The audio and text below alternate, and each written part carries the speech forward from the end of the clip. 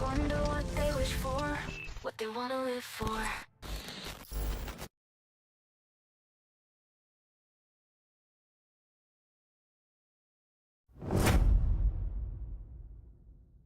For thousands of years, my wrath has burned in the waters of the deep. Its power awakens me.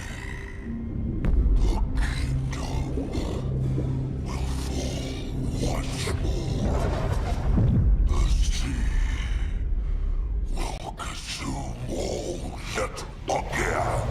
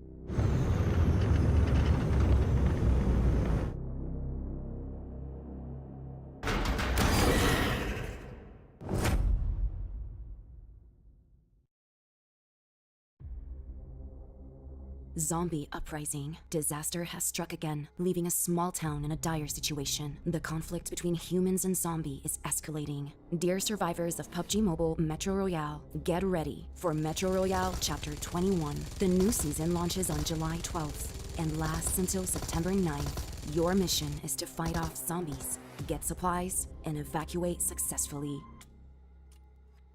Before starting your mission, let's first assess the state of the town. The town is full of zombies. No one is safe, and be sure to take extreme caution when near these places. These are where zombie bosses are known to be active. A mutant hides within the power station. Don't get hurt by its club. Here is where the paymen often linger. They are good at using their fists in close-range combat and summoning groups of zombies to attack together. Fighting them requires agility to avoid their long-range attacks. The radiation zone is occupied by Variant F. They will spray fire bombs at you, as well as lunge towards you to attack at close range. During the match, you will experience time of day changes from day to dusk and finally night. Be cautious of the time changes. When the darkness of night falls, zombies will be abnormally aggressive. Next, if you look carefully, you will find many special containers have appeared in the town with different bosses inside. Each night, they will wake up from their container, and these bosses are stronger and have better abilities. Of course, they are not without weaknesses. Find the glowing energy source on them and try to eliminate them. Oh, and as darkness falls, more dangers will arise. Watch out for newly dropped containers. Defeat the bosses inside them to get more supplies. In the town, you will encounter all kinds of zombie enemies, as well as special supply crates. Opening special supply crates attracts swarms of zombies to attack. Stay vigilant. When faced with a zombie attack, the new weapons and utility items may come in handy. First, let's look at the new weapons. The M134 and the flamethrower. These weapons will help you deal heavy damage to zombies and eliminate them more effectively. You can also use the stealth serum and lure grenade. With these items and weapons, you can formulate your ideal strategy. Additionally, by utilizing the bonus special trait and special trait system, you can modify your gear and improve your combat capabilities. On the battlefield of zombie uprising mode, you can get schematics needed to make modifications. Take them to the workstation to forge or modify fabled equipment traits. In addition to the new gear and systems for fighting zombies, we made some improvements to the gameplay experience, including a new room feature, a more convenient access tab, loss replays, highlights, as well as firearm adjustments, improvements to teaming up, and more. In terms of weapons, we added faction variants of the DDS and S12K, and existing faction weapons have been buffed. Additionally, starting from this season, you can use the room feature in Metro Royale to organize a match and fight alongside friends. Also, team-up functionality has been improved. When teaming up, teammates won't be able to change their loadout settings once they've readied up. If the team leader enters the match with loadout settings that are too low, the whole team must confirm in order for the match to start as normal. When the match ends, you can view the match results screen to watch loss replays and highlights.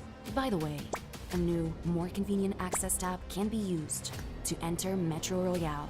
This season, Misty Port and Arctic Base feature Spirit Pearl crates that can be found and opened for supplies. Next, new collectibles will be available with the start of the season.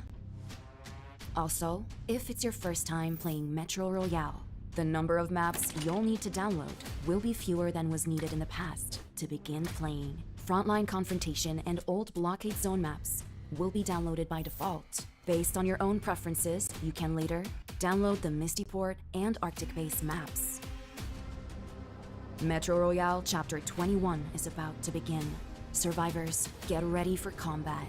We wish you all successful evacuations and bountiful loot.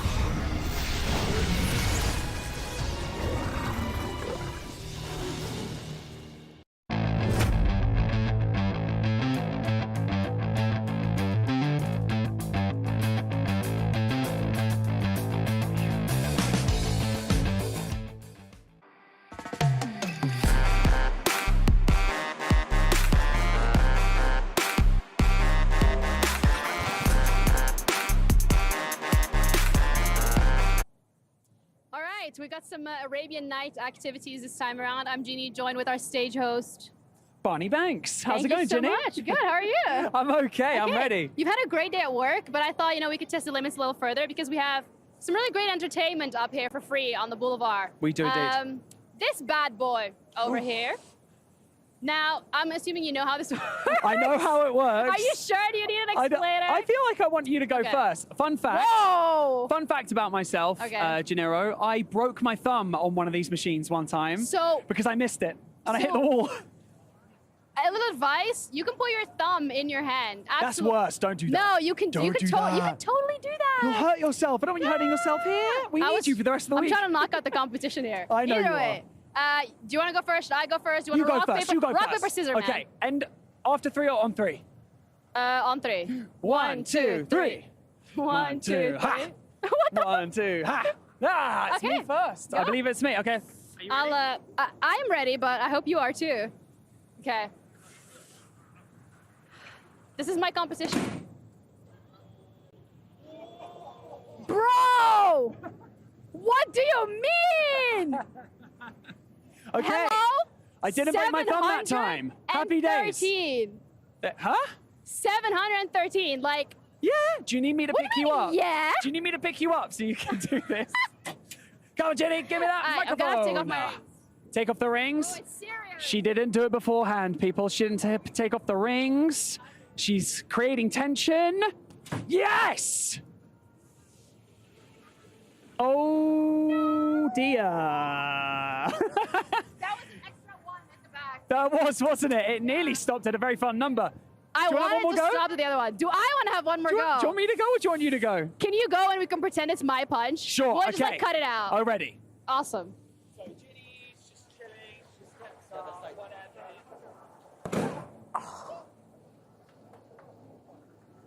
Damn! I'm sorry. I am so strong, guys. I got 750. Who got That's me. 878? Me, my Was- alter ego. was Anthony Joshua yeah, here? that was He no, that was, was wasn't me. he? That It was was me. you. Yeah, I was here yesterday. Set the high score, beat Janeiro, and you can win yourself What do they win? 1,000 Saudi riyals. Yeah, that. So What you gotta said. beat me first, guys. Well, you know what? That wraps up what we're getting done on the Boulevard right here, right now. But don't forget to tune in to day 2 of the PUBG Mobile World Cup because it is getting spicy on the main stage, isn't it, Janeiro?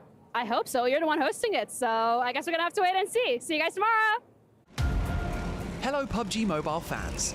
We're getting closer to the start of the PUBG Mobile World Cup, so it really is time to take a look back and remind ourselves of how all the teams qualified.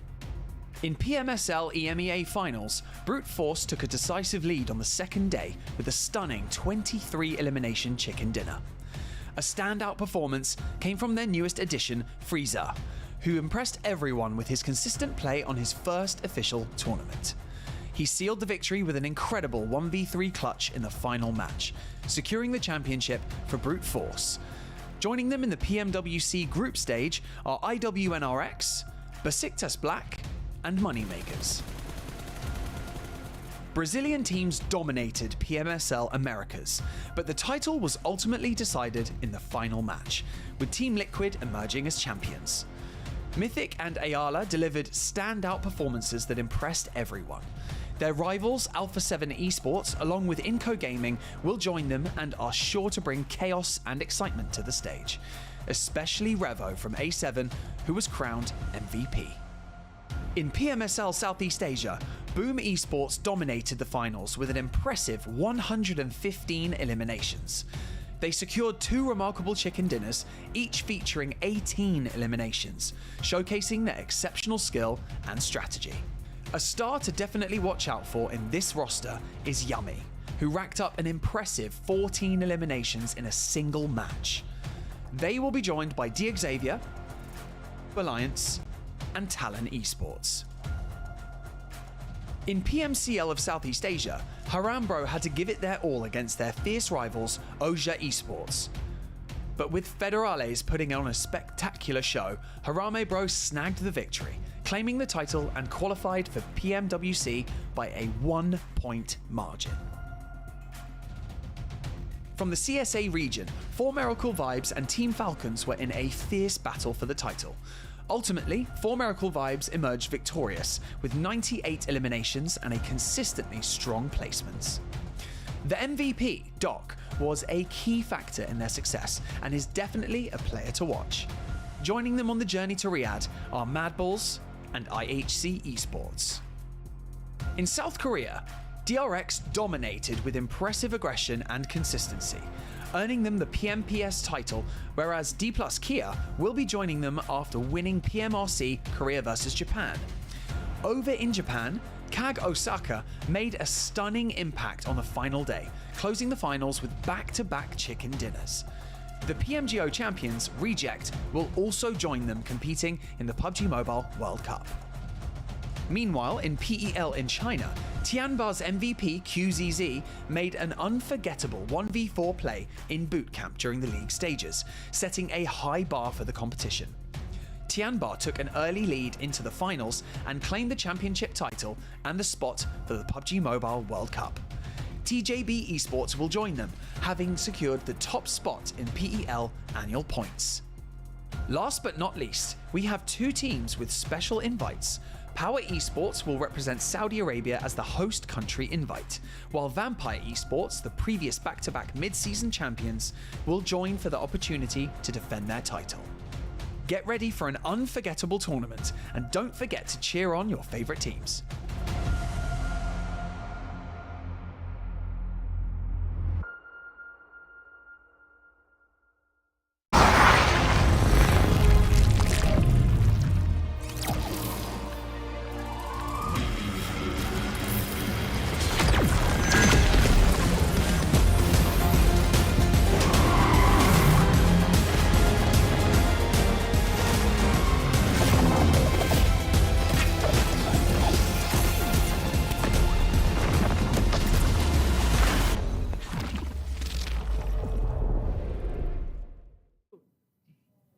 Where is he? You know what? We're just going to start. Welcome to the PUBG Mobile World Cup at the ESPORTS WORLD CUP. My name is the 7WG, and we're on day 2. Bro!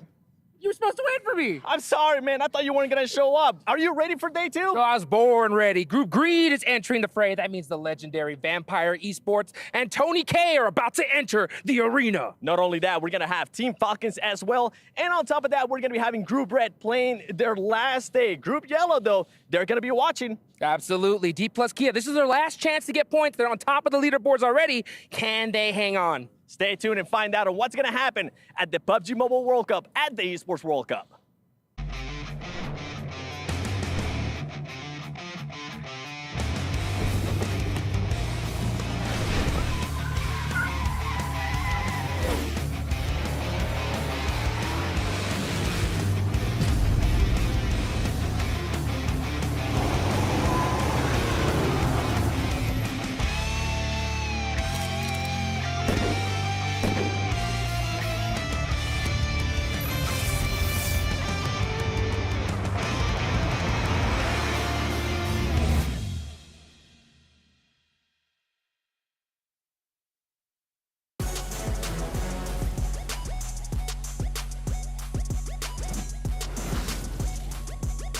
Welcome back, ladies and gentlemen, to the PUBG Mobile World Cup 2024. We're into day 2 of our group stage, and if you missed out on day 1, well, you missed out on our South Korean overlords stepping up and taking first place off the bat. But the question is, can D plus Kia hold on to that? I'm your host, Jason Kaplan, and unfortunately, I still, no matter how hard I try, cannot do this alone. I swear I won't say that tomorrow. I got to bring in 2 gentlemen to help me break things down with what's going on today. We've got Seven Worlds Gaming and Kalaris going to be joining me here on the stage, though I think Seven might be a little bit late. Kalaris, we saw him out in the Boulevard with Hot Jukes. Hey, there he is. He's got small feet, or small legs, so it takes him a while to get here. It does. Trust me, I was running as fast as I can. It looked like a cartoon. I was chilling, having a cup of tea. It was lovely. Yeah, I think that's the most I've seen you run ever. I've been, You're more of a rower, to be fair. Yeah, it's been collecting dust, though.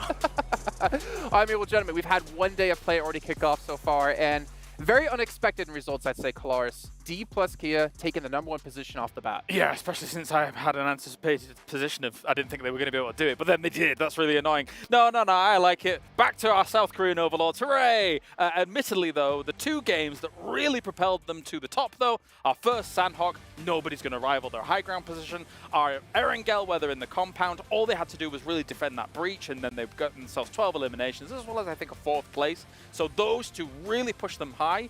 It is a little bit of a symptom of everyone's a little bit scared at day 1, but, you know, I think they'll still be doing all right. Yeah, I think for me, D+, one of the biggest worries has to be the placement points that they ended up getting. I think it was 14 placement points, which, I mean, they ended up getting 10 from the chicken dinner that they got.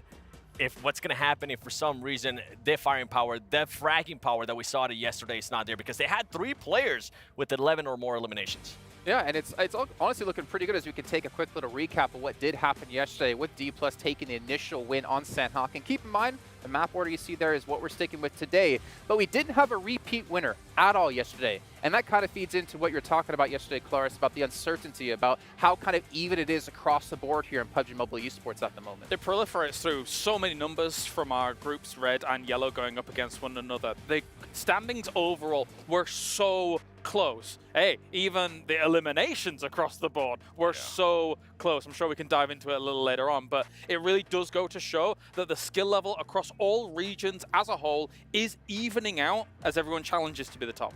And the thing is, one group going to be sitting out, Group Red going to be playing the rest of their matches today, which means Group Green, the group of death's going to be coming into this one. And there are so many high caliber teams here in Group Green that honestly, this is going to be a real test for Red Group. I mean, where do we start? We have the reigning champions of PMGC, Al Ula IHC, and then on top of that, you have Team Falcons, which, I mean, we were saying about how much we don't really have favorites here. In a way, they are favorites, as they are your prediction team for winning everything. They're the greatest.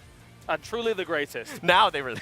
No, absolutely. I mean, they're looking poised to challenge for a top spot. That being said, there's a little bit of, I'm going to call it, Alpha 7 about them, right? Yes. Oftentimes, they can't round it out in some of those extreme moments at the end of tournaments. So, Team Falcons, as much as you're the greatest, you need to be truly, truly the greatest. Yes. He's just trying to flex those biceps, let's be honest. No, stop. Any kind of He even made a post. He even made a post like, this is the most jacked I look. over there. I would have done this when I was... Never mind, whatever. Well, there's one more team we didn't mention, but I know we've talked about this off air. Mad Bulls.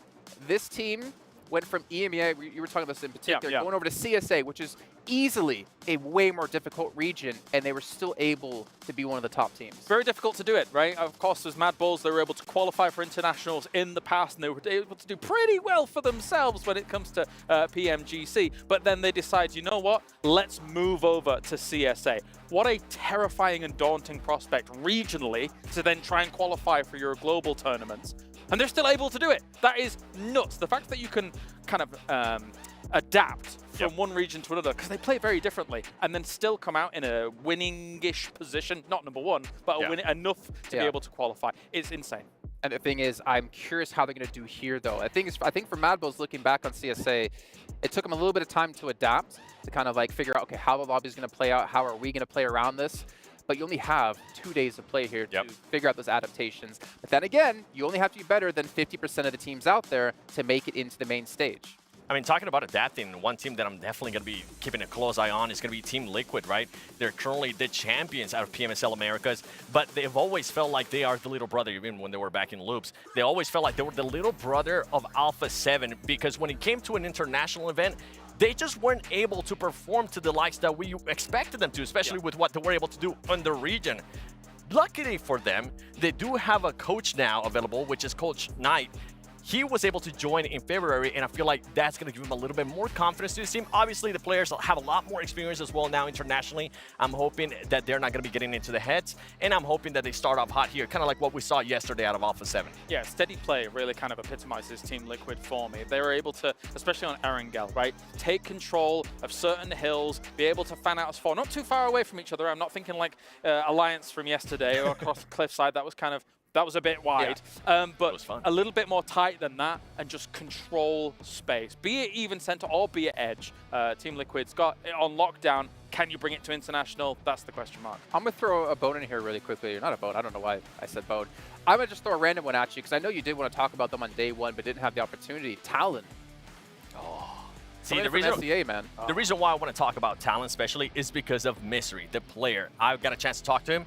Before, he didn't really have that confidence because he was playing behind the Twins. He wasn't like the main star out of that team. I feel like in Talon here, he has finally gotten the chance to shine. He has finally gotten a chance to showcase his actual skills, and this is going to be a big testament because on top of that, he has LaFlame, that used to be one of his coaches, is still with him in Talon Esports. It just comes down to how they're going to come out, and hopefully we don't see any nades from them like what we saw yesterday from Boom.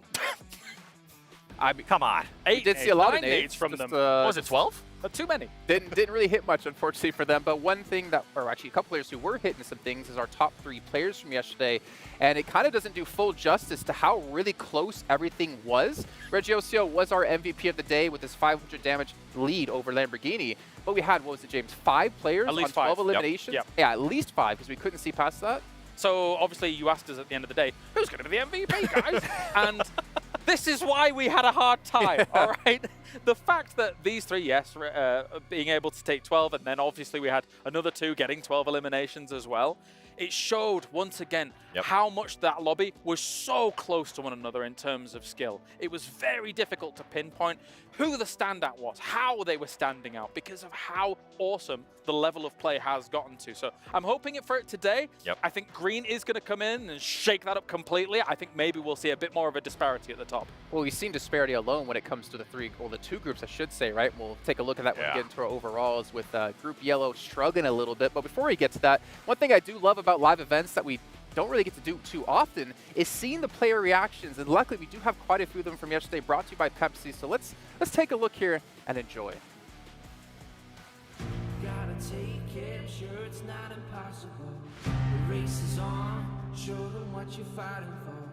Take your time, don't lose your mind. Hold your nerve and settle the score.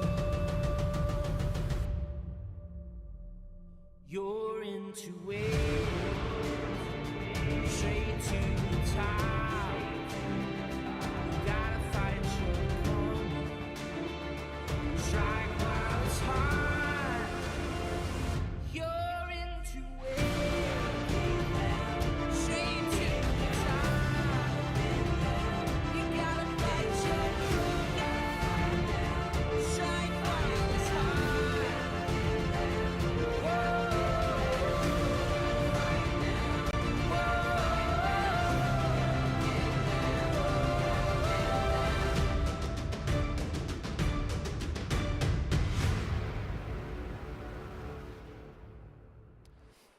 I think the best part about that was you're not seeing anything over the top just yet, because every team realizes, I mean, yeah, chicken dinner is good, but this is only the group stage. We still need to get into the main tournament, and that's where we can win potentially $400,000. So smart for them to keep composure, which I think you were saying yesterday with Alpha 7 in particular. They got to win, but they're like, okay, all right, let's just keep grinding, keep at it, because we don't need to celebrate yet. Yeah, you don't want to count all your ducks in a barrel just yet.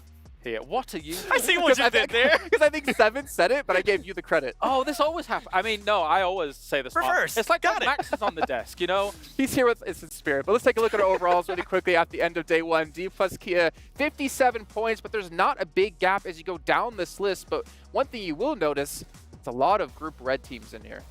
It really is. I mean, and the best part is that for some of these red teams, I feel like if they're able to just get a little bit enough points today, they're more than likely going to be able to qualify. They're going to be a little bit more reassured with them having to sit out the final day. Some of the other stuff, though, that we're currently going to be keeping an eye on is that in Group Red, you're going to be able to see one team that's not currently here, and that is going to be Brute Force. They're going to be on the second page, and that's a team that a lot of people were expecting that they would skip the survival. They would actually go into the main event, and for them to not even be in the first page here, that's a little bit scary. Yeah, definitely so. I'll talk about it in just a moment, but 1 through 7, unbelievably close here, and that kind of rises testament to what we were saying about how close red versus yellow was. I expect a bit of a shake-up from some of those red teams up here, as I think that they can still hold on and be able to take some of those spots. So red is looking pretty, as you say, for Brute Force.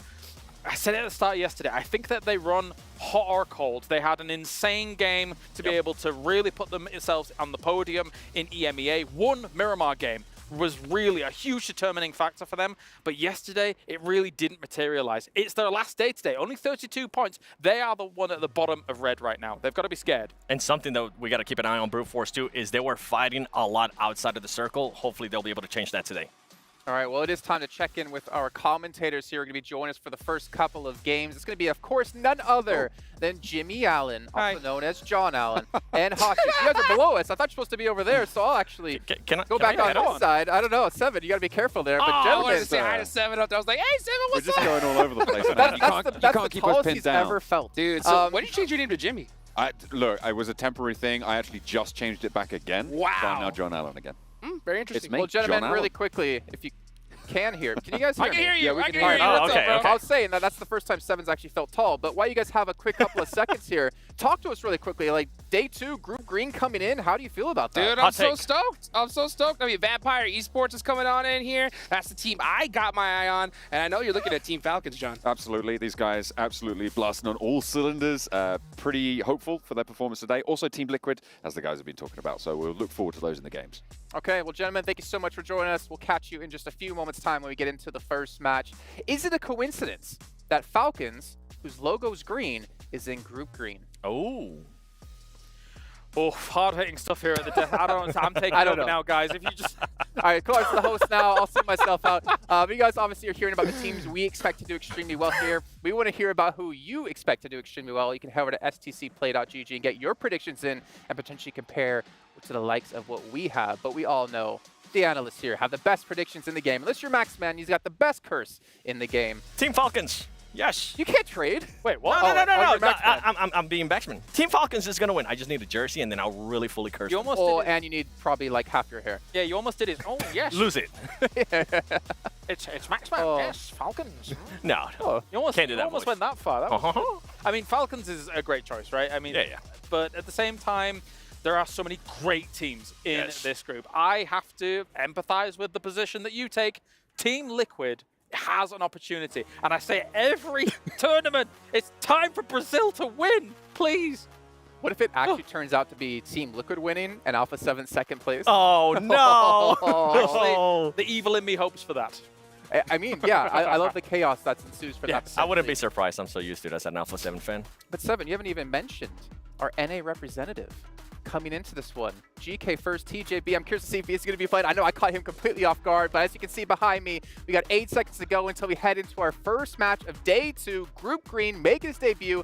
Let's see how things kick off as we head down to the stage. NA who?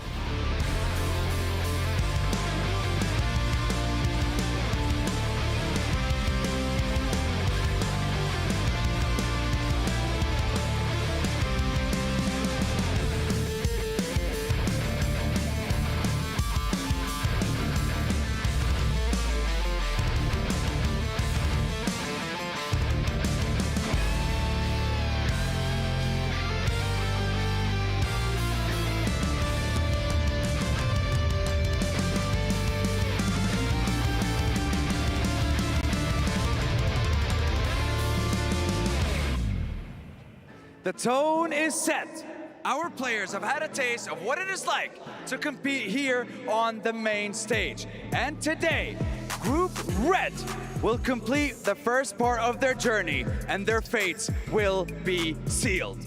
Ladies and gentlemen, welcome to day 2 of the group stage of the PUBG Mobile World Cup at ESPORTS World Cup. Yes, I love it. My name is Barney Banks and I am your host alongside Sandstorm, and just 6 maps remain before Group Red will set the bar for the rest of our competitors. It's quickly getting heated here in the STC arena as our team start to realize that, you know what? First impressions mean everything. That they do, because Group Green joins us on the battlegrounds today, which begs the question, will they be immediately on the back foot as Group Red already have 6 games under their belt? Will they be able to surmount all the pressure that they are feeling at this point in time? Will the new faces come out swinging and take down every single one of their opponents? Only time will tell. That is right. Remember, only 12 teams will make it out of this stage unscathed. So, while our remainder will battle it out in the survival stage, but we're getting ahead of ourselves here, Sandstorm. I believe it is time to introduce our teams to the main stage to kick off day 2, starting with Group Red and 4 Miracle Vibes.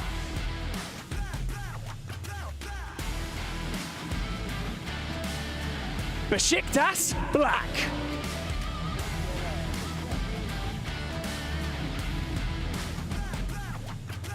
Alliance.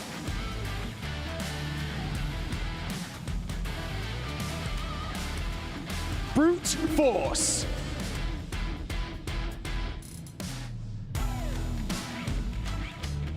Reject.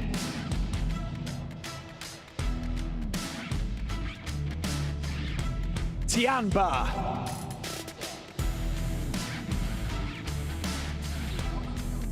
D plus Kia.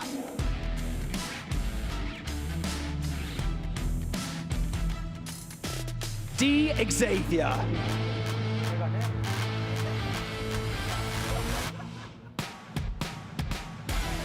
Here comes Group Green, starting off with Vampire Esports.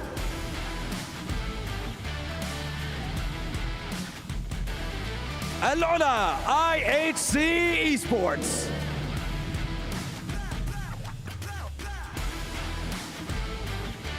Team Falcons.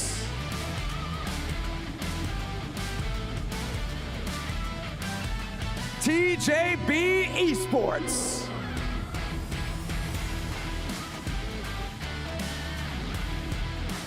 Talon Esports.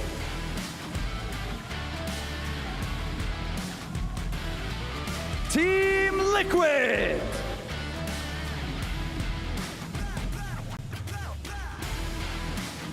Mad Bulls.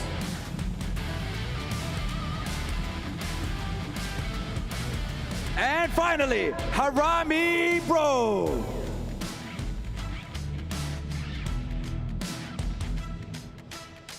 There we have it, the 16 teams competing in today's games. And you better keep an eye on for the teams from Group Green. How closely were they watching their opponents yesterday? Any chinks in the armor they may have found? Any cracks that were exposed? And will they be able to exploit them today? If there wasn't enough pressure already, remember there is $1 million on the line for this stage alone. So, with that being said, I believe it is time to kick off day 2 of the PUBG Mobile World Cup at the ESPORTS World Cup. Casters, take it away. Day number 2, baby. Let's get after it. You heard Banks say it himself. 2 more days and $1 million is getting chunked away from this prize pool. I'm Hot Jukes here with the legendary John Allen, bro. $1 million. That's a lot of money. Like that you called me legendary there as well. That's very flattering. Thank you very much. You're not so bad yourself. Group Red's last day, though, that is a big factor that's going to be weighing on these teams' minds going into the day. Obviously, the debut of the Death Group, Group Green, coming through as well. So everything gonna be a little bit on shaky ground, I think, at the start. Yeah, you know what? And all these teams are gonna have tons of experience when it comes to this type of, situation, tournament format, if I say so myself. So we have to keep an eye on, obviously, is Group Red, right? Group Red need to not believe the scoreboard at all, right? They just need to put up so many points that nobody can pass them. Yeah, that's going to be the main thing for them today. It's going to be really interesting to see how they take on that dynamic. I was taking a look at some of the numbers, and I've got a small estimate for you, Jukes, as to where I think that bubble's going to be. Obviously, we're going to be looking at 12th place, going directly through to those finals, right? Which means that it's halfway down the table. Now, in order to draw a parallel to that, you look at halfway down the first 16 teams, which is the 8th place team, is the representative who would essentially be pushed down because you're adding 8 more teams. Oh, that's right. You're folding them through. It's about 6 points a match right now. Okay. In that position, which would put the bubble at 72 points. So to be safe, you're looking at wanting to push up over 75, over 80. That's where we're going to start to see teams getting quite safe. Now, D+ Kia from Group Red, they are going to have their last day today. They're on 57, right? So they're not too far off that bubble already. Yeah, so that's to be able to make it into those finals coming up. Remember, for everybody that's just tuning in, it is top 12 from this stage that are going to be moving straight directly to the finals. The bottom 12 going to that survival stage, and that is a place you don't want to be because we're going to have some more teams coming in, and they are watching this. They are studying these squads with a magnifying glass, so you don't want to be in that spot. But yeah, D+ Kia, not too far off. They had a great day 1, obviously. 57 total points. They are our leaderboard leaders right now, but again, we did not see Group Green play at all, so they cannot get comfortable. Yeah, making it to the main stage is great. We can't forget there's $1 million on the line here. That's a lot of money. You want to be able to get as high up on the leaderboards as you possibly can. Yeah, each spot's worth over $1,000, right? So you definitely want to be pushing as fast and as hard as you can go.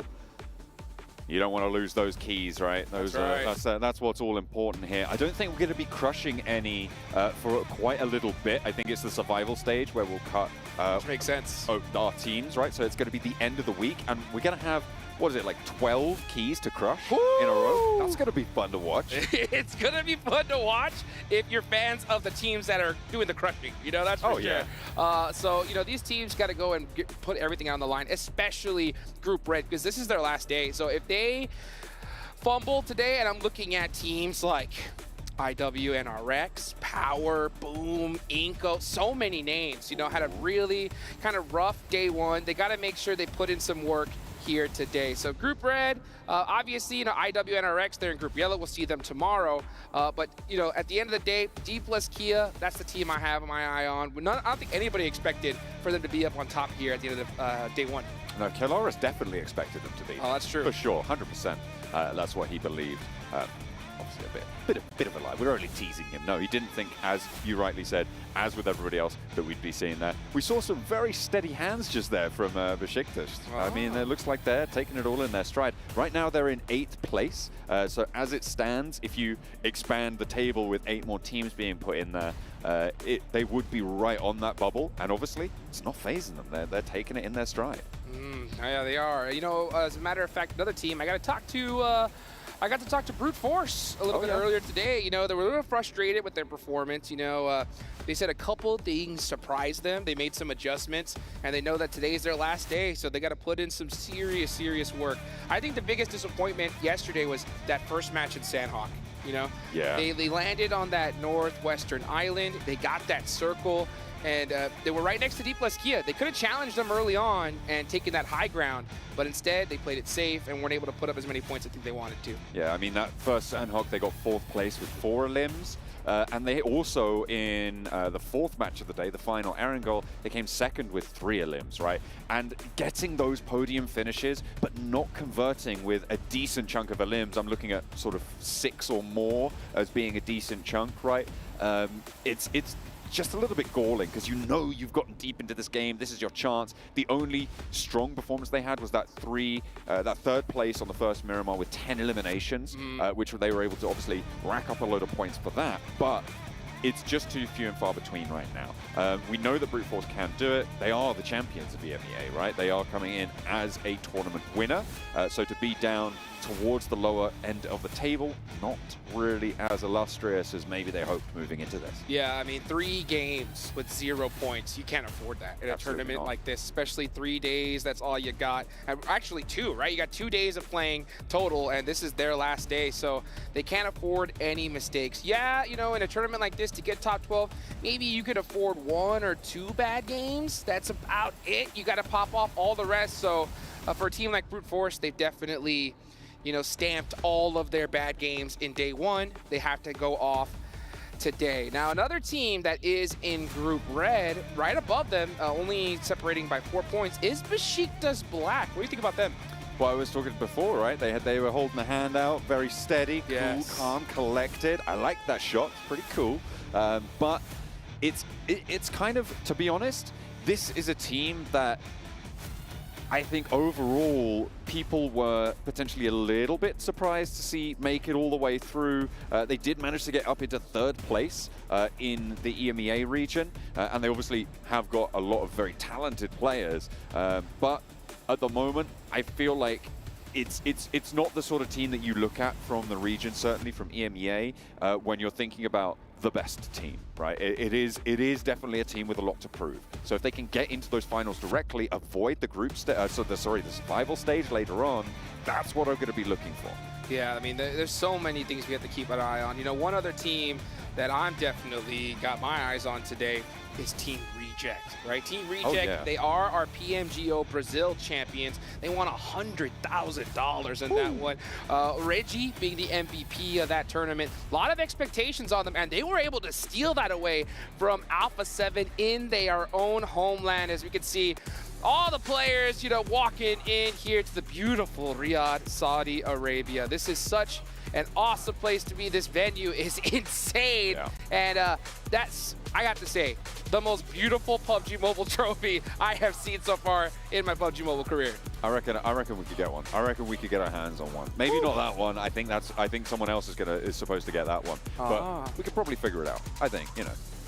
you know, it looks so good. Give me the reference model, you know what I'm saying? I'll pull in the effort, you know? Oh, my goodness. And oh, yeah, we can take a look at some of the highlights from yesterday, and those shots were absolutely insane. D plus Kia in that first Sandhawk, they set the tone. Absolutely. 10 eliminations from that high ground. It was fairly by the book PUBG Mobile stuff, but that's exactly what you need. When you're given that sort of position by the circle, when you're on that Northwest Mountain high ground in Sandhawk, you just got to go for it. So it is great stuff. Obviously, a military island finish for Alpha 7 as well with 9 eliminations. They started out quite strong. The interesting fact about this, facet, I would say, of the overall standings right now is that it is very, very, very close. At the moment, right? You've got 57 points in first place. You go down to 7th, it's 42 points, right? That's a 15-point difference. That's one big game, right? That's quite easy of a gap to go up on over. And when you're only playing 6 more matches for these teams that are in those places, it's even more important because you know that your opponents are also quite unlikely to get a big game. But if you can get that and they don't, these tables can change in a moment. They could change in an instant, absolutely right. And, you know, that's to be able to make it into the finals, which everyone's hunting down, obviously. You want top 12 is the minimum that you wanted to do. But, you know, I'm always looking at top 3. And we have 3 squads in Group Red, right, that are in top 3. You got D plus Kia, Tianba, and DE Xavier. So all 3 of these teams, you know, they want to kind of continue that streak that they had yesterday. And like I mentioned a little bit earlier, put on so many points that nobody can pass them. Let me ask you this. So you did make that bubble, Matt, and I know you kind of did that overnight. Off the top of your head right now, how many points would you like to see from D plus Kia to think that they're going to win this whole thing? To win the whole thing? To win the whole thing. Ooh. Okay, so I'm going to tell you now, I didn't do this overnight. I just did it about 5 minutes before the show. Oh, okay. I literally divided 36 by 6. Because 6 matches, and then multiplied it by 12. Oh. Very, very basic analysis, and so there is a lot of room for error there. However, looking towards the top of the tables, it's actually a lot more volatile as to where teams tend to end up, right? It can either be a situation, it depends really if you have a clear front runner or 2 or 3 teams vying for that top spot. If you've got a clear front runner, it's likely you're going to see like a 50-point gap. Over this amount of games, maybe a little bit less. You might see like a 25 to 30-point gap towards the top. Or you can have the situation where we're in now, right? Because we've got 57 points, 52 points, 49 points towards the top. That would expand a little bit, but it could be that it's just blow for blow, right? It could be anyone's game right up until the end. And that has a big impact as to where the end of that curve sort of ends up, right? In first place, in the finals, as far as that goes, I'm not entirely sure what sort of point scoring we're going to need to see. Or at least for the group stage. Yeah, for the group stage, I mean, we've got a total of 18 matches played, but only 12 matches per, which means that you could basically, the best estimate you can give is just kind of double the top score, which we're looking at 114. But in order to double your score, you're going to need to get into the games. That's exactly what we're going to do with dual gaming chipsets and a 144Hz AMOLED screen. The GT20 Pro will equip teams with up to 120 FPS, which is also, of course, the first batch of supported devices, offering esports level performance and visually stunning experiences in the 2024 PMWC. I'm ready to be visually stunned by the first map of the day. It's Sandhawk. It's Sandhawk, and we are ready to get it going. And I know you guys are so pumped up for day number 2. But you know what? We're going to take a little bit of time here. That's right. Psych! We're going to get these players just a little bit more warmed up for today. So, you know, you were talking about D plus Kia. If they doubled their points, I do agree. I think that they will be able to win this. 114 would be that measure, right? That's on one day's games. They got 57, 2 times 57, as everybody knows. Of course. 14. That might not be as prevalent. What would that be over 12 matches? So a 10-point average basically is where I tend to look. That's insane per game, by the way. Per game, which is pretty nuts to be able to achieve that. The bubble currently sits around a 6-point average, for example, in the middle of the pack. To be able to put 4 points over that every time is kind of nutty. And D plus Kia currently not at that metric. If you see a team that is over 10 points per map, that is when you need to be scared of them. For sure. Yeah, and you know what? There are plenty of teams in Group Green that can do that. I mean, we've seen it before, for sure. You know, Vampire, Esports is stepping in the fray. I talked to Sertani. He looked excited. Actually, he looked like he always does. Just so chill and relaxed. He's like, such a chill guy. He's so chill. He's just like walking around in his sandals, just being like, oh yeah, we just came to get some more money this year. Just like we did last time. I mean, I don't think anybody expected Vampire to have the performance mid-season that we saw last year. And man, these guys look calm, collected. I saw Tony K playing foosball in the players' lounge. Like, he's just like, oh man, I'm ready for this. Yeah, absolutely. I spoke to Sertani earlier this morning. Coming into this tournament, he's aware that Vampire have this reputation of only kind of performing as strongly as they do in these mid-season events, right? So coming into PMWC, he actually said something which I think is actually quite respectable, right? Okay. He's aiming for top 8. All right. Right now. Okay. That is what he was going for. They had an adjustment in their IGL structure at the start of the year, moving into PMGO. So they have actually sort of changed up a little bit of the dynamic with Stones taking on that role of the IGL, and he's been adapting to that. And I think the thing that Sertani is focused on, and by the way, I think this is a great attitude for a coach to have, is creating a synergistic environment where they are the best players that they can be, right? Giving them that platform, worry about results a little bit later, right? Just create strong cohesion, strong players, and the ability for those teams to communicate effectively. Because if you don't have that, you don't have anything. Yeah, absolutely. I mean, I think it's all about just, you know, having players focus on their best opportunities, their strengths, right? And for a lot of times, we see players that are just insane gunners. A lot of times they just stick them up as an IGL, but trying to focus on, hey, where should we go, map everything, it makes things a little bit more difficult for them. So a lot of the times it's better to just, hey, give that role to somebody else, let them do what they're best at, and that is shooting anything that moves, you know? Tony K is definitely one of those players, for sure. So that's always interesting. One of my favorite things to do every time I talk to the teams, you know, I'm just like, all right, guys, how do you feel? I get the typical answer, you know what I'm saying? They're just like, you know, feel good, we're excited, ready to do this stuff. And then I always ask them, okay, right, if you guys don't do good, whose fault is it? You know what I'm saying? Like whose fault is it? And they always look at somebody, or someone gets quiet, and I'm just like, you don't listen to your IGL, do you? And then everyone just starts laughing because they're just like, oh, I'm like, okay, when your IGL says to push, do you not push? And they go, no. He's like, we tell him to stay, and he pushes. You know, so it's crazy how those things still happen, even though there's so much on the line. PUBG Mobile is just crazy when you get into that end zone, and there's just so many teams around you. Absolutely, where every single team is going to be paying attention to one team in particular. The team at the top, it's D+ Kia. Absolutely, D+ Kia. What a performance yesterday. 일단은 경쟁할 수 있게 된 것에 대해서 굉장히 기분 좋고 되게 잘하는 선수들과 경쟁할 수 있다는 것에 좀 많은 자부심을 가지고 있습니다. 일단은 인게임 리더는 이제 K 선수가 맡고 있고 이제 롤부 칩스 선수 같은 경우에는 어태커 겸 백업을 맡고 있고요.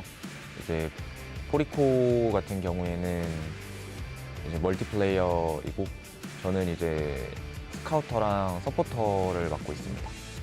이전 연도랑은 확실하게 다른 느낌을 가지고 있고요.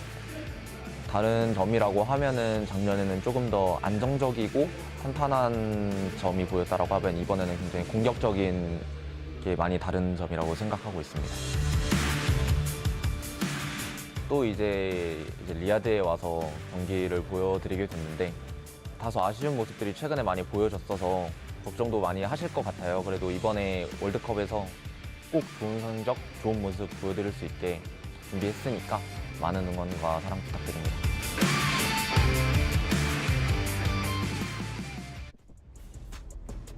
Hell yeah, that's what we're looking at. D+ Kia, current leaders, of course, on the tables, 57 points. They're the bar to beat right now. Hopefully, they can keep things rolling for today.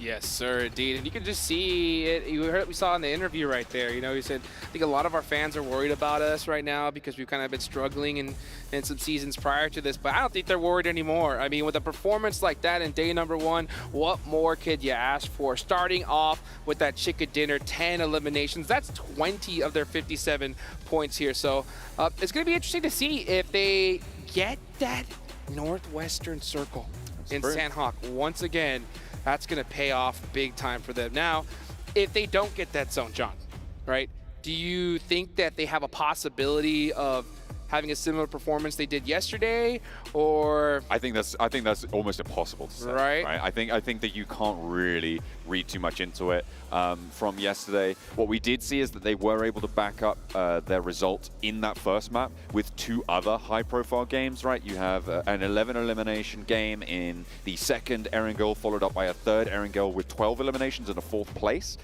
which to me indicates that they definitely do have more strings to their bow than just get circle, win game.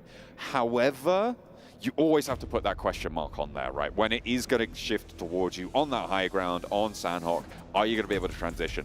Historically, I think that the best example of teams not being able to transition as effectively, I think towards the end of their tenure as a big roster, was the Gladiators coming through, and they started just to really struggle well, to be honest, they started to struggle when they got the circle or not on that Northwestern Island, but their transitions were always being cut down, and they really kind of struggled to leave that sort of position. So maybe we'll see the same thing with D+ Kia, maybe we won't. I think it's too early to say, given that we've only seen one Sandhawk played. Yeah, since we've seen that with Sandhawk played, it really is a little bit of a gamble when you land on that Northwestern Island. If you get that zone, your chances of popping off are crazy, but you have to still perform, and they did, right? Double elimination, chicken dinner is everything they hope for, but if it doesn't go your way, it is quite difficult. And the thing is, you know, we saw D+ Kia, they got that zone, they performed as expected, as they should. You know, next game though, 16th place, 0 eliminations, you know? If that happens today, where they actually struggle in Sandhawk, I want to see that flip in reverse, right? Erangel just go crazy and put everything out on the line. Yeah, absolutely. You need to be taking things well, but they did then follow that up with some big Erangel games, right? So they were able to do that. And not to mention rounding out the day with a pretty decent scoreline. I mean, in general, obviously, they have performed very well yesterday. I think that is inarguable. They are at the top of the tables right now. Tiamba as well, really came out swinging in a couple of their games. Unfortunately, it was only one where they were able to punch all the way through. Well, I say all the way through and get 16 elims. It was a 3rd place on that first Erangel, that Military Island finish. I feel like the show on that match was kind of stolen by them, right? Because you had Alpha 7-1 from C Block. There was a pretty crazy finish there, which I'm sure is going to be plenty of highlight reels, but it really was Tiamba who made their mark on that Erangel. They're going to be looking to make their mark here again on Sandhawk as well, as this time we may actually be going into the map. And we're ready to get it going here. You can see that plane going right down the center here of Sandhawk. Of course, all these players are going to be able to fly anywhere that they want to. And I am looking, and we can already see some squads jumping out really early here. I'm looking at Mad Bulls. They were one of the first teams out of the plane. You got Besiktas Black going to that southern east side of the map. Oh, baby. It's day number 2, the last day for Group Red. Let's see what they can do. Mad Bulls, the new entry to today, and Besiktas Black, that old hat from yesterday. Only 6 matches. I don't know why I'm calling them old hat, but they are going to be coming on in. Vampire out over towards Ruins and Tambang. Looks like they're not going to be super contested there. Obviously, a lot of rotational paths available to them from that area. They could swing down south past Painan, move up north to that island. I quite like that sort of area. We'll see if they're able to do anything with it. Painan, potentially a little bit of trouble there as Reject are split a little bit further north with 4MV taking up Painan mainly, but Duello might have a look in quite early to be able to take shots down to 4MV. Yeah, and I don't think he wants to, because all the rest of his players and teammates are quite a distance away from him. And that's kind of that Painan split, you know, because Painan, you could definitely split loot a little bit. Yeah, but you definitely want some players to kind of get some of those surrounding areas. Now, we do not have a similar zone to yesterday. So we have a mainland circle. So teams like D+ Kia, who performed great, are going to have to get moving pretty quick here. For sure. I'm looking up on the north side as well there. Tiamba and Brute Force pretty close to each other around Cow and Tapmark. There is basically an encirclement going on right now. Tiamba going to have to fight to leave unless Brute Force move early. Oh boy, so let's see what happens. You got Vampire Esports, of course, over there near Ruins. Besiktas Black running, just trying to get their loot set up. You know they want them in force. You know they want that DBS, because they're going to need them here towards the end game. Now, Team Liquid, dead center of the map right now. They are in a great spot here. And not to mention Xavier over near in Paradise Resort. They're going to have all the loot that they want.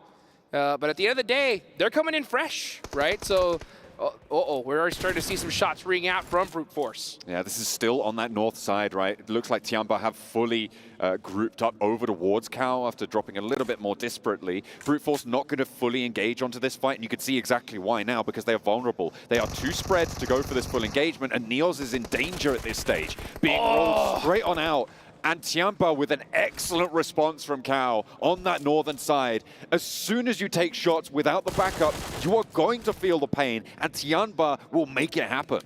Neos knew he screwed up. He knew it. As soon as he did that shot, he hit that 180 and started sending it at full speed. And unfortunately, let me tell you something. Yeah, he's like, wait. I was just kidding. It was all a prank. It was all a prank. Fremod tried to help him out, but it was just too late. And that's what I was talking about, is when you have those split loots, you almost don't want to start those engagements, because if you're going against, 3 or 4 players that are pretty grouped up, you're in big trouble. And we saw what happened right there. TJB getting a little bit close to the fire there. Roasty toes, but nothing more than that just yet. Yappy out the door, will not be able to find the shots. Being diverted around, TJB moving fairly early, actually, it has to be said, into this circle, trying to move past Team Liquid, who have regrouped to the northeast side of that quarry. Well, they definitely know where all these teams are, so they got a lot of intel on that one. And very fortunate for them, they don't lose a player. And a lot of times we see rotations like that, teams will sacrifice maybe 1 or 2 players in the process, but fortunate for them, they're going to be just all right. Now, teams that are still outside of this circle, Mad Bulls still need to make their way in, Vampire, D+ Kia, a lot of names here. So we'll see how they decide to make this rotation on in. Now, we already seen some squads on the move. Xavier have left Paradise Resort. They looted very quickly and are looking for a more central position. Teams starting to group up towards the center now. Boot camp has been evacuated. This Northwest Island, pretty slow on the move at the moment. Talon and D+ Kia yet to make their move. But we're on board with Xavier, and you're right, they've got a really important compound on the northern side of this circle. It controls a lot of the territory around them. In general, it's the compound that that Xavier are in, and the compound out to their west, those 2 junction compounds that have a lot of control. But for my money, I'd still be out on the hills. I don't think you want to be committing towards the indoors when you're not sort of slap bang in the center, and a lot of teams are going to be putting pressure on. I think on this northern side, for Xavier, I like that Paragen still has that outpost, right? Out to the east, it gives them a foothold outside of their compound, because you do not want to be boxed in this early. Yeah, you can tell they are just trying to get as much information as they can, and we're seeing them move away from that spot, which I definitely think is a good decision here. And that's the problem is, at Sandhawk, it's such a small map. You don't want to overcommit and get greedy, if I say so, right? So sometimes you're just like, oh, this spot is good, but if we just move up this next hill, it'll be a little bit better. You get into engagement, get third-partied, and you're out of there. Yeah, I mean, I guess you can say that maybe we didn't know how many teams were going to be moving around the north, but they dropped out late. They should have known there was a lot of teams to their south. So making this move now, I think is wise. They've now put 2 players for Xavier out over towards a little bit closer to Barn, which I much prefer. So I think that's a good decision coming through from them. Talon have now left Hartin and are over to the mainland. They're playing on the compounds just to the south of that north bridge, which means that if D+ Kia opt to rotate past that ground, it's going to be tricky. Yeah, so they're going to have to gatekeep, 2 monster squads of D+ Kia and possibly Tianba as well. So I think they're just going to kind of hang out here towards the edge. Yep, you can see them doing the 4S strategy is what I like to call it there. Snake, smoke, stun, and snake. I like it. Okay, all right. I'll be drawing on that. I think that's quite inspiring. Maybe we could add silence. Powerful. Add a bit there. Oh yeah, silence. The 5S strategy. Yeah, very interesting. Very interesting here. Brute Force popping some shots downrange. That's what got him in trouble in the first place. So Brute Force needs to calm down a little bit. It's too early to get into an engagement. If you see an obvious player where you can get that knock and thirst, yeah, take those shots. If not, just hurry up and wait, because if you do get into a fight in Sandhawk with this type of zone, the chances of both of you getting third party are just so high. Let's talk about something you said earlier, right, with brute force. And you're talking about you can't be making an over-aggressive play unless you know you can get the knock and flush. Brute force, right? Neos early on. Something that you said before when you were talking to them earlier today was that they felt like they were just making these mistakes. And that's just happened again. This is not good news for brute force fans. Not good at all, yeah, especially considering that I think they are the lowest performing team in Group Red.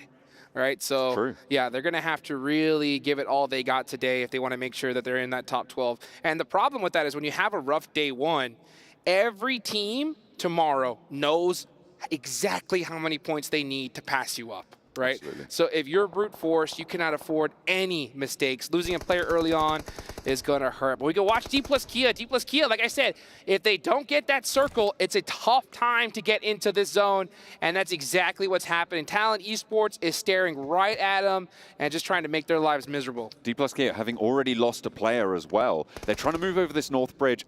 I'm not entirely sure that this was the right call to make. The moment Vampire actually have made a slightly better rotation over the trifecta compound, I feel like D plus Kia had the option to even swim across over towards boot camp, which in general, you know, if you have that scouting, which they should have done, being on that high ground, is a fairly simple rotation. It's definitely going to be in the playbook. You could even have moved south past that trifecta. Brute force getting taken down. They try it. They try it on, and DXavier rolls straight on through them. Really strong stuff. I'm not entirely sure how that one started. I think DXavier moved down south towards brute force, but either way, another poor performance for brute force is now on the books. Terrible performance right there. Brute force, not what they were hoping for at all. So they're going to have to make it up here, and that's, I think, like I said earlier, I think they punched out all their bad games yesterday, so they can't just have good games here today. They have to have incredible ones if they want to make it. But we're seeing Team Falcons and Team Reject go at it. That is a huge, huge fight. Action getting knocked down.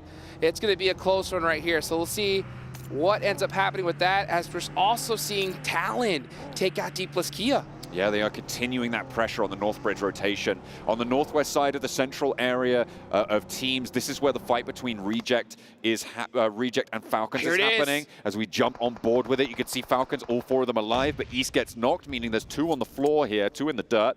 One player already fully flushed. Divine for Reject is out of it. So 3 players active for Reject. These reses need to come through from Falcons to maintain pressure forwards. Icy starting to bleed out, but does get res, so they're back up to 3. East not in just yet, but Action has the nade in hand. In comes the Reject roll. They look at a move downhill now. Slowing the res, they are still as 3, but Sara's down in the back line, meaning it's only 2 players up for Reject. They're up and in the face of Falcons right now, and Falcons gonna give ground, gonna buy their time. They don't need to put too much pressure on. Reggie around the side, cannot find the shots. It's all on Duello, and he falls flat in the face of Falcons.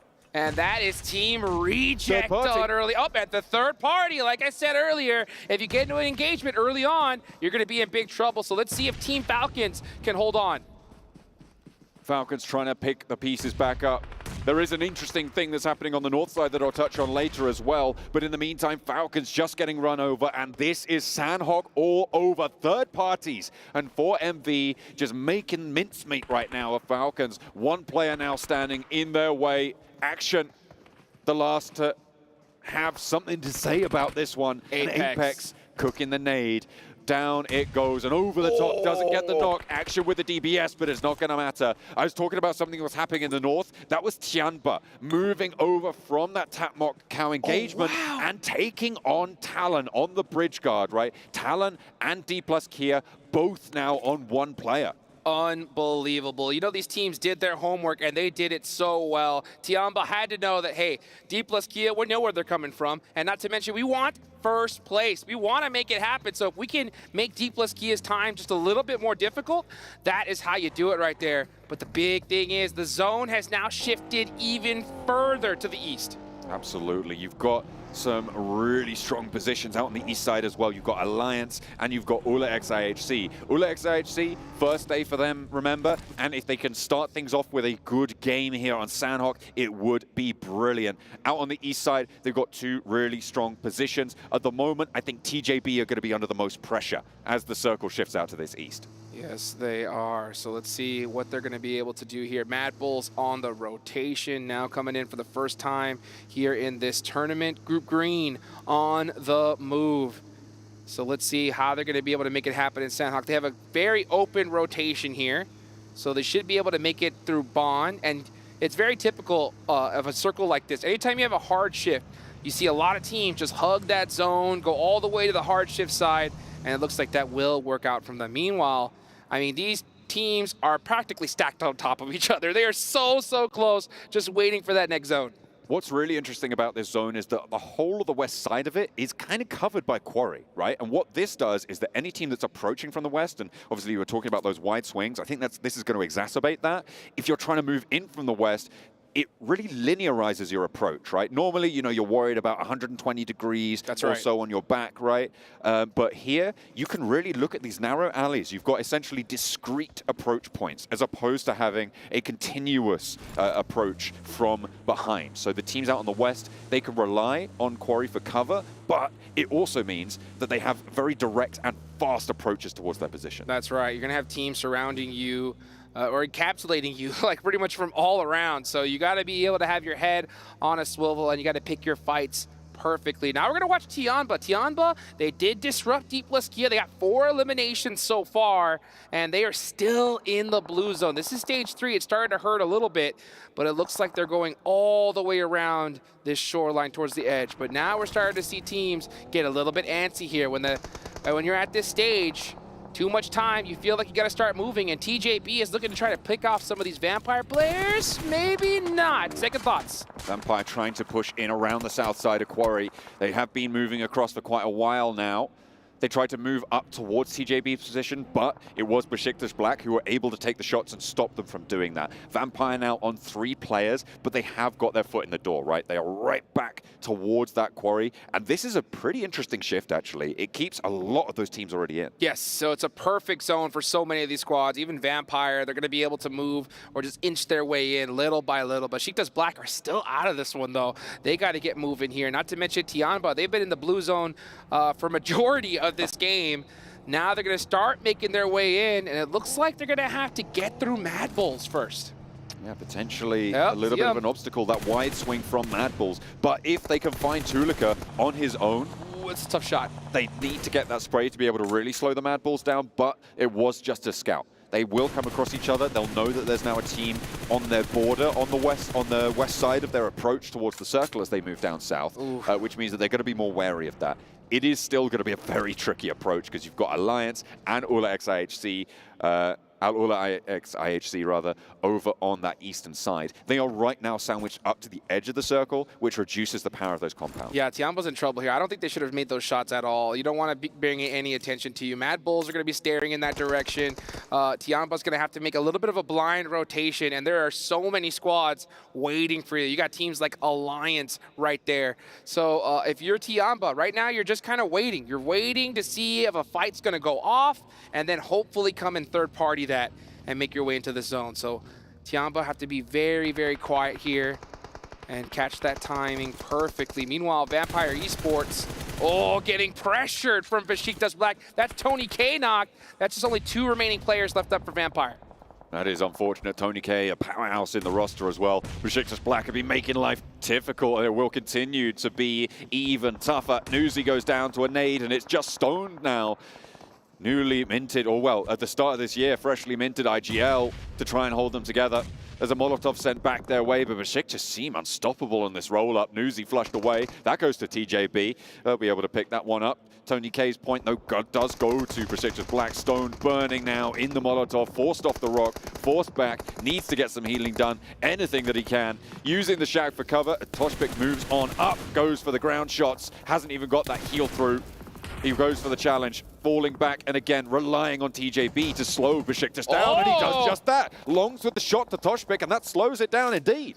Stone surviving for just a little bit longer here, but Besiktas Black is on the hunt. They know just how scary Vampire Esports can be. If you can take them out early, that is what you want to do, especially considering that Besiktas Black did play yesterday. So you want to stop some of these teams. Tiamba out on the eastern side have rolled up to Alulax IHC, and it's not gone too well. 2 knocks have already gone through. They haven't found anything in response. These flushes are starting to come through. So Tiamba with some good third parties to start off with, but it's not going to go too much further. They do get a little bit of an answer. They're looking for the sprays, and XC might be able to get a little bit more profit on this match. They've got 7 limbs already. If they can take more out of Alulax IHC, then they can start to say that this has been a very successful game for them. But even more importantly is another team on the east starts to get lower and lower and lower. It looked like they were going for a full hold, but now it's just down to Zhou. Oh boy, and you talked about that average a little bit earlier. Tiamba have already passed it with 7 eliminations, so a great start for them. Let's just see how much further they can go. Now TJB, they have the main compound in this zone. They are dead center. Let's just see how many points they're going to be able to end up with at the end of this game. I'm also looking at Alliance, right? They've had a pretty calm start, but now they need to start to frag out. There are only 3 players, though, on this northeastern side. It's been pretty brutal for the majority of our rosters. Only 3 teams with 4 players alive. TJB is one of them. 4MV out on that north side have a lot to fight through, so we'll be tracking them pretty hard right now. And you can see we're on board with Doc himself with that magic arm of his. Those nades seem to always find their mark. Another Molotov, and I don't think the Mad Bulls are going to be able to weather this one, but there's an off-angle shot coming through from DXavier. DXavier did great yesterday. They're looking to continue that here. That's his talent out of there. Only 10 teams remaining, and folks, if you go out right now, that is 0 placement points. The pressure is starting to rise. Mad Bulls putting some shots from the blue zone. Their final remaining player, is he going to be able to get the knock? So close! And he goes down to an off angle there as well. 4MV taken off the map, as does the player out to the north for Mad Bulls. Alliance remaining with 3, DXavier with 3, Team Liquid with 4 on this northern side. It is going to be a bloodbath, but importantly, TJB have lost a player as well in the middle. Oh boy, and now the zone centers up again on TJB. So TJB did lose 1. They have 7 eliminations so far, so a great game for them, but all eyes are on their spot. Let's see if they can hold it down. Meanwhile, Team Liquid, the champions here from PMSL Americas, Ayala, starting to throw out some of those Molotovs. You know that they have been waiting to catch up to Alpha 7. They're Brazilian brothers, and they take out DXavier. I feel like this is Team Liquid's game to lose now, with TJB sort of on the ropes, not being able to hold all the angles they'd like. Fragments of teams spread across the south here. It's Team Liquid who can carry this momentum forwards. They just need to keep everyone alive, play for one another, and get rid of Alliance. That's their major barrier right now. Let's see if they could do it. See if they can do it, because you have TJB from those compounds just staring at this area, and that's exactly what they need to do. They need to shoot at anything that moves. Just play keep away at this point. Meanwhile, you got Besiktas coming on from down the hill, going to start climbing their way up little by little. That compound is very susceptible to pushes here. So TJB, even though they do have the dominant position, I'm going to give the edge to these teams playing the hills, to be honest. Ooh, Team Liquid actually shrinking down from their position and moving along the west. That is smart. Using that terrain, sweep through. Stoned first to face. He's going to have to reposition, but it's not going to work out. Besiktas able to finally put the nail in the coffin. And that gives away Besiktas' position further through. Team Liquid sweeping, I think, is one of the best decisions that they could have made. Although it does get rid of a lot of off-angle threats with TJB's central hold. The question is, what can Team Liquid do with the outer position? Yeah, Team Liquid's trying to soak up some eliminations here, and that's what I was talking about, is that compound is basically in a bowl. So all these surrounding areas, and you can even see Alliance so close, but has plenty of coverage. Let's see if he's going to be able to get some shots onto Team Liquid. Honestly, Team Liquid's looking very, very strong. Even though they only have 2 eliminations so far, I think they're going to get a whole bunch more. See if they're able to keep this one going. Tiamba, remember, they had a great start to the match with the third-party rotate. And they're still alive as well with their solo representative. Leon up close now against Zhou from Alulax IHC. Only 2 limbs for them. And a low HP close to him. There's only 3 players here. 1v3s are doable. The heal doesn't come through. And their SK12 is doing a lot of work, but it's not going to be enough to do the heavy lifting for them. It was going to be a little bit of an outside chance there, but they go down. 2 eliminations on the match in 6th place. Oh, that was so close. If he was able to get that shot, who knows what could have happened, but Alliance shut that down, and they shut it down well. 8 eliminations so far. They are doing great here at this one, and now we're down to our final 4 teams here for match number 1 on day 2. And the shift finally goes away from TJB. Sean. They're on the outside. Oh, Sean's so close. Solo player right on the money. That's one. Takes him out. First player down. 1v2 now as Leon's. Are they looking for him? Do they know he's on the tree? It seems like they do. They just need to isolate these angles. The Cook is there. Cluck not going to be able to take the peek. He's forced out. He's forced wide, but no damage. There is a response. The knock goes through the back lines. He finds one, and it's Sean with a 1 versus 3 for Tianba. They do not stop. It's 11 eliminations, and the solo warrior himself here to play. A knock over towards Team Liquid. Might be able to find the knock. The flush is there. Cardozen seals the deal as TJB tried to stretch out, but it's not out of the question for Sean to make it happen again. Are you kidding me? Sean's got those nades locked and loaded, and TJB is feeling the punishment. Chief gets naded down to about 20% HP, and it's really up to Ayala to finish off Tianba here as fast as he possibly can. There Sean, all by his lonesome. Can he make something happen? He cannot. It's going to be Team Liquid to win right off the bat. They come in from Group Yellow, and I'm sorry, Group Green, and shut things down.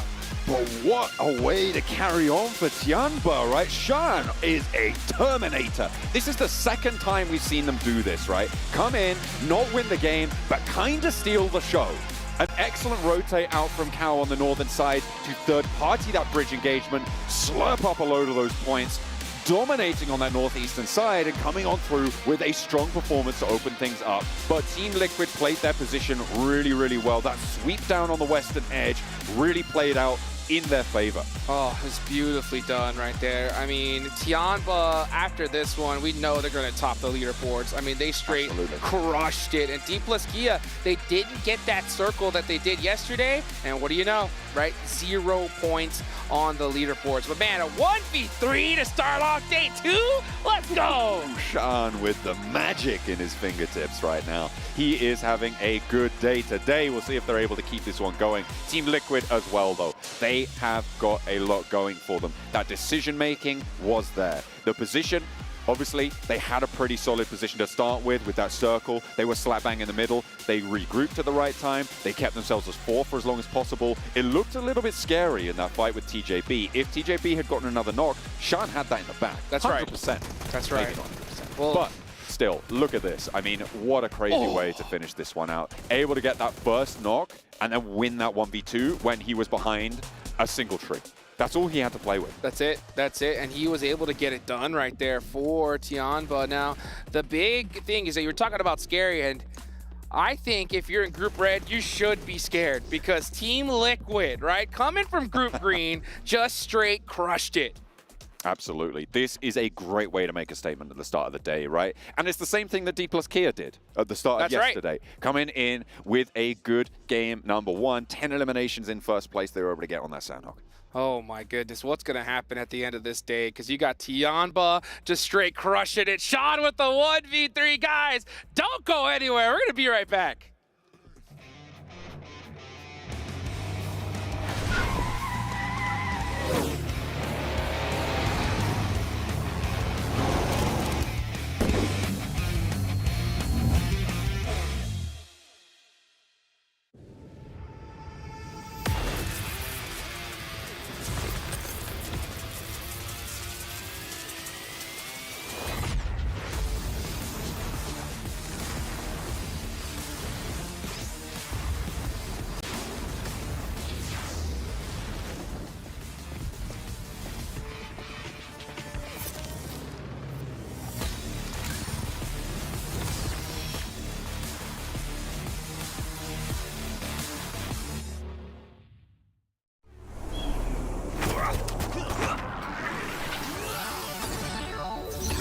Ready, set, go.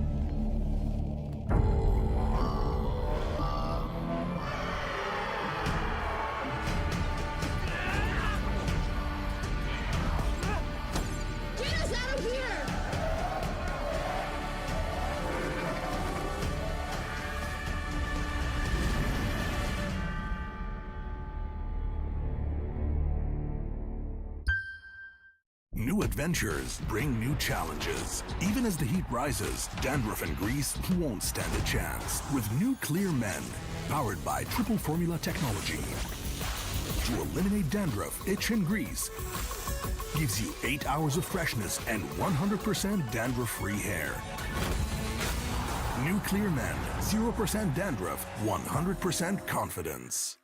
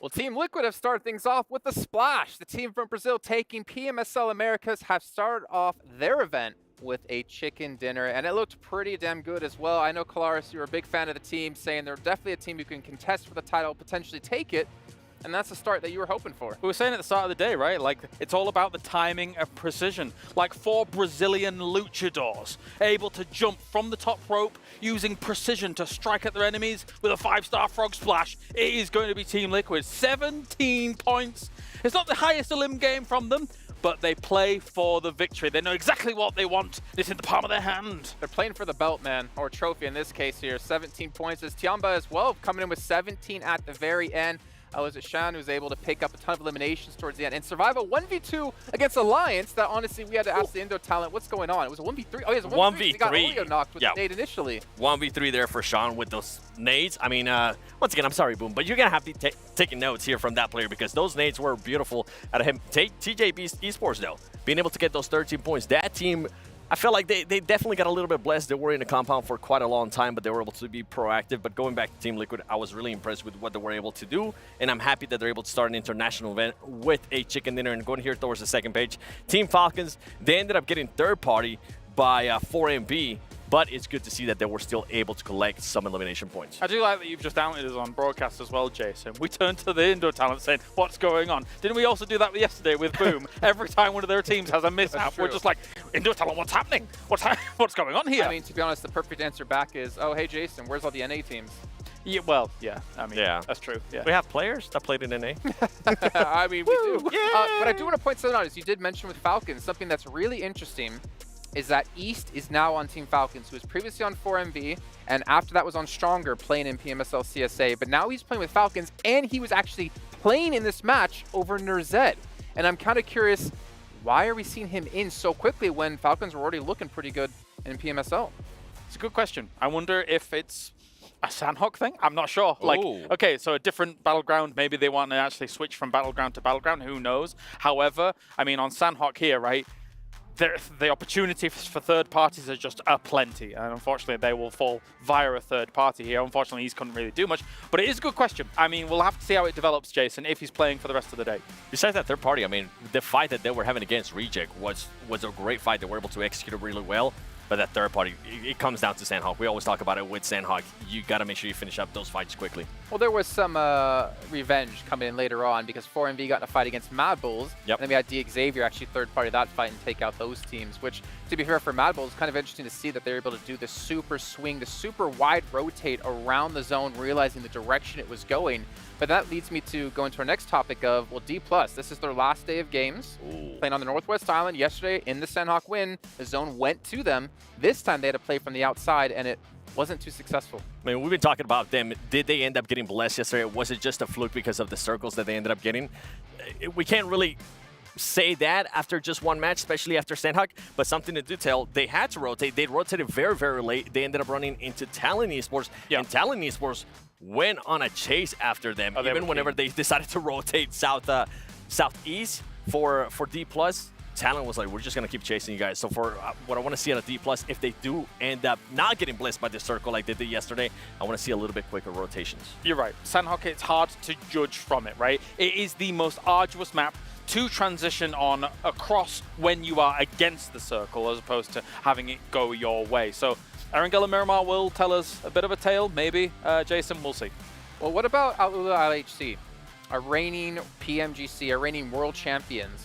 And I know, Clarus, you were saying that you weren't really too happy with the split they had and the compound they were in, kind of like towards the east side of where TJB were set up. Yeah. Because they just got overrun, and they should have held that, in your opinion. So it was Tiamba that eventually breached on towards them from the east side, as we take a look at the Team Liquid stats coming in. But Alula IHC, holding that compound down as 4 is very difficult. It's an extremely hard compound to hold. It's not just one road in some scenarios that you have to traverse across to be able to reinforce your team. It's sometimes 2 roads because of the way the compound works out. A few buildings on the west side, one in the middle on that kind of fork, and then some buildings on the east side as well. Tiamba picked exactly the right compound to breach, because they were using a lot of information gathering on that east side to identify exactly where the weak spots were. And unfortunately, Alula IHC fell victim to it. Talking about, we got a chance to see there some of the stats from Team Liquid as we're going to be looking at Sean. This was a star play. Him by himself, 637 damage, and we got a chance to see what Team Liquid, the team that won, they ended up with 700 damage, which it's not the likes of Brazil team that we usually like to see. We usually tend to see a lot more damage. And this shows the importance of holding utility to the late game. If Shan has only his guns, to be able to make that 1v3 happen, it doesn't happen. Because he had nades to be able to start the ball rolling, being able to kind of pivot around, get a few knocks here and there with those nades to start things off, that's why it's so important in the late game. So being able to make that 1v3 happen, nades, absolutely pivotal. And something that I wanted to mention there at Team Liquid, because we got the Sean graphic, is it's a very big contrast from that team because they were willing to back away from fights. They weren't even taking shots at them. They were just focusing on how to get inside that circle. So a big difference out of the Brazilian team. Yeah, big difference indeed, but we're going to see how things will continue to progress on later on today. But for you guys who are watching, you might have noticed the players using a very sick skin. The Violet Thunder set and S12K are now out for you guys to pick up as well, and incorporates aspects of the PMWC trophy, which you actually see on the back of them. You see the little W in there. But you know what, speaking of W's, we're going to head back to our casters to kick off our second match of the day. It's going to be our first Erangel of the day. So Hot Jukes and John Allen, take it away. Big W. Big W's, man. Yeah. Yeah, that's what I'm talking about. And a big W from Team Liquid coming in today for Group Green. And remember, folks, we have a squad, an entire group sitting out here. So do not believe the leaderboards, right, for a second, because tomorrow is going to be absolute chaos. And I'm going to talk a little bit about the some of the struggling squads here, because that's who we're really keeping our eyes on. You know, one of them is Brute Force, right? Brute Force struggled yesterday, and they start off this one with a bad goose egg. But now we are headed into Erangel. Let's get it going. Absolutely. With dual gaming chipsets and 144Hz AMOLED screens, the GT20 Pro will equip teams with up to 120 FPS, which is also the first batch of supported devices. Offering esports level performance and visually stunning experiences in the 2024 PMWC, let's get Erangel underway for the first time for Group Green and for the last set of Erangels for Group Red. That's right. That's right. It's just this one and 2 more, and Group Red are done. And you do not want to go out like this. I mean, there's nothing worse as a PUBG Mobile competitive player than having to sit out a day and just watch your lead just go away in an instant. Or actually, no, not even an instant. Just little by little by little. So if you're a team right now that is in that mid-pack of the leaderboard right now, you got to get it going. You got to get it going because tomorrow they're coming for that slot. Absolutely. They need to pick the pace up because it all matters here. It's really short sets of games in these group stages, in these survival stages, and there is a lot of money still on the line for the early part of things. Playing path on the south side from Lipovka down to Primorsk. Looks like we're going to get a little bit of a difficult path, potentially up towards George. And it's not even going to go out there. Hard northeast shift on the circle here. Keeps a lot of those Yaz fields in, and Stalber as well. Kameshki's in play, baby. Hell yeah. Kameshki is in finish? play. Let's go. Let's go. Everybody send me your energy. I have not seen a Kameshki finish in years, so that'd be awesome. But, you know, I think a lot of teams are going to be kind of heading for those Yasnaya fields. A lot of zones like to end up in that area there, so we'll see what happens. Team Liquid are in a great spot near Lipovka. You've got, of course, Talon taking up Yasnaya. But you got squads like Vampire, right, all the way near Primorsk. They have a big journey ahead of them. Speaking of teams that didn't do so great, right? Vampire in that first match, their approach, I felt like it kind of just didn't have any wind in its sails to start with. It was a lot of grouped up teams, to be fair, and that's kind of what I was talking about with the linearized approach to the west side of that circle that you had to take, is a lot of teams are also going to be packed in behind you, so when you're taking that approach, it's going to be pretty tricky to navigate. Vampire definitely felt that. They didn't have their back clear. It was Besiktas Black who were able to take them down on it. Yeah, you know, Vampire to me, they just look like a team that's coming in for the first day. You know what I'm saying? Like, not a overwhelming performance, just a little bit of synergy issues here, some little slight mistakes. And at this stage, especially we have an entire group that has already played. They're hot. They're ready to go. Any little slip-ups, you are going to get taken out. So, yeah, Vampire need to definitely step it up here. We heard Sertani, or you talked to him, and he said, what, they were looking for at least top 8? Right? Yeah, in the finals, that is, not for the group stage. Okay. I mean, yeah, in general, top 8 is kind of where they would be happy with as a result at the end of this tournament. And I think that that's kind of what they're focusing on. They're focusing on creating that foundation to be a titanic international team, right? That's kind of what matters. And hopefully we'll see that start to emerge here. And you can never judge a team coming into a tournament off one game. That's true. But I think in that last match, there was a pretty clear lack of attention given to their back. Well, it makes a lot of sense. I mean, especially considering that, you know, they are our last year's mid-season champions, so a lot of expectations are going to be on them. And, of course, we're going to be scrutinizing the teams that we have high expectations for. And, you know, Vampire is definitely one of those squads. So it's one thing, right, to win a championship. It's another to defend it, you know? That is true. That is true. You've got to... Yeah, all sorts of logistical problems. They got to get that back-to-back, that back-to-back. And I mean, they did it once. They did it once. That's right. That is right. So let's see if they could do it once again. Now, I'm looking at the circle here. We see teams, I think, very, very comfortable with it because there is that northern island still available, and there's a lot of different routes that these teams can take to make it to safety. But at this point, I think a lot of these squads are a little bit slow on the rotate. Meanwhile, Team Reject trying to take out Tiamba. Oh, Reggie getting caught. Oh, dear. And again, Tiamba with an early opener. This is a team that's starting to turn heads, right? I don't think many people would have put Tiamba as a top team in terms of like predictions coming into things, which, I mean, to be fair, they did win PEL, so it's reasonable that that they are performing as well as they are right now. But I feel like a lot more attention was being given to the Falcons, to the Alpha 7s of the world, and to Team Liquid. But Tiamba reminding us just why they are such a big name in the international scene as well. That's how you do it right there. I mean, they crushed it in game number 1 today. They did a great job yesterday, and already starting off with an elimination. 69 points right now on that leaderboard. Nice. I mean, these guys are not messing around. Now, teams like, you know, D+ Kia, they need to have a good bounce back game here because this is their last day they're going to be playing in, at least in this stage. Alliance starting to take some shots downrange. Looks like they got a nice knock near Potato Hill. And they are, just setting up nice and pretty. And that is going to be Harami Bro they're going to lose a player. Yeah, to Alliance as well, which is going to slow them down on that southwest side, playing around that Potato Hill position. Losing a player, again, this is their first day as well. Harami Bro did not have, I believe, a great first map. They didn't get any point. Well, the opposite of great, I think. It's the worst possible result, first map, getting 0 points. And it looks like they're not off to another great start either. I'm a little bit worried about this team. I mean, they came through, I think they were champions from SEA, right? And it's just not happening for them so far at the start of these first 2 matches.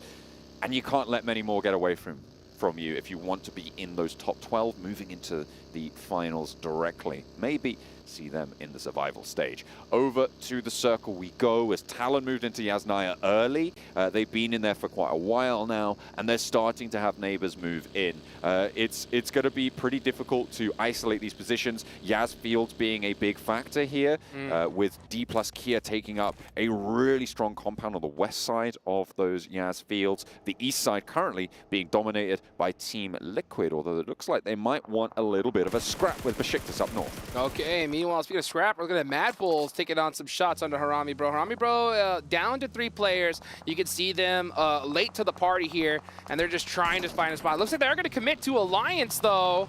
And Leon is now, it looked like he thought he was going to go into that dip, but instead turning at the last second. They're going to give it up to Harami Bro.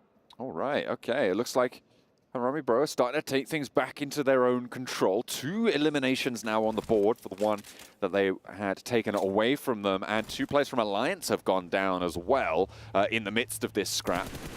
Mad Bulls have yet to find these pickoffs, and they will continue to just trudge up north for Harami Bro. There's 3 players alive. Yeah, Harami Bro taking a place we like to call OP dip, right? And it is a pretty good, strong spot. The problem is you have to commit to it when the zone is in this area, right? They lost a lot of resources there. Their vehicles are smoking out, and the zone could still go all the way north. So very interesting for them to hard commit here. They did get 2 eliminations in the process, so definitely take that to the bank. And I think they are getting a little bit antsy considering that they lost 1 and had a bad game 1. So sometimes you got to take some risks, and this time it paid off, at least for now. Absolutely. We'll have to wait and see where this next circle goes. Vampire now moving past Pachinki, a little bit slow to get in, but another Eastern shift keeps Lepovka in it. Sorry, Jukes, we're going to get Kameshki. Not this time around. We've got 2 more chances, though. 2 more rolls of those dice, so we'll see how that goes. Vampire on the southwest side, close to 4MV, who dropped in military base. They've been moving up for quite a while now, and they're going to be trying to punch in on that western edge around that Potato Hill. They'll try and navigate this treacherous terrain and push in near D Xavier, south of D plus Kia, who are leaving their really strong compound on the west side of Yas Fields. Probably rightly so. You don't want to be locked into going for a full rotate straight across Yas Fields when a lot of those teams on the south are going to start to post up. Yeah, you can see a Vampire trying to find a good spot here. They're getting shot at. For Miracle doing exactly what they're supposed to over here by Potato Hill. Just if you see anybody get close, just play keep away. And Vampire are definitely going to do exactly that. They're going to be just still hunting down a spot. Actually, I think they might just hold up this edge here. Yeah, just kind of hold it down for now and figure out where this next zone is going to go. So they're going to stick it in that compound for now. Meanwhile, looking up north, Team Falcons are starting to make their way down into the fray near Yasnaya. Yeah. This was actually a very fortunate zone shift, by the way, for Brute Force. Over there in the middle. If they would have went north, they would have been in big trouble. So yeah, I'm going to say it. Honestly, I think if Brute Force does bad this game, we might not see them here. Or we might see them in the survival stage. Yeah, it might have to be. We'll have to see if that is going to be the case. A knock sent over towards D Xavier. I'm not entirely sure who was able to pick that one up. And it was a flush as well, leaving them a little bit the worse for wear. 3 players alive, and actually a lot of damage being sent their way. Tianba, I mean, of course it is. Who else is it going to be? Tianba taking the fight. Bulls as well. Xavier. Is that D Xavier just getting picked apart slowly? Little by little. At range. They're down to 1. They tried to send in. They tried to send into the middle. Didn't work. Yeah, this late of a rotation is just not where it's at. I mean, there's still 16 teams remaining. You got to know that if you're late to this circle, you got to just play edge because everything in the middle is already taken. Unless you're a solo and sort of going for a last-ditch attempt kind of play, right? But it's still too early. It's exactly. only stage 2. You're right, absolutely. Yeah. It is definitely a little bit, let's call it interesting, of a decision for DXavier to make that one go for them. They do still have one player alive. They're not out of it just yet. And we've seen what a solo player can do in Shan, but those performances are few and far between. Tianba holding down in a pretty central position now. Yes, they are. And yeah, DXavier, they started the day in 3rd place, right? In 3rd place. So they had a great day, #1. And now we're starting to see them fall little by little here. Another rough performance here in game #2. At least it was looking like, let's see what Lamborghini could do. This zone does not help them out. That is for sure. And what did I say, right? Yasnaya Fields. It looks like that is where this could end up. And it's very fortunate for Talent to be in the position they're in right now. But, you know, teams on the southern edge, I'm looking at you, Brute Force, right? You're going to have to fight your way into this one. Yeah, it's going to be really, really tricky here. Mad Bulls in a really strong ridge line, but the difficulty is defending it from that south side. They're going to have their wits about them. DXavier losing. Did they get a res there? I don't know, but oh no, this is a replay. Okay, yeah. I was caught completely off guard. I was looking at the map feed there, but yeah, that's how DXavier lost a lot of their players. Moving on up north, Mad Bulls now in a position to try and defend their south side ridge of Yas Fields. Could be pretty profitable if they're able to hold on to it. And let's see right now, for Miracle Vibes, getting some nice knocks. They're going to be putting in some work here.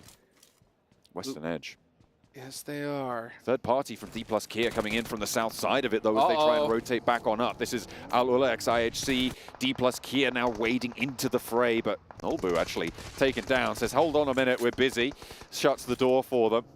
And 4MV trying to take this fight. It's not going well really for anyone in this compound as the spray goes around the side and Godless wins it out for Al-Ulex IHC, but now D+ Kia can get this res, can turn their attention further on in. Yas Fields a major feature, and getting any control over it would be great. That position on the west edge, pretty isolated, but could be Sanctuary. Yeah, D+ Kia could definitely afford to take this fight. I mean, they have plenty of points from yesterday here. Oh, look at all the nades coming out from this way. Oh, you also got Brute Force here on the edge. So D+ Kia, if you're going to take this fight, you better commit to it pretty quickly. They need to try and make this one work. Only a couple of players to defend off against it. Nolbu does get res, but Osal immediately traded out. And that's Brute Force swimming on in. And that is going to be a nasty knock for them. That is their backstop as well. Pre-pod out in the blue zone, still taking shots. D+ Kia allowing Al-Ulex IHC to move in, but Team Liquid have moved in on this north side. They've rotated past Yasnaya, and they are now a massive presence on this west edge. Another really smart rotation from Team Liquid. Beautiful play right now, and honestly, we're seeing indecision from D+ Kia. They are late to this fight. Instead, trying to hold off a little bit longer. They got punished from the back by Brute Force. Now they're starting to just force their way in because they have no choice. Let's see if K can get this knock up close. Oh, and they do end up getting one. We're starting to see some jump outs. Let's see what Godless can do on the outside. He has that UMP. Going up against Chips. Chips now stuck between a rock and a hard place. He's holding those stairs for dear life. And meanwhile, looks like Brute Force up on top of the hill trying to make something happen. And Team Liquid are just very satisfied with where they're at. They're throwing out the mud, slowing the steps of all of these opposing players. Brute Force, this is a good start for it, right? They need to convert here. 3 eliminations, a sweep potential on the west, but with the hard shift out east on the circle, this again makes their path hard. Chips low, but not out of it just yet. 2 first aids, and looks like he's going to be able to get this one off. Pre-pod close and personal. Dangerous, given there's 2 players from Al-Ulex IHC here. Pre-pod could get knocked and flushed very, very quickly, but behind the wall, he's got cover and backup. Team Liquid, again, this is that rotation I was talking about. They move past Yasnaya, and they have the top spot. The zone is shifted. These teams need to either fight, full send it on in, or get moving. They have no more time to spare here. There is just seconds now on the clock. 19, as a matter of fact, before the zone starts closing. D+ Kia gone. Brute Force need to just full send it on in. They have no choice. Big nade, but doesn't quite connect in the way that you want it to. Chip's still going on in. The nade's not quite tagging him up. He's in that little side room there. A nade from Neos does find it. Finally, D+ Kia fully eliminated. Now Brute Force have the ground floor under control, but Al-Ulex IHC still 2 players going. Only 3 to deal with, so it's potential they can make this one work, but they aren't going to be able to step out in time. They try and send. Godless does a lot of damage, but doesn't find it. There's a knock from Demo on the inside, but it's shut down by Prepod. Zone 4, they need to get away with this. I don't even know if he's going to be able to get this first aid off. This is going to start chunking them down little by little here.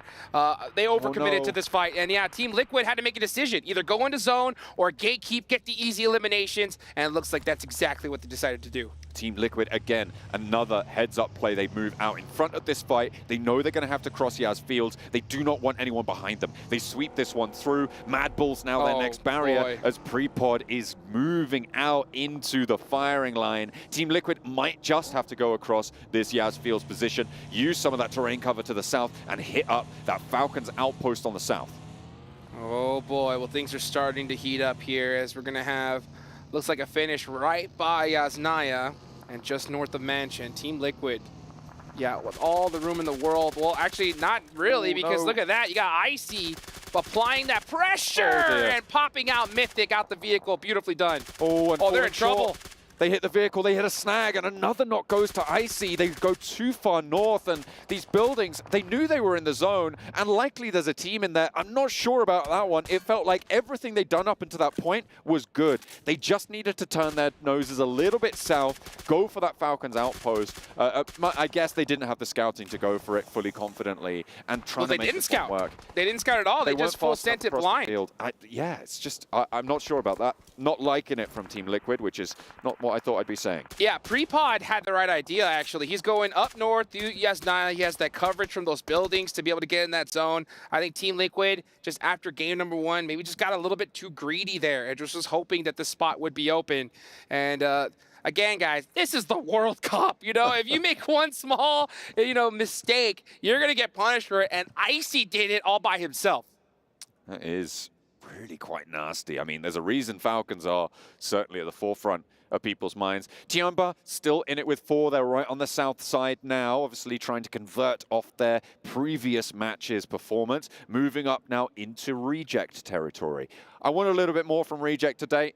I feel like they've got it in the bag, but this is their main challenge now. Tiamba on their south side trying to hold off against them.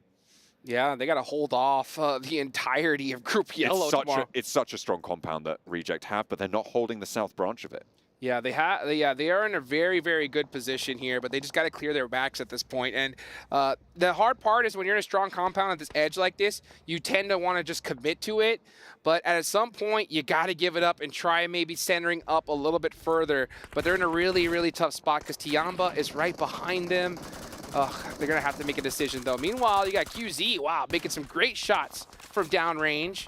Mad Bulls, they are completely stuck on the open here. They've been slow on this transition from the Mad Bulls position previously, and everybody else has got ahead of them. Tiamba allowed into the south point of that Heaven compound is really good news for them. Reject with 3, most likely felt they couldn't hold off both the north and the south side, so they allow someone in, but Besiktas, maybe they're trying to change things up. Nice shots out the vehicle here. Team Reject are in big trouble, getting pieced off little by little. We just got Sara and Duello now, last 2 players. Oh, Besiktas! They're down to just 1. Kakali, last player, made in. Here they come. Tiamba on the push is huge. Duello goes down, and it's just Sara left. But Besiktas Black explode. Tiamba soaking up some points, and Sara decided to take himself out and deny it. Besiktas going down, so do Reject. That is nasty stuff.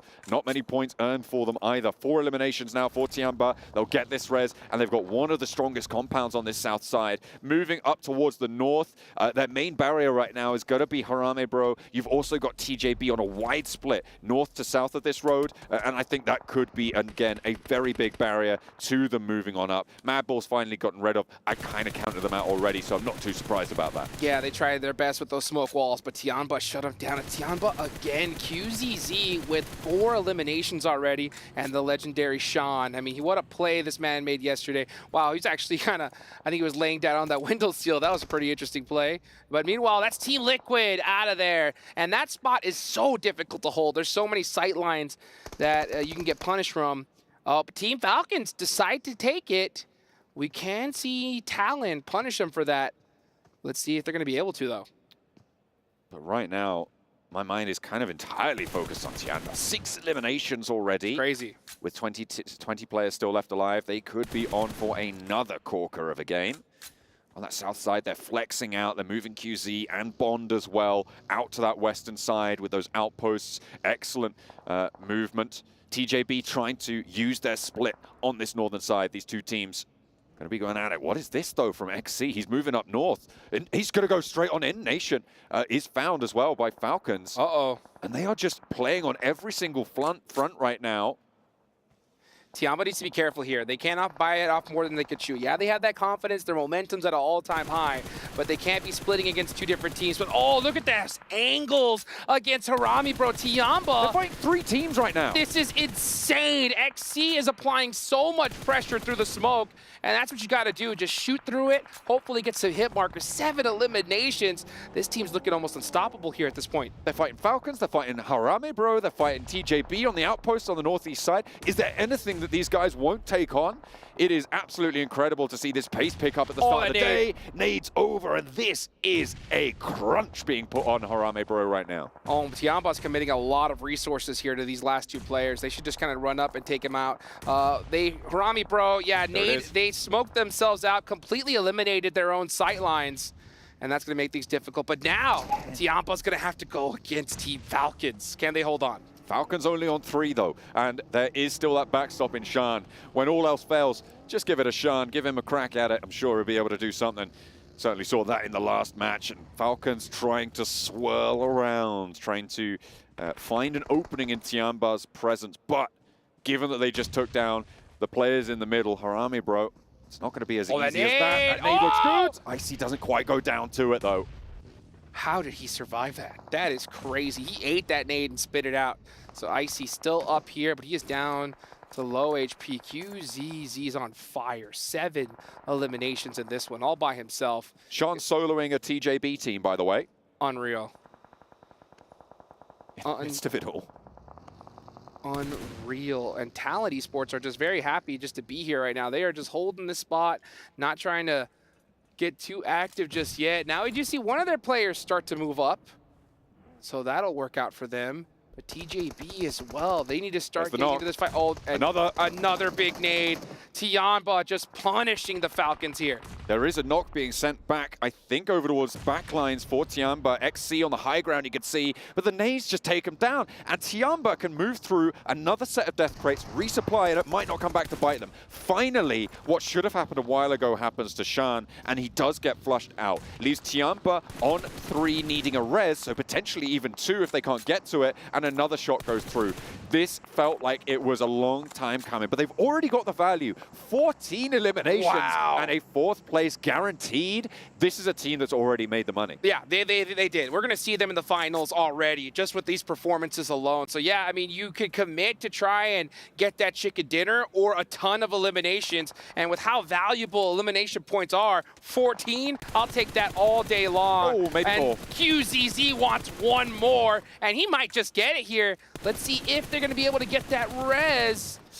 Oh, it's going to be close. GK First is moving up on the flank, and I feel like, yeah, QZ has heard this. He's figured something out now, knows that there's a threat from this south side. Unlikely that Yoro pushes into this one. They know that TJB have sightlines over to this area, so going up and trying to flush a solo can be a big, big risk for trying to trait this presence, which means that QZ fights with his back to the wall against the encroaching forces of TJB, and Nate from Lamborghini finds Flower on this off angle, and just more and more is going the way of QZ right now. Oh my gosh, QZZ is just an absolute beast, but he gets taken out there. Finally, 14 eliminations from Tiamba's gonna be enough though. We got 3 teams remaining. D Xavier, the Snake, holding on for a little bit longer. It's Lamborghini, all by his lonesome. Full pacifist run, 0 eliminations. I'm ready. Well, he said, I'll take that all day. I am very happy near this tall grass and this dossier.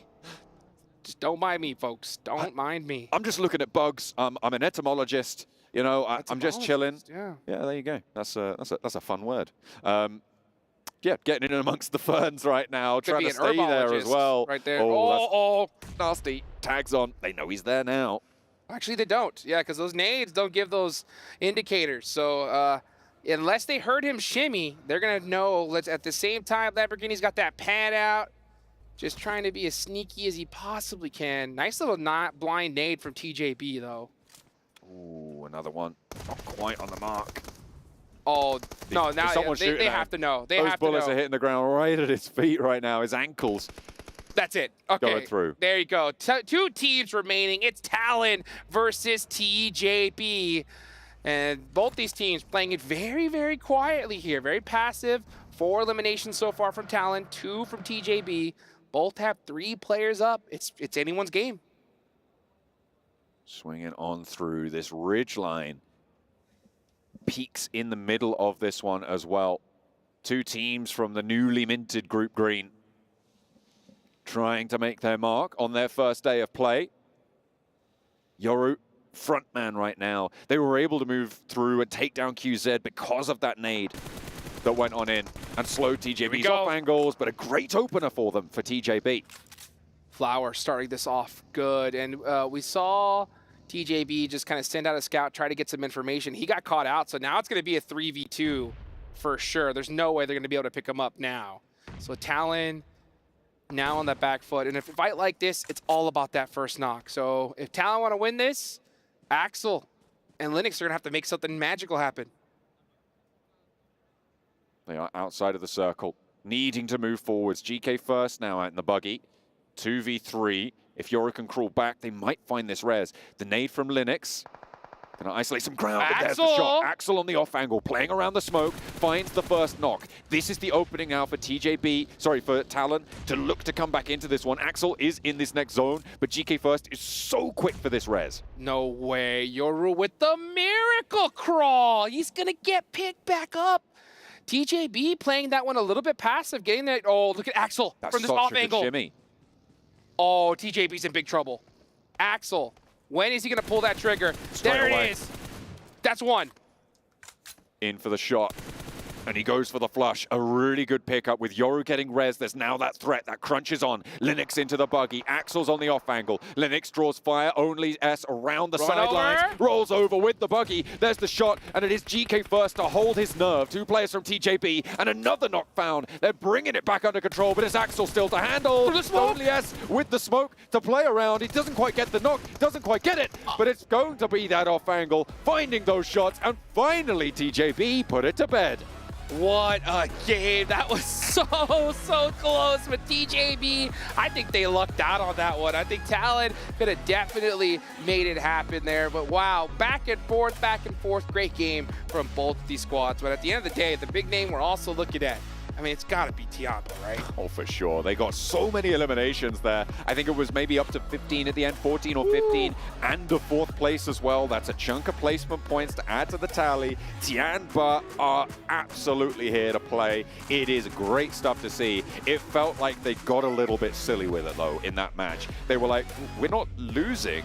Let's just fight everyone, right? It's us versus this entire lobby at the end of the day, and they definitely did well. But you know what? I got to give a big shout out to these top 2 teams here towards the end. You know, TJB, again, coming in from Group Green. You know, they didn't have that warm-up that we saw from Group Red. Did a great job here in this one, and that's what they need to do, because at the end of the day, top 12 is the minimum goal, right?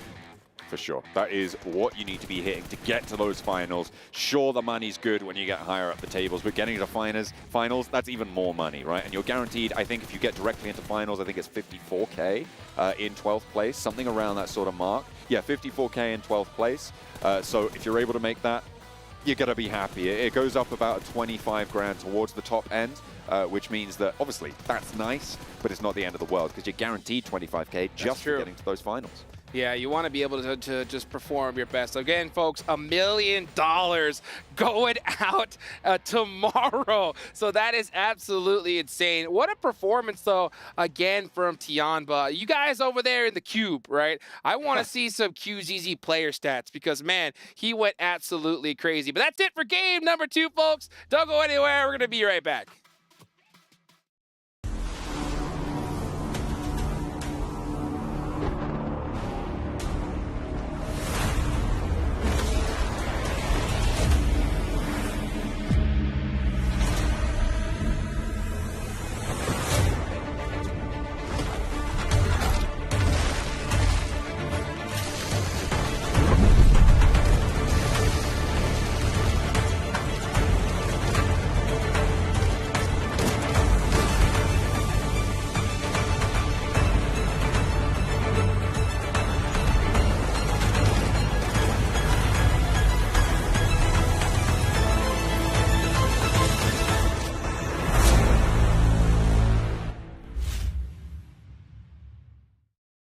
For thousands of years, my wrath has burned in the waters of the deep.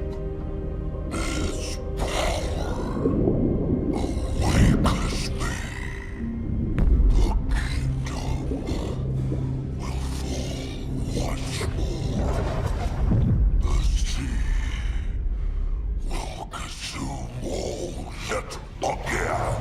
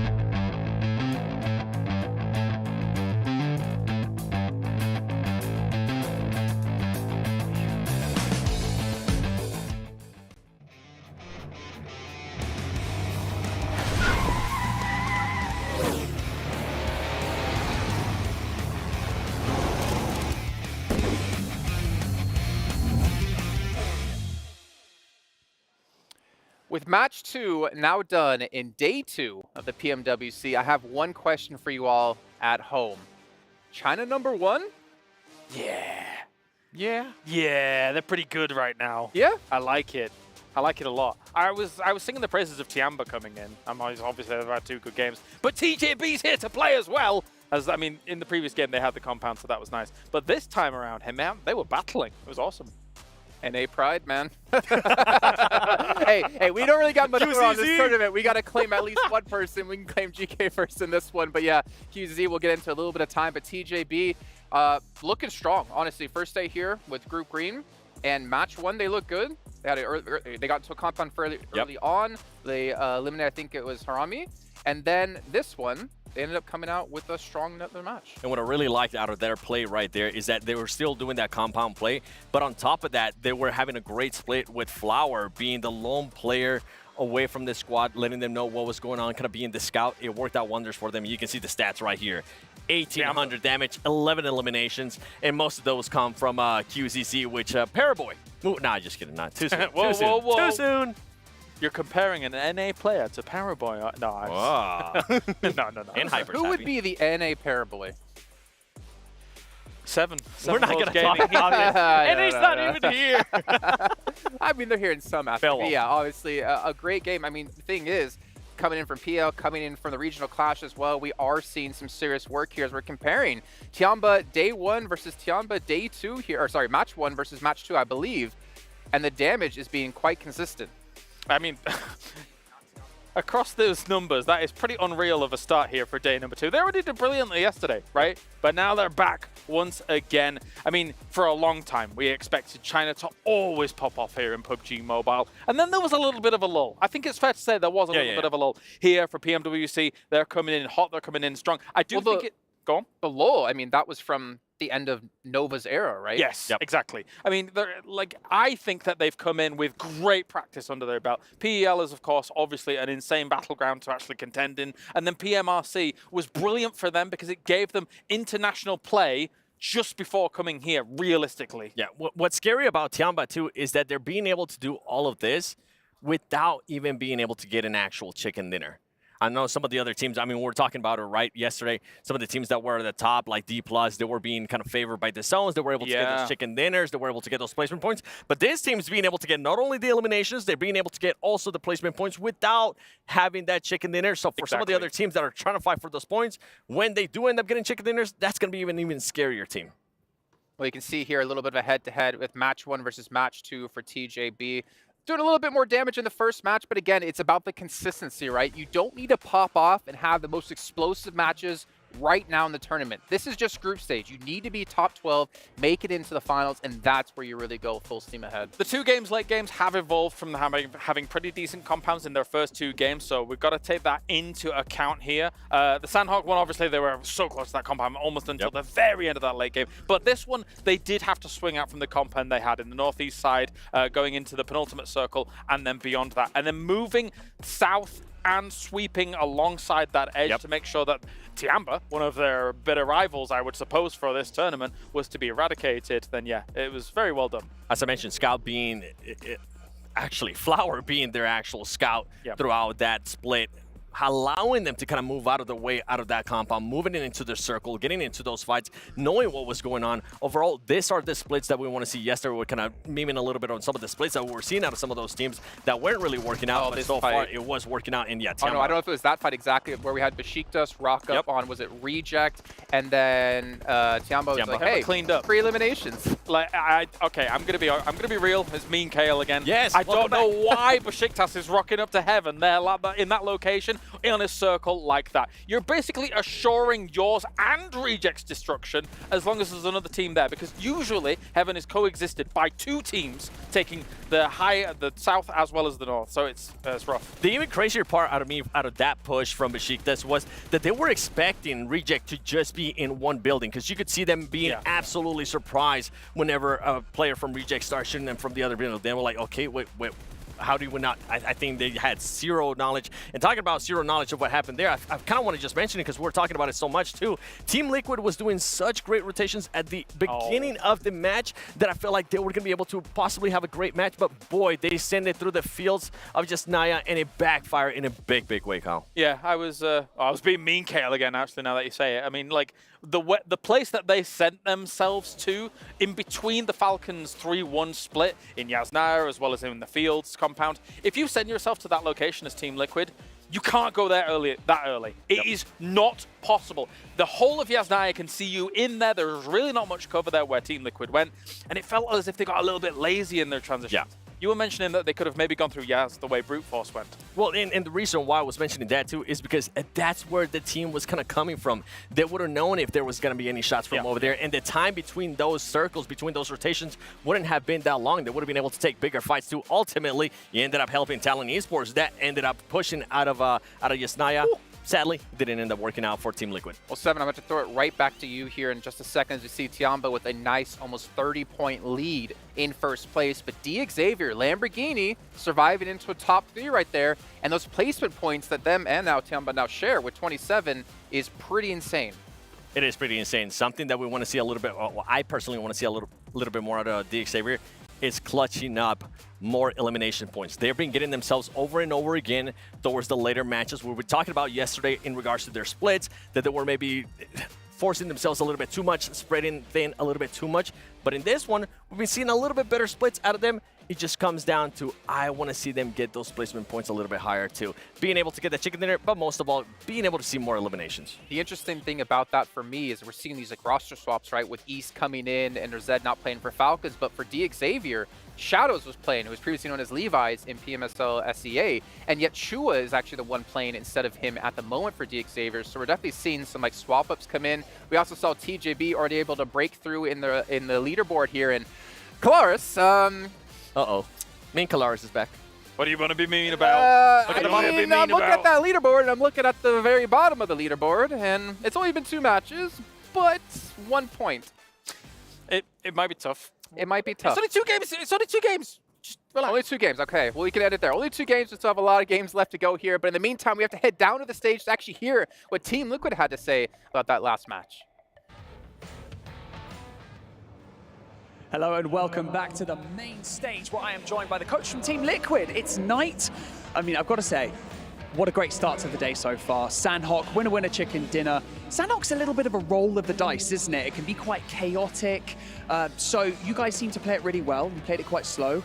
What was the plan of the approach from the top of the day? So we recently changed the drop spot to carry. So we kind of were getting used to this position. But I think the main idea is, since Sandhawk is such a small map, we can't take too many fights, because otherwise you're going to bring the attention of the teams around. So we kind of got the compound, and we waited until the teams start fighting to third-party them. And then we have like a clear path towards the end game, and we develop our game. Nice, tactical approach, I love it. Let's talk a little bit about the team itself, because you guys have formed almost like a collection of different players from different teams and different places, and sometimes that doesn't always work, but your team just seems to click. They just seem to play extremely well together. Can you tell me why that is? So I think at the end of the road, I have a little bit of experience of creating like new teams, but the main point is we're trying to figure out the way that each player feel comfortable playing. So we kind of create a game plan that will benefit all the players, instead of, oh, you guys gonna do what I'm saying, and that is, no, you need to be like very flexible about, okay, if you like to do this, let's try to play a little bit more like this and change a little bit of that. But at the end of the day, everyone needs to be comfortable so they can give 100% of them. I love that. Okay, finally, Erangel. It went slightly differently map 2, didn't it? You guys got caught. Were you taking too much time? What did you kind of gather from watching that map?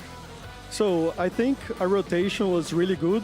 We found a really good entry point, but I think we lost too much time trying to third-party the teams, and we ended up forgetting our main goal, that is trying to find our entry point to the next save.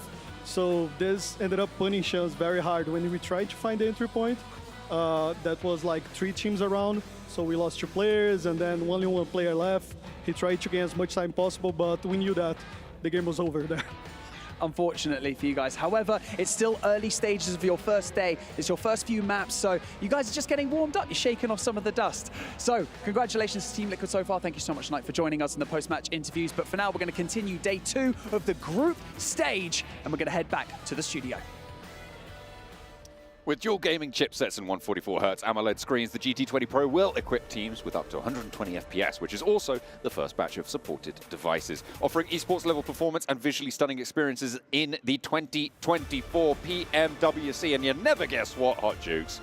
That's exactly where we are. That is Map right. Number 3, day 2, first day for Group Green, coming in for the PMWC. It's time to kick it off. Let's kick it off indeed, and we kicked it off strong right here. Tianba going crazy. You can see QZZ with the most eliminations so far, most damage, no surprise there. And to kind of galvanize the interview that we just heard a little bit earlier with Knight from Team Liquid, man, I love the fact that when it comes to his idea of building a new team, right? Not just having an idea of what he wants and fitting just random players in there that will make that happen. No, search out different players and then build off that, right? Find out what each strength is, how can we make this work, and just go from there. And it's worked, it worked well. And I like his answer of what happened in the last game. Sometimes you get a little antsy, head up a little bit too early, and in a tournament like this, that small mistake, you can pay big time for it. Absolutely. We'll see if they're able to stay a little bit less squirmy in their seats this time around. The plane path, very similar to the first one, Apovka down to Primors, but the circle, very much not similar to the first one. Right. Opposite side of the map, down towards Primors. This is good news, potentially, for a team like Vampire. Obviously, mean Kale over on the desk, mean old Kale, that grumpy old so-and-so, was saying how bad they were in those first 2 matches. No, but they have only got 1 point, right? So this is their chance. They've got the circle shifting out their way. Oh! They aren't going to have too much to getting on with. Ayala, okay. Wow. Getting it done. The shot out the sky. It's a skeet shoot. Man, that's like shooting ducks in a barrel, as that's what our I local always say. Scrooge must say. You know, so it's crazy to see that right off the rip. That's gonna hurt, especially since TJB did so well in the last match. I'm definitely going to be calling him Scrooge McHale from now on. Scrooge McHale. Yeah, I think that's a new name right there. Hopefully we can see him change it on all platforms. Yeah, on the lower thirds. I'll get on to Tomasz about that one. We'll be all right. D plus Kia, they're currently dropping out towards school. Should be fairly easy transitions out southwest for them. Before in a previous match, we saw Everest be quite an important feature. That was Reject who were taking control of that one pretty effectively. But right now, Falcons are pretty close to it. Al Ula XIHC as well in South George, going to be around that sort of area. A lot of potential to control the west coast from a position like this. A lot of teams, though, could just send straight across those Gatka fields into it as well. Yeah, and I think that if they were going to make that send, they would have had to do it already. And that's the thing, that every single time you have a zone shift so far away from the playing path, you have to decide, right? Okay, are we going to stay here, loot, and be late? Or are we going to just pick up whatever item we can find and get on the move? You could even see Tiamba. I mean, they're the top team right now in this lobby. Already 87 points. They're starting to create that gap from the rest of everybody. Now, Tiamba, if I recall, yeah, Tiamba will not be playing tomorrow, right? So they're doing exactly what they need to, putting up so many points that nobody can even touch them. And man, they really started off strong here. And remember what I said at the start, where I predicted that the bubble would be somewhere in the low 70s? That's right. This is the first team to cross that threshold, right? Tiamba now 87 points. No matter what, it's very likely that they'll get through to the finals directly, right? Oh, yeah. Just off the first couple of games that they've had today. They obviously have more leg room now to try and stretch out a little bit of a lead, make their way up towards the top. And, you know, there's so many different advantages, right, when it comes to having such a strong performance off the rip. I mean, yeah, they've already crossed that, you know, threshold. Not an official threshold, but it is our estimate here, you know. And if you do that so early, I mean, they still have 4 more matches left to go. At this point, it's just about making more money in the bank. But there's another thing as well they could do. What could they do? When you have such a great performance and you're like, all right, we know we're going to go to that finals already. There's a couple different things you could do. One, play your heart out, try to go ahead and get that first place, put some more money in the bank. 2, right? Mix some things up, try and train your players up, right, for the finals. So, bring hey, subs in, that sort of stuff. That's right. You know, bring subs in, or if we feel like we struggle with this particular strategy, let's try it now. It's risky, but we can afford to try it and train up for the finals coming up, right? Yeah, they've got Tian Yu, for instance. I think that's from a previous team. I don't know if they are playing or not. I think they've got a sub or 2 on the roster. It's possible. To see. Yeah, so many different things you could try, and you can afford to try it here now because this is going to be the best practice you could possibly hope for coming up for the finals. Or number 3, John. What's number 3? I'm liking this. I like door number 3 already. I choose door number 3. Decide that you want certain teams not to make it in the finals and hunt them down. Oh, I chose the right door. Oh, that is the baby. most fun one, certainly for us. It could be pretty tricky, pretty chaotic as well. If you're Tiamba, then I put it to you. If you're going to choose door number 3, which team do you want to be behind that door? Ooh. Honestly, if I'm them, I'm trying to hurt some teams that I find a threat, you know? Okay. If you're Tiamba, number 1, I would hunt down a squad that maybe lands near you on certain maps, you know, and that can make things a little bit easier towards the finals, or just hunt down some squads that you know can go crazy tomorrow. And we're talking about, you know, squads like Team Falcons, right? Team Liquid had a great start here. Maybe you want to kind of slow them down, or maybe you decide to take out the team that took that last scoop of shakshuka during the breakfast buffet. You know what I'm saying? You know what? I like that last one as well. It's always door number 3. You've got great door 3s. What can I say? What can I say? It's the third one's the charm. Absolutely. Well, there you go. Now, Tiamba, I mean, I would sort of agree. I like the idea of targeting a strong team that is on the boundary right now. So, for instance, Team Liquid, they have got that 10-point average that I was talking about earlier today being very, very impressive. But I tell you what, who else has that now is Tiamba themselves, right? 80 points would be 10 points average. They've got a little bit more than that. They've got almost an 11-point average. They're 1 point off of that from that previous result. It's pretty impressive that they've been able to jump up that far. So I think you might be right with Falcons potentially being my top pick for them to target if they were to go for that sort of a strategy. Right now, they've sailed down the west side on past Georgia Pole, and they are currently on that west coast road trying to find their feet there. Team Liquid, a lot more central though. Yeah, and you know what? I'm not saying that Tiamba is most likely going to go and like hot drop somebody at this point, you know, or do something crazy like that. But since you have so many points, you have a lot more flexibility, right? So let's say you get a thirst on a Falcons player in a bad position. Maybe it's better to just try and commit to take them out rather than just say, all right, you know what, we'll leave them be and try to win the game, you know? So when you have that flexibility, it really opens the door to so many different options. And they're in a great spot for this next circle. I knew it before I even popped. I was like, yep, they are. I was going to say this circle, but yeah, look at that. They are in a beautiful position. You got so many squads out the way. Honestly, I'm looking up north. Brute Force in a terrible position. They've had a rough day yesterday. It is not looking good for them. At this point, I think if we want to even see them make it into the finals, we need to see like a double-digit elimination chicken dinner at the minimum. Look at the rush for the central positions now, moving around the foothills of Everest. Tiamba are in and amongst that fray, so I think we know how that one might go. Vampire pushing in from the southwest side, need to make their mark as well. They're fending off approach from Reject right now. Haven't lost anyone just yet. Reject taking damage, diverted away. They're going to have to get in and amongst it with the other teams as well. They've been sent packing. Besiktas right over that ridge line. I feel like Vampire are going to want to take this ridge on the southwest edge near Besiktas with oversight there, and Reject can't do a damn thing about it. Sara just overcommitted there on that rotate. I mean, he just got a little bit too greedy, I think, on information. Went down the hill and got punished immediately. That's the PMWC right there for you. Team Liquid on the move as well. Besiktas Black are holding this compound, and they're doing a great job of it. Vampire now with the dome under control. That's right. Sending out the signals. 4MV on the southeast side, meanwhile, over towards Gatka. Alliance trying to move in pretty close by to them. They're sort of trading off, moving from these compounds through the hills to the south side of it. No one really getting aggy just yet. No, sir, indeed. Yeah, especially Vampire. They got that observatory. Nice and locked down, looking pretty. And I think everybody right now is just very happy to be in the position that they're in. You got 4MV near Gatka, right next to those chopsticks. So if the zone does make a shift towards in that direction, they're going to be in a really good position. Mad Bulls are still looting in Rozhok. What do you think about that? They need more loot. Yeah. Basically, you win the game by having the most first aid kits. That's how it works. And so actually, I think the recent patch actually made it so that the longer you spend in the blue, the cooler you are. And therefore, that's pretty sick. You got to be cool. Hell yeah. Gotta be cool, that's for sure. But you know what's not cool is this rotation they're going to have to do. Very fortunate for them that this side of Ruins is not taken at all.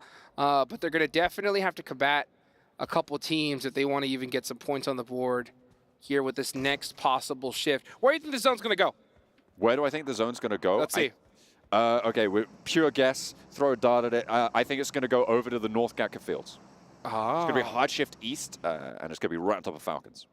I'm going to say it's going to go all the way north. All the way. D plus Kia going to get this circle right here towards Everest. Let's see what happens. Oh, man. That's pretty north. Pretty north right there. Yeah, that's you. That's definitely you. Hospital in play. Other two. Let's talk about what impact that has. Tiamba's position right now holds out all of these teams to the south. TJB on their east flank actually helps them do that as well. They have this line. Everybody in the southeast side is going to have to figure out how to get through. The one avenue that they have, swing west, up that road, but then you crash into brute force on the west side of South George. Yeah, you got teams like Alliance all the way on the south side. They're just going to have to fight their way on in. As we look at that, yeah, that knock right there, Sara getting punished. Nice shots there from Tosspick. These players are so good at popping people out of vehicles from long range. Just taking those shots and able to land them time and time again. I'm pretty sure my guns don't work like that when I play. Woo! Tony K with the Mini 14 as well, a range, able to do a lot of work. Tiamba actually fell back from their position that they were holding on that line, so they are giving ground. They didn't want to be the team actually holding that line. Tony K busting out that Mini. We saw him last year, mid-season championships, dominated with that weapon. So the gun has definitely shot off here, so teams need to be careful here and have to start shutting him down quickly. Meanwhile, Chips from D plus Kia gets knocked. We're starting to see fights happen all over the place. D plus Kia getting punished once again. They are holding that edge of Hospital, and they are getting picked apart. Tiamba, Sean, whoa, gets the explosion and takes out Reject just like that. 3 eliminations for Tianba, and they will not slow down. That's 90 points now on the cards for them, which means they keep up their 10-point average guaranteed. Excellent news. Meanwhile, Alolex IHC trying to fend off against D plus Kia as well, but it's going not great right now for the Korean squad. They have been all but out of these matches so far today, and it looks like that's not going to change. Alolex IHC take them down, and D plus Kia, they're going out with a whimper. I don't know what's going on with D plus Kia. I think if I were to guess, though, just from what I see here, if I could hear their comms, I'd know better. But from what I'm seeing, it just looks like they're starting to play it passive. I think they did so well yesterday that they're kind of erring on, hey, let's just try to get some points and guarantee our way to top 12. That's a mistake in my eyes. I think they need to play the same game they played yesterday, just holding those positions strong, taking out every single team on their way in, and it'll work out. But, oh, I mean, already 3 games with rough performances, that is not good. I'm just taking a look at the map right now. You can see the Mad Bulls on your screens descending from Everest. They are moving up towards the north side to try and flank around there. DXavier on the north side of the hay farm, taking control of a compound right on the junction of some of the paths that wend their way through. This is a Tianba circle all the way through. Look at that. It is a great compound that they have on the north side of the open ground. It's a hill that rises southwards from them, which means that having QZ actually on the top of that hill will give them a lot of info. He's in a vehicle, and very, very likely as soon as there's pressure put on that spot, he folds back, but they get so much info. I was about to say, as soon as that zone shifted, I think there's pressure already, so he needs to start getting back to his team right now because there's no way he's going to be able to hold that by himself. But hey, we saw Tianba doing some crazy splits. They were fighting everybody in the last match, and that worked out. Let's see if they could do it here once again. Meanwhile, Tony K on the hill getting peppered. Looks like from Team Liquid. They got their eyes on Besiktas Black right here. Yeah, a push is imminent on this location. Absolutely seems to be. Besiktas going to have to leave likely soon. Newsy for Vampire flowing around the edge. QZ did go down, get knocked and flushed for Tianba, so was very much exploited. You were right, that pressure was just too much. Yeah, he had to move immediately the zone after the zone shifted. But you know what? Like I said, when you're on top, right, you have some flexibility. True. So at this point, I'm not going to blame whatever you do when you're on top of the leaderboards. But the rest of these teams, they got to do something. One of them in particular has got to be brute force. They've had a terrible day. If they want to continue to stay here in Riyadh, Saudi Arabia, they got to perform here and now. Meanwhile, we watch Vampire just outside of the circle here. Looks like they're going to wait until the last second to make this push. They have been playing very slow and methodical on this edge so far in the first matches. Obviously, it's not worked out for them, but they have already doubled their score total in this match, which is great news for the team. Unfortunately, what is not great news is when Mythic looks at you and clicks on your head. Oh, and that Schweppes thirsted immediately. So Vampire are going to lose one here. And now they're in trouble because they got Team Falcons right next to them. But let's take a look over here at Mad Bulls on the rotate. Very, very close to Talon Esports. And Zurich trying to get some knocks out of the vehicle. Axel not able to get the pick on the car. And, oh, they actually do get one. Down in the open, but 3 players make it through. A very dangerous rotate. And straight on into the auto shotty. TJB do not give an inch when Mad Bulls try and open the door. Yeah, I would have liked to see Mad Bulls just take that commitment onto that fight there rather than the blind send. At this stage, these just don't work. They're just going to get shut down 95% of the time. Let's look at this replay, though. Sean! I mean, this man has been on point today. What can you do? What can you do when someone's on fire like that? It's just get out of the way or die trying. I see on the off angle for Falcons, lighten up Team Liquid right now, who have got this position out on the east side.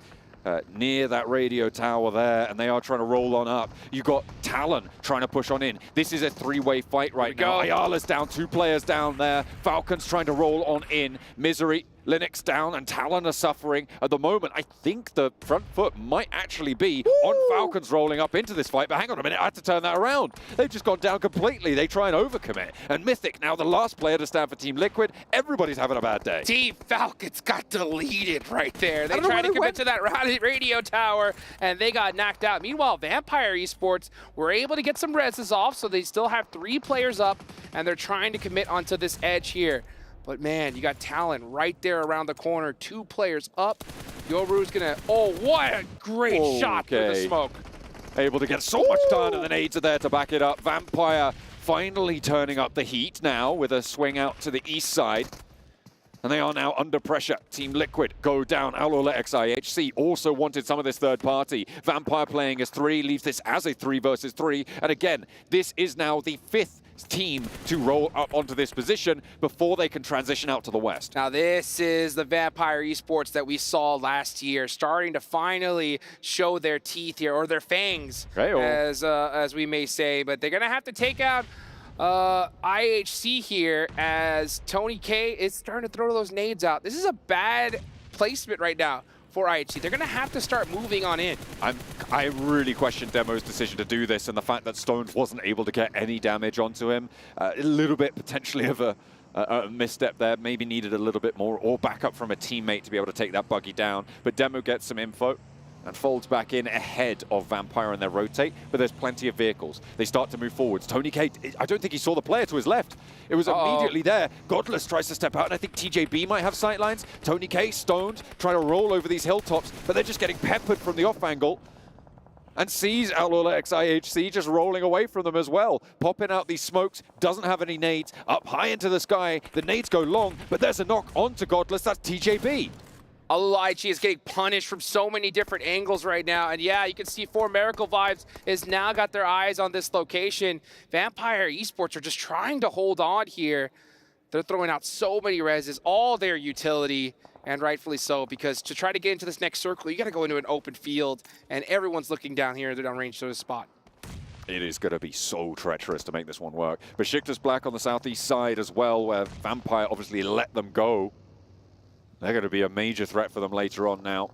The rolls around the hillside. Aloletics IHC try to find the shot, and Tony K with the vehicle position gets a little bit of damage, but not too much more. 2 players for them to deal with, and Demo finally picks up something, and it's Newsy. He goes down entirely. Rogue, low, but heals up, stoned in the smoke. Tony K rolls forwards, up into the rock, has the M4 in hand, looks for the spray against the UMP, trades out, wins it. And there is also backup from his teammate to take out Aloletics IHC, but there's only 2 Vampires left. Tony K able to take advantage of that right-hand priority there, wins that 1v1 and moves up into the circle right towards the edge there. He just has a little bit of hill of coverage, so he will survive for just a little bit longer. This is going to be a tough one, though. If this zone goes pretty much center, it's going to be a tough time for all these teams. This is an open field, guys. Tiamba taking down another team. We'll get back to that. I'm sure there will be plenty more times of that to occur. In the meantime, on the south side, Besiktas crashing through over towards 4MV. They know that Vampire have a duo, or well, some players at least, out towards the east side of them. So they're reticent, they're reluctant to move on in towards this compound that 4MV hold, and in a pivotal position as well on the south edge. So goes a little bit further south here. Now Tiamba not only need to step out of their comfort zone and start getting active. Brute Force going to have to do the same as well. Every single one of these teams is going to be holding the edge because it is a wide open range dead center.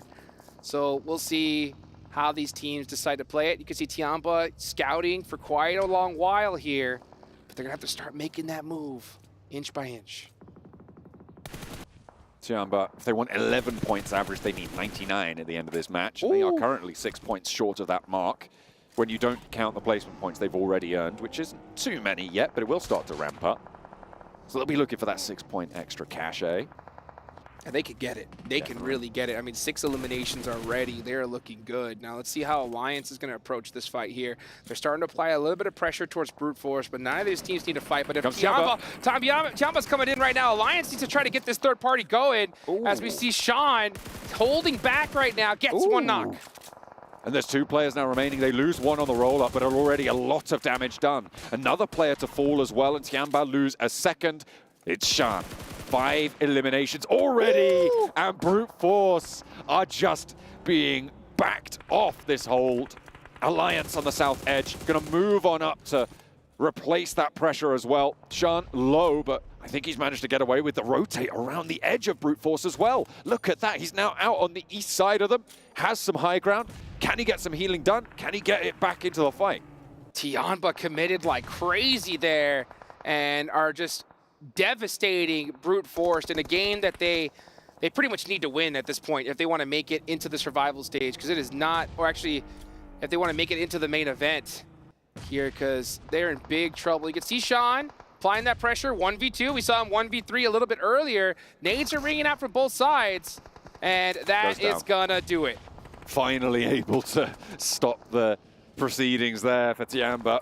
They get 6 elims though, and they keep that 10-point average going, looking pretty healthy at the top of those tables. Alliance now with the chance to move up towards brute force, but they've already been softened up by Tiamba on the north side, and this west side is looking so open for them. 4 players alive for Alliance. They've got the rooftop high ground. It is going to be so difficult to take this team down. I don't know if anyone's going to be able to do it. 4MV yet to dispatch Besiktas, but once they have, or well, if they have, sorry, for the Turkish fans, they will very likely be able to do so. That's kind of the main threat that I see. However, Vampire on the north edge, still surviving.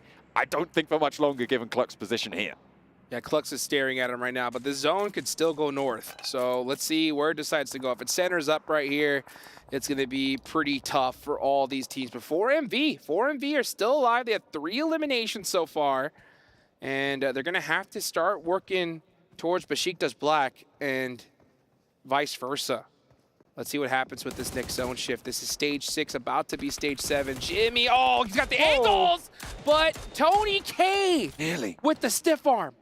Finding nearly a second knock there, but that allows him to get the res behind the hay bale. It's going to be so tricky to move now, though. 45 seconds until the close. The terrain up to their left side, so their east, will be maybe a little bit more maneuverable, but with Cluck able to have complete control over the runouts, there's basically nothing you can do. You've just got to win the fight or hope that Cluck is busy elsewhere. Tony K has to hit a miracle shot if they even want to survive, but it's not looking good, folks. I mean, they did enough. They did enough, right? 6 eliminations so far, top 5 position is nothing to shake your head at for a team that's just coming in here today. But it's good to start seeing some signs of life from this team. Now we're going to start seeing some smokes ring out. Or might as well, if you have any utility, just throw it. Why not? Because the odds of you making it out of this hay bale are slim to none. They are going to have to move before that high ground position for Alliance, but for MV, actually, Besiktas having a good opener there. Poser is down, though, and Lewis needs healing. Out goes the forward position, and Toshpik finds 1 for 1 on the trade. The second as well on the strafe, and the third and the fourth at the back. Oh, 4MV get rolled over, and Besiktas mounts the side of the compound, able to push their way on in, forced on in, and I take my words back. I thought 4MV had it in the bag. But no, they did not. Besiktas Black coming in hot, and Alliance did a great job here of cutting off Besiktas rotation. They're taking up even more real estate. Tony K, though, survived. He made it out of that hay bale with all that chaos from that fight. Brute Force still have pre-pod there, and if he's a snake, if he's not gone noticed by Vampire, that could be the death of him. Alliance have shimmied on out. They've sent 2 forwards. That's 1. And it is going to be a good opener there. Low HP on Poser. That's going to get healed up on the sidelines as Jimmy keeps the pressure on. A lovely air burst, and Poser goes down. 2 knocks now for Besiktas, and Alliance still aren't committing. They just want to keep the pressure on. They know that they're outside the zone. They don't need to move too far. This is perfectly handled. Vampire take out pre-pod on the north edge, and Alliance are putting on a masterclass. Yo, they got to watch out for Tony K. Tony K is still in the mix right here and could cause trauma for this team because Besiktas Black most likely going to go out, and Alliance did exactly what they needed to, just to keep applying that pressure. Blue Zone's going to do the work, but they said, nah, we want all these eliminations, and they get them. Vampire 7 elims, Tony K with a mini 14. They're split 2 and 2. This means you can isolate around the side of the hay bale. Individual fights a little bit easier. But the regroup for Alliance looks to come forwards. Jimmy's moving on up in those vehicles, trying to get closer. Stoned, meanwhile, on the back lines as well.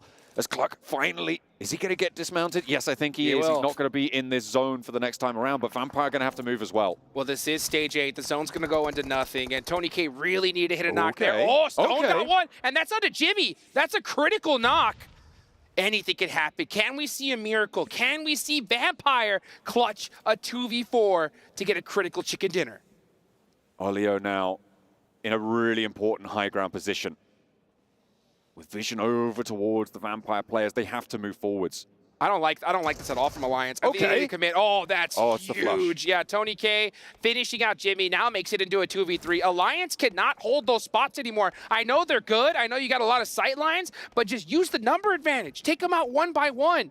You're basically essentially allowing 1v1s to happen here, and you're getting punished for it. That's what I was saying, right? With that 2-2 split, they haven't fully recoalesced. They've left Cluck too far back, but now they move in. Play 2 players forwards with that backstop. Cluck, the off angle, the wild card. Tony K has 2 nades left in his bag, and you know he's going to throw them. This is stage 8, folks. About to go to stage 9. This zone is about to go to nothing. It's going to center up here and apply that pressure on these players. Cluck he's able to make it off that rooftop, which is what I wanted to see, but he's got to find a way towards his teammates. They're all split. This is a terrible play, I think, from Alliance. They can't be snaking and trying to do this. They need to go in. Oh, that nade. What? How did that not hit Stoned? I have no idea. It's going to go a little bit further this time and not really going to do too much. That nade was there, but it's still just not quite on the target. Tony K has the hay bale. Vampire need to shimmy forwards. Alliance have the center.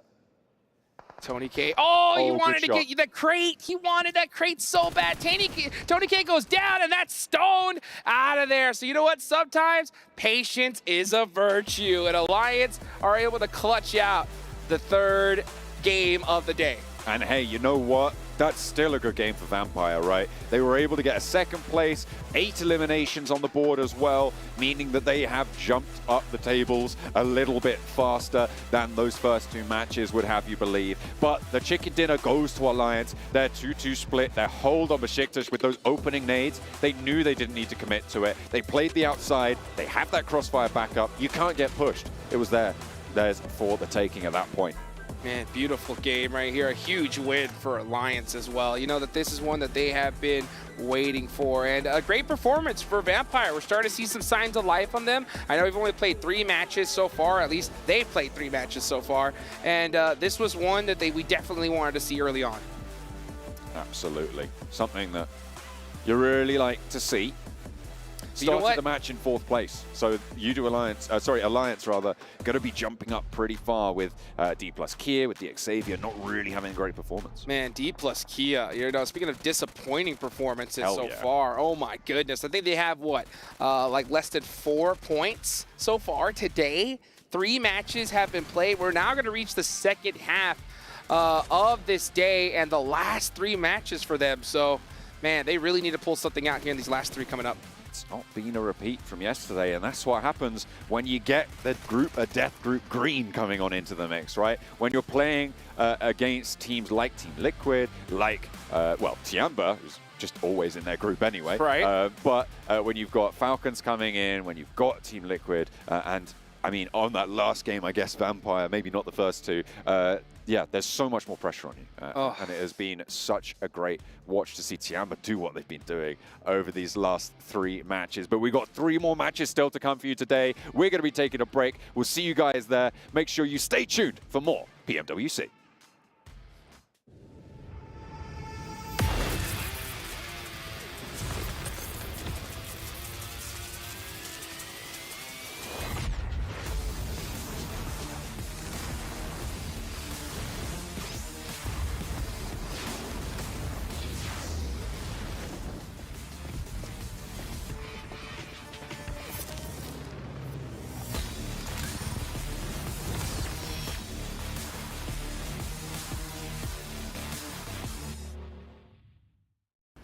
لحظات البداية عاشت معنا. كنا نحسبها وقت للتسلية بس. نحسبها بس ذكريات. عبود أعطي أختك اليد يا ولد. ابتكرنا فيها ابتكارات، وإذا بغينا قلبناها خرافات. كنا نحسبها بس لمة وصحبة وسهرات. انتبه نوب ترى نوب. لكن كنا نشوف عالم ما حد يشوفه. ليت يشغل وقته بشيء يفيده. الله عليك على اليد سود. عالم كبر وعاش فينا. عالم الحماس فيه يوصلك كل مرة لحلم أصعب، بس ما يصعب عليك. بارد معك وين ما تروح.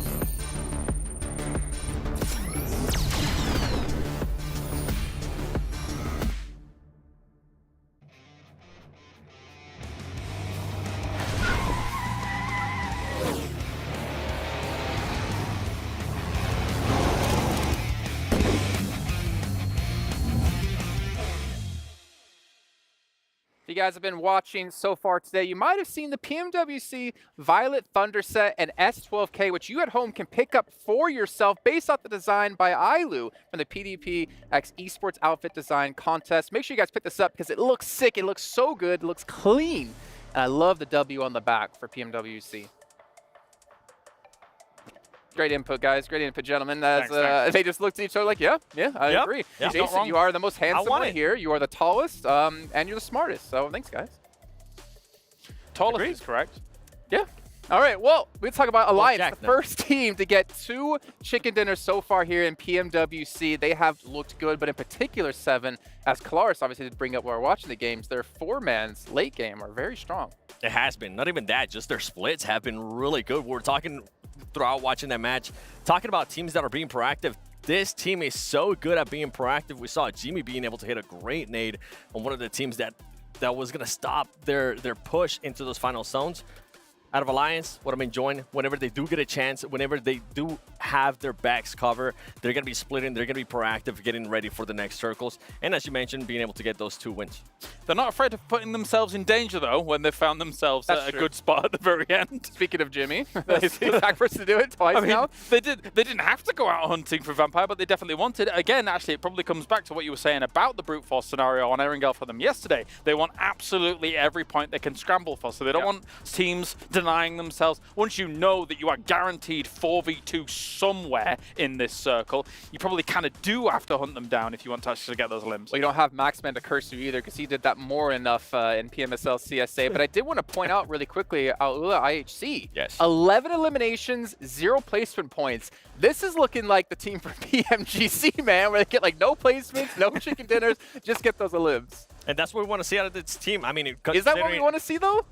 It worked out for them at PNGC. True. And it was a big question mark, and slowly but surely, if they continue to perform like that, I mean, they ended up winning PMGC, but it's just 1 game out of this team. We haven't really seen much out of them, and that's what we were talking about at the beginning of the day, too. This is a team that barely qualified throughout their PMSL because of the last match that they had. We wanted to continue to see those high elims out of that team. To capitalize on what I want to call I was talking about whilst what game was going on, almost the desperation of some of the moves that some of these teams are making at the moment in this start. It feels like a lot of the teams are leaving moves too late in some of these early to mid games, and then desperation hits and all of a sudden 3 teams crash into a location, and then that exposes them because they have to come out of the dips, because nades are going into those dips, other teams are shooting at them. IHC was able to capitalize on some of that in this game. That's why you see those 11 eliminations come along. As the tournament goes on, that's going to become less of an issue, I think. I think teams will get more comfortable, less desperation moves will occur, so we won't see that conversion. Do you think that's a result of the format, right? Because you have 12 matches, that's it. To make sure your top 12 teams are trying to play too cautious and not the way they know how to play? Oh, I have to really think about that. That's a good question. I can give you the other side of that. Or is it a symptom of the caliber of players we have in teams and the respect they're kind of giving each other? It kind of comes to that, right? Everybody now knows. Everybody in this game can shoot. Yeah. Everybody can shoot. And now we're slowly getting to the point where the majority of people can macro good. That's not a proper real sentence. Don't use that anymore. Macro good. But what I mean is they understand, okay, we need to be making this wide rotate. We only have the option to wide rotate at this point. We only have the option to try and thread the needle and get to this location. So everybody is rising the bar constantly, and it makes when all the good teams are making the same moves, you all end up in the same position. Do you know what I mean? Exactly. And I mean, at the current stage, too, that we're seeing a lot of teams third-party each other. At one point, we saw, Team Falcons fighting with Team Liquid, and then on top of that, Talon came in, and then after that, I have to change it on you because it was Team Liquid and Talon fighting, and Falcons rocks up like, yeah, we're going to park ourselves in the middle of both teams. Like, what? I mean, this is a great example, right? The location that you guys are referring to is one of the most important locations in those fields. The radio tower on that field is one of the only places that allows dips for defensive capabilities. Now, you oftentimes will have a team there, but other teams are trying to use it as a checkpoint to get then further into those fields, and then it becomes a hot pot, and, well, we saw what happened. But to go back to what you're saying, Seven, it was those 3 teams, right? And then Vampire rocks up, IHC rocks up as well. It's like a 5-team fight happening there. And talking about Vampire, that's usually how we're used to seeing Vampire win their championships here in Riyadh. They're used to be known for being the team that is usually able to third-party a lot of teams. I want to see a little bit more of that. I mean, Tony K too was able to perform really well, which we'll have to wait and see if he's going to continue on those performances. But going back to that fight between all those two teams, I feel like we're starting to see that more and more here so far at PMWC, something that I'm not used to seeing in previous global events. More teams, more big teams are willing to fight against each other, even outside the zone like it happened in this last match. Yeah, and Tony K, as we're seeing, I mean, he is the holder of most eliminations here at PMWC with 53. Yep. 5 eliminations. I mean, they had 1 point before this match. I think they got 14 points in this game, so they need him to step up. That's why I said 2 games. It's a little bit early to really kind of call them out here, right? Like Tony K, Vampire, how they are able to perform here on this stage for mid-season tournaments has been nothing short of miraculous. 949 damage here for the 5 eliminations. Do bear in mind as well, about 650 damage he was receiving. He went through an absolute war to get to here. So it's not only the fact that he's able to get those eliminations on the board, he's also understanding that, hey, sometimes collateral damage is going to happen. I'm going to have to find some spots to be able to heal here, because in those fields, it can get dicey. Well, there is another team we wanted to talk about here, and if we're talking about, you know, teams kind of playing reactive or playing a little bit too slow. One team, I think, almost on the other side of that coin is maybe Brute Force, because we're seeing them change their drop locations. And Seven, I know you did want to talk about Brute Force in general. I mean, with Brute Force being the champions out of PMSL EMEA, by the way, this is going to be a comparison of what they were able to do yesterday to today. Yesterday is going to be on the left side. This is a team that after they're going to be playing their last 3 matches. You can see in the elims, they're pretty much around the same. If they continue on the performance that they currently are, it's going to end up being at about the same. And if it wasn't for this last match that we just had, if they wouldn't have had such good performance there in regards to placement, this stats would have looked a lot more different. It would have been a bigger gap. For the group stage, the clock is almost striking 12 for Brute Force. When you think about their position, they are on a knife's edge here right now. They are capable. I've said it many times here at this stage already. They can run hot, they can run cold. Sometimes when they run hot, oh my days, they're getting themselves 23 eliminations.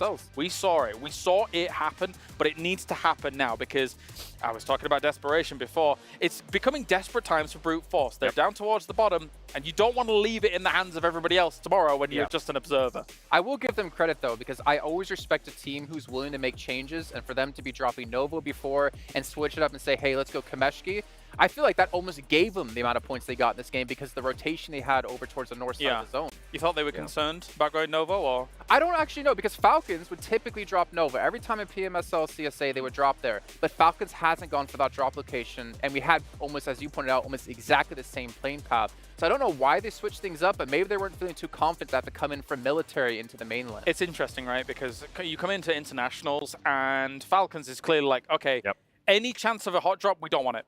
Straight off the bat, which makes complete sense. We have seen so many teams' opportunities dashed against the rocks just because they're in a hot drop.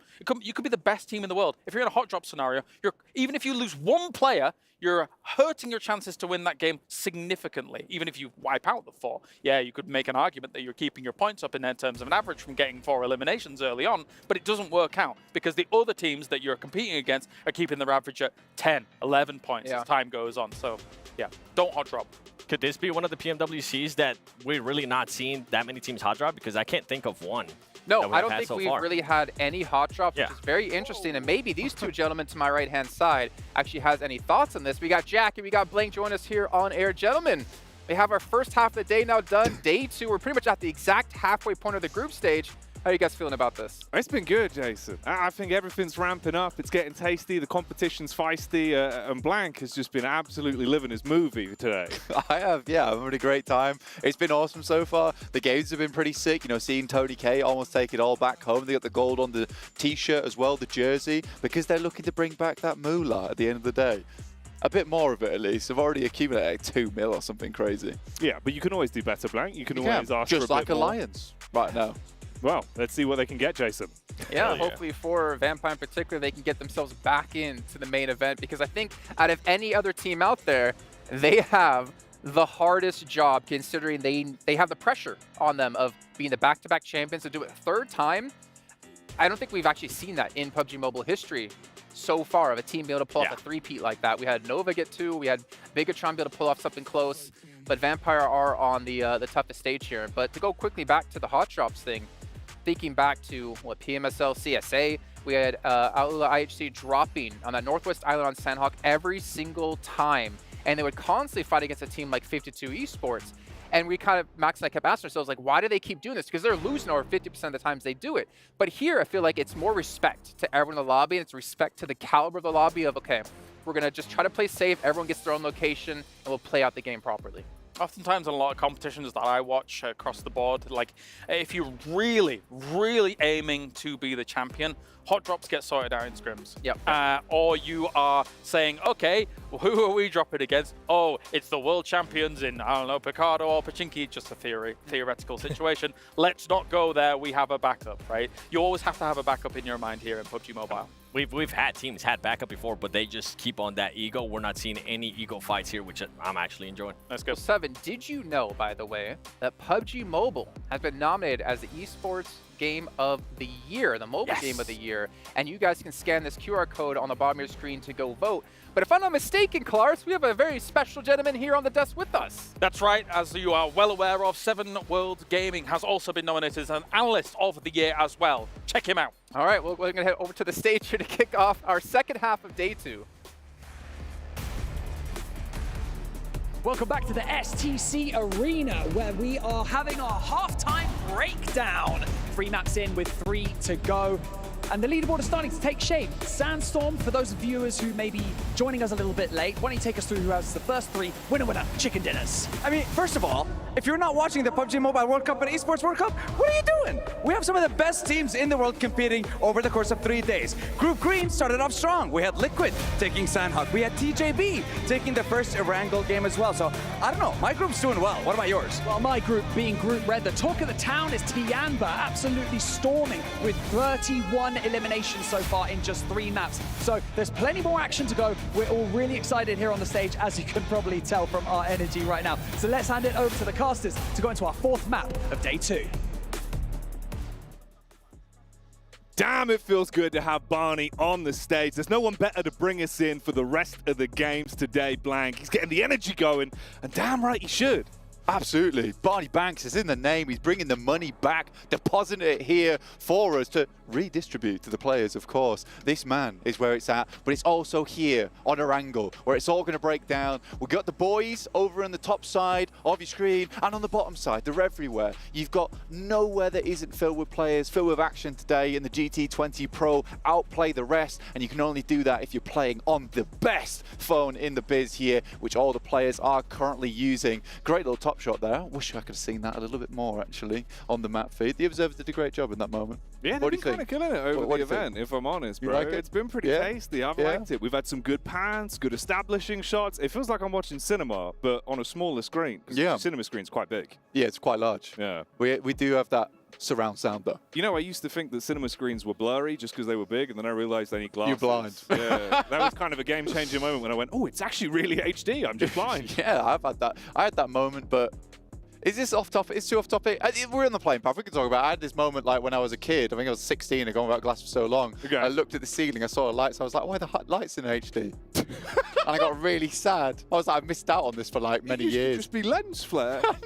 Oh, you've been living in Michael Bay's movie. It was crazy, yeah. But straight into the game, we're going to get some optics on this one right now, see where people are dropping. We've got Team Liquid in here. We do have some of the other teams joining us from our groups. We are seeing how this one does play out. Group Green joining us today, playing alongside with Group Red. And this will be Group Red's last day to impress here on the stage, Jackie.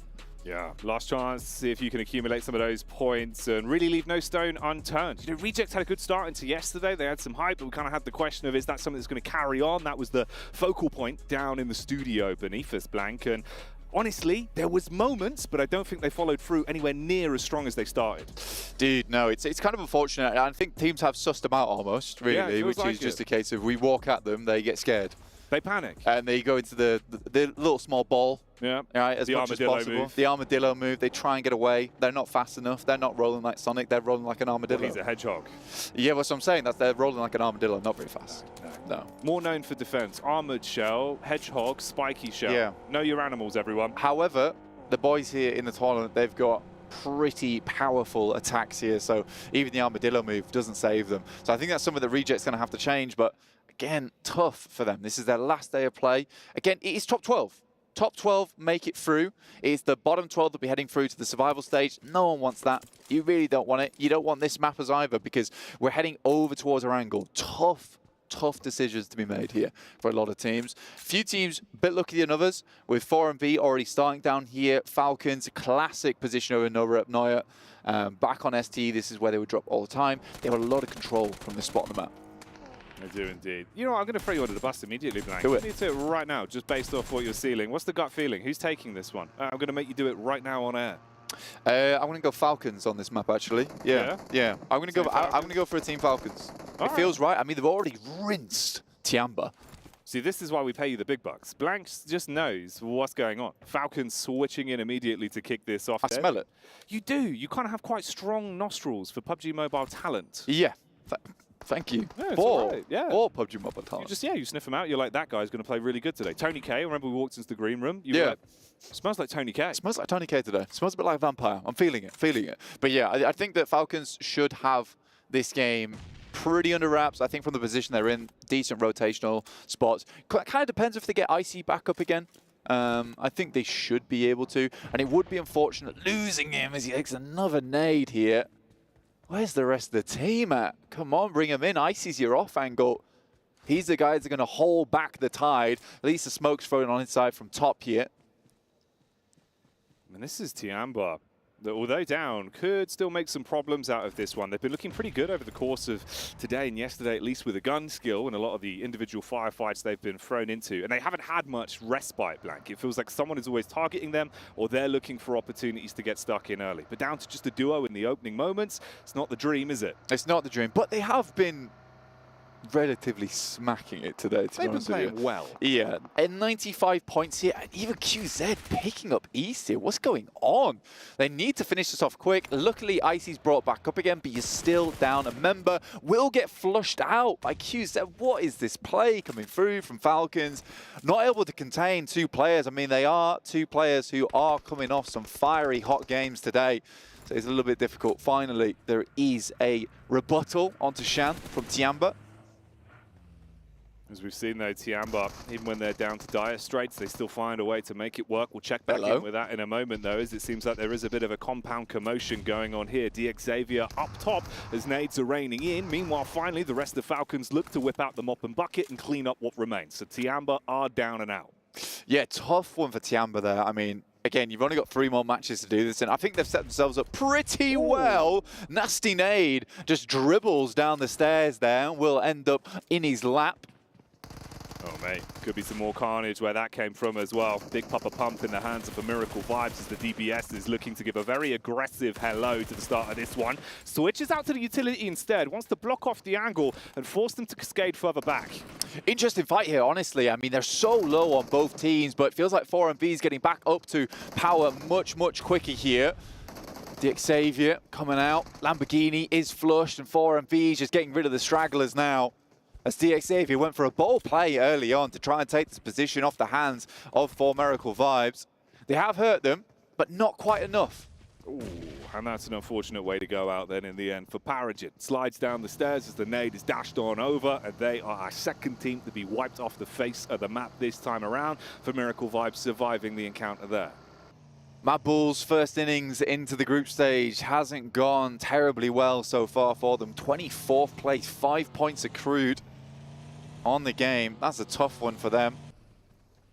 Still have tomorrow, but feeling like a bottom 12 to me, really, at this point in time. Just not displaying the same kind of power. Getting a quick replay on this one. This is the initial spray down coming through from East, who they, in fact, actually lost in the end, but he opened this one up for them. It was a nice engagement as well. You love the angle. It's always filthy. Very hard to get the shots back onto him, but in the end, he loses his life for it.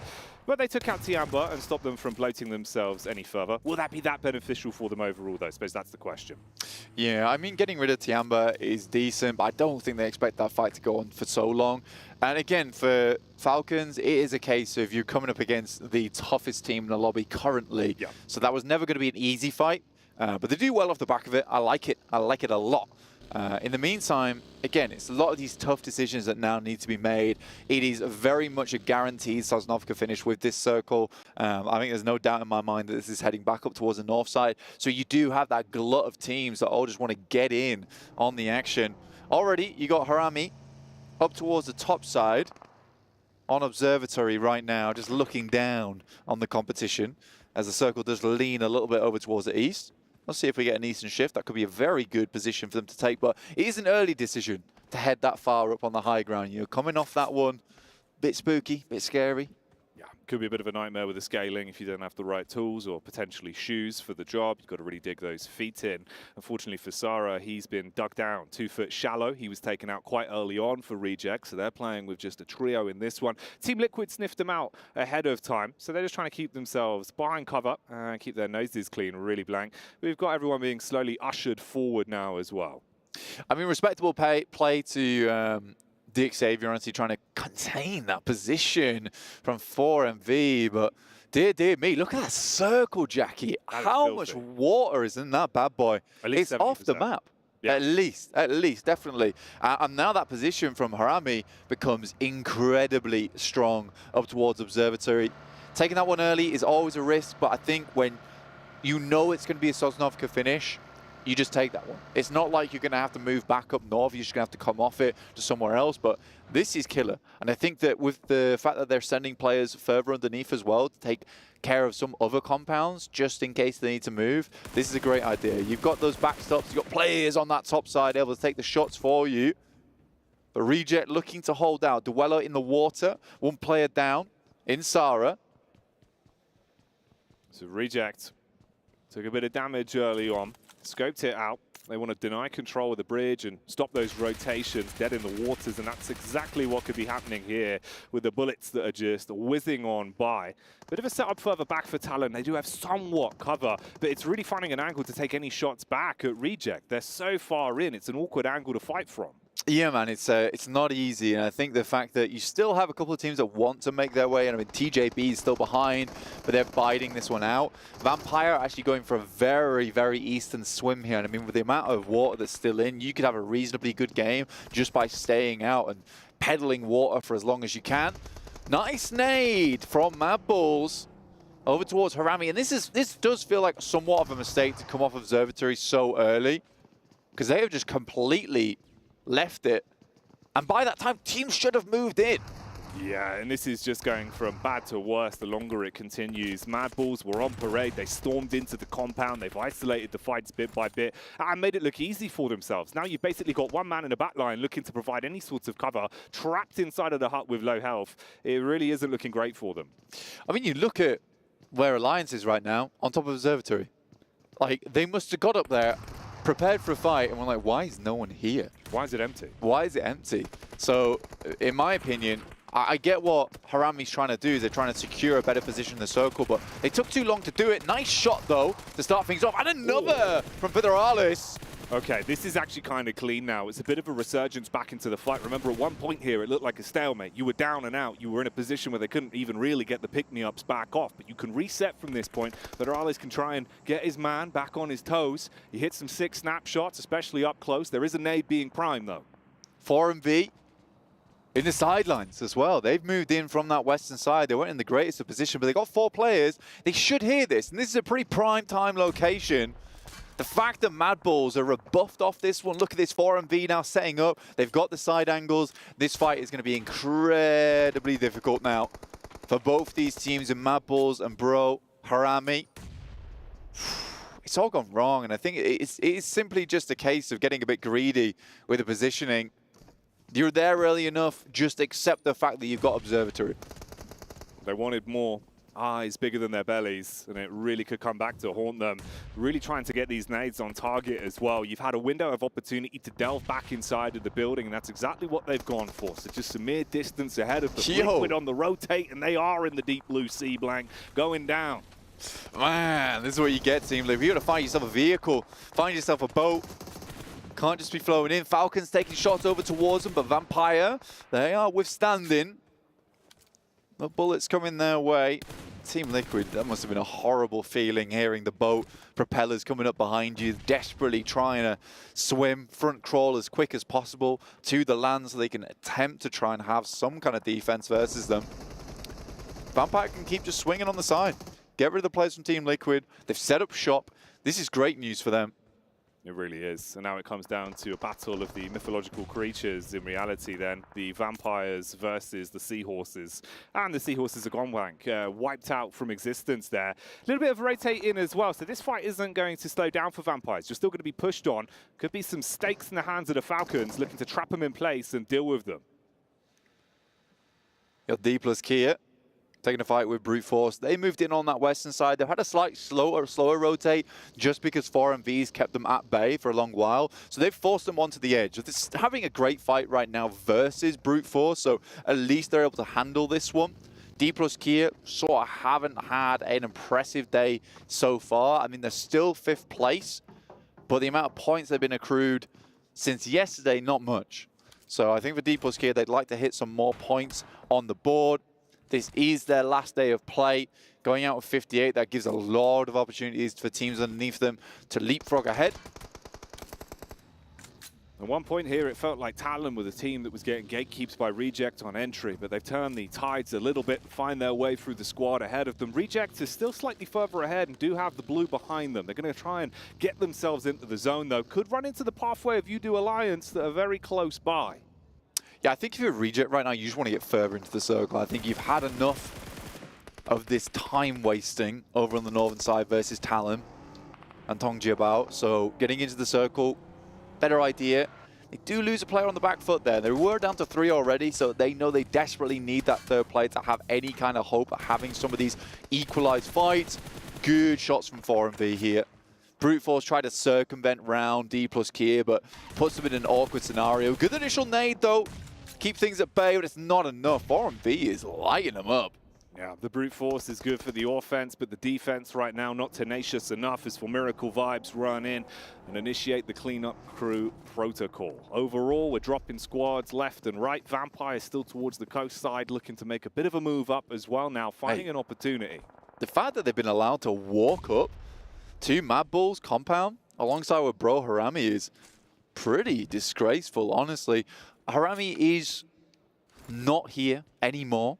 They're gone. Out of the game. Mad Bulls were able to solidify this position, but this just gives a huge amount of power towards Vampire. Taking the fight 4v3, the utility can't be that high from the Mad Bulls. And with Vampire having a lot of time to loot round Mini Milter, then take that boat into position, they should be good to go. Yeah, they're looking like they're gassed up for this one as well. Want to kick off the engagement. That's one way to take the top off like a can opener. Snipe their way through the side. Close the distance between them. The shotties can get up close. Response is clean back, though. Here we go, Dulika. Lighting things up. I mean, it looked good at the start there from Newsy, but it seems to just be a doozy here for Dulika. Pulls out the S12K.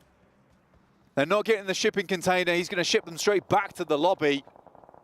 Very nice hold with 7 eliminations. This is what Mad Bulls needs. Down in 22nd place now. We're able to dig themselves out from 24th. Nice to see.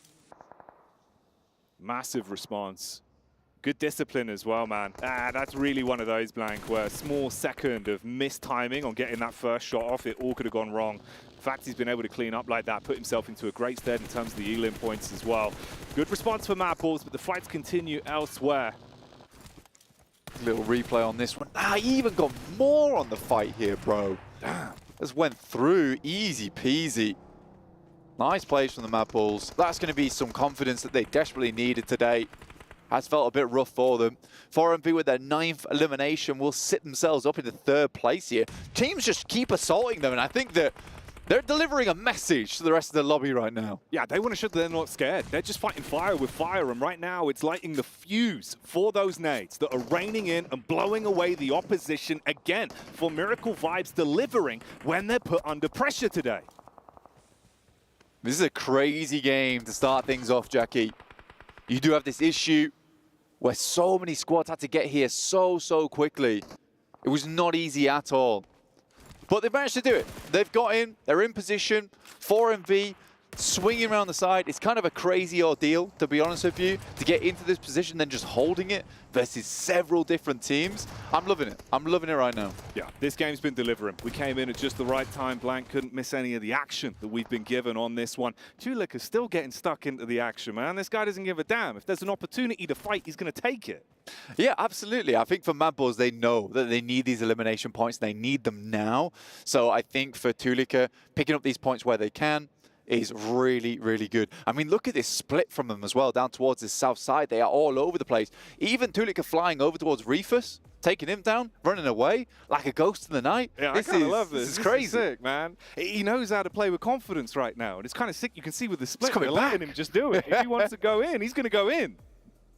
Swinging around the side, getting that information, but with this shift on the circle over towards the eastern edge, Falcons have a really good spot. Problem is 2 players. Right, they do not have the force to withstand a lot of this. And it's surprising the amount of teams on a circle like this that we have with 4 players alive. I think we currently have right now 4 teams with 4 players up, 1 team with 3 in Mad Bulls. Everyone else is on limited members. So this is going to be a really nice finish. If anything, this is going to be a very, very fun one. It's going to be action-packed, explosive. So, hope you sorted out whatever you needed to do before the game, because we're locked in now. Yeah, there's no time to get a drink anymore. Make sure you got your seatbelt on, because it's about to get bumpy. We're entering turbulence, Blank. The no smoking signs on and the seatbelt signs. So get strapped in, as we're about to take off. Like you said, Jackie, it's going to be a bumpy ride. With, you know, this way and that. You might end up 180 at one point. Woo. But don't worry about it. We got you. We're here to fly you straight through to the end of the game.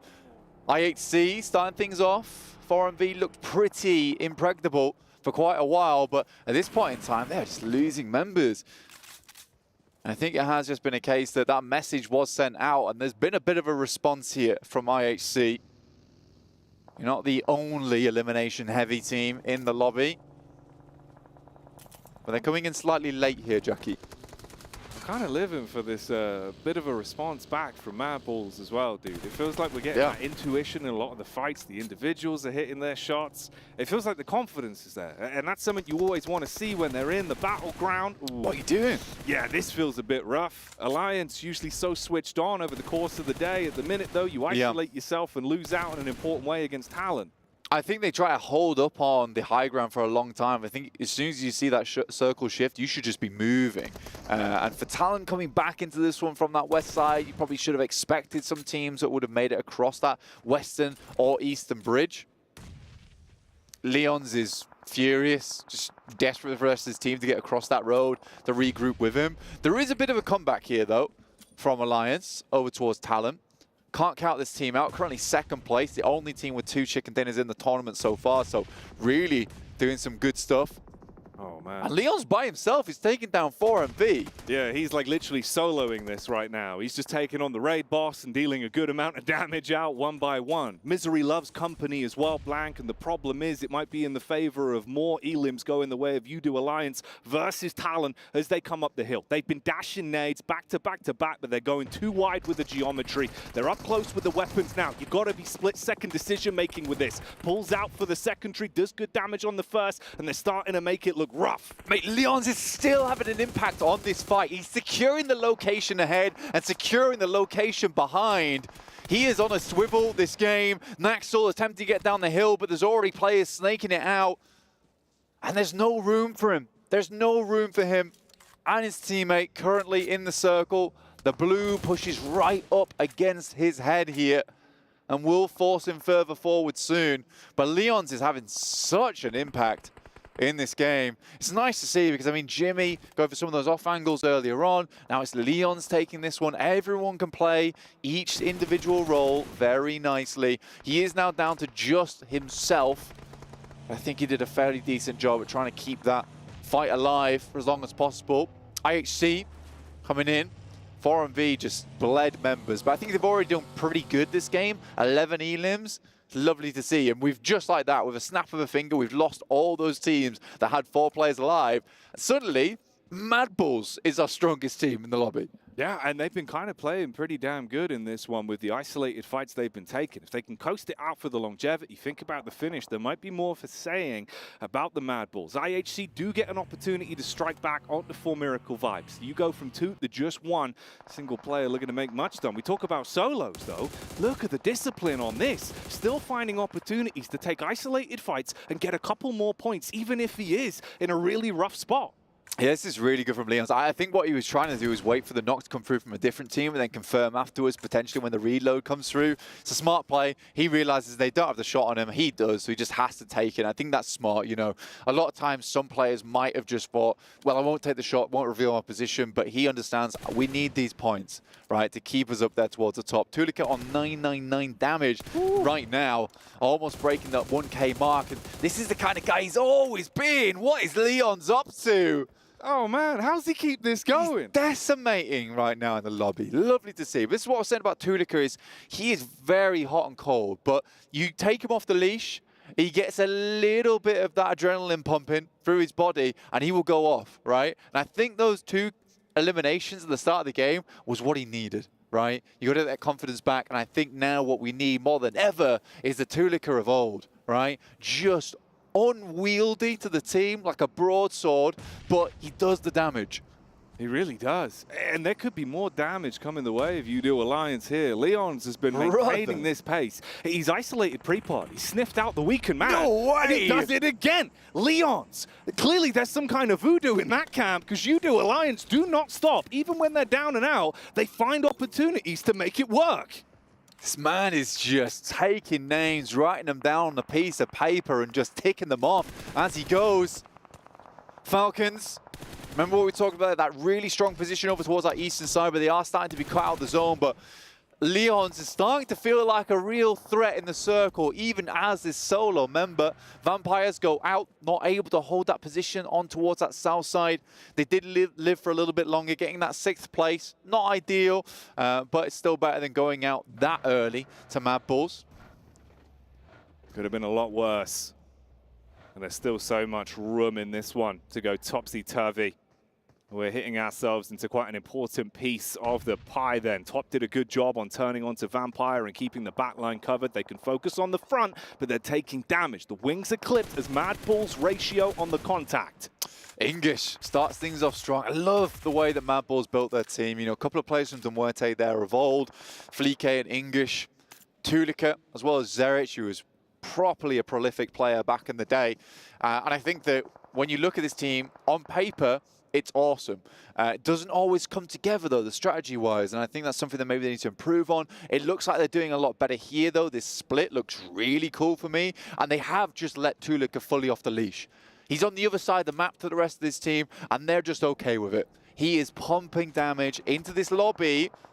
And another there. And it's Tulika. Of course it is. Oh, man. The second he smells any kind of opportunity to strike, he gets involved. Tulika is lighting up the competition again and again in the battleground right now. There is no one that can test him, and it's not just him. That's the fact that you're bringing up, right? You've still got by far the largest amount of firepower in terms of the man advantage on the server. English and Flique, long-time duo in the past on teams, now reunited, and they're just playing off the back of one another. Letting Tulika get his thing done. Top's able to take down Baron before that nade goes off, so Mad Bulls will be taken away. One of those elims. Leon's from the backside, though. We'll find another. Confirms it onto English. This guy is the big story of the map. Down to just 2 players. This is go any way, honestly, at this point in time.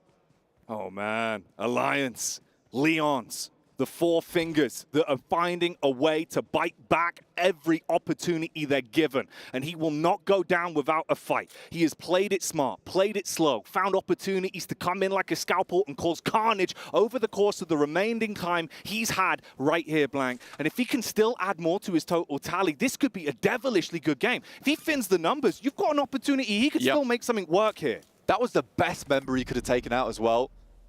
Onto Mad Bulls, dropping him down to 2 players. There's a real chance now for him.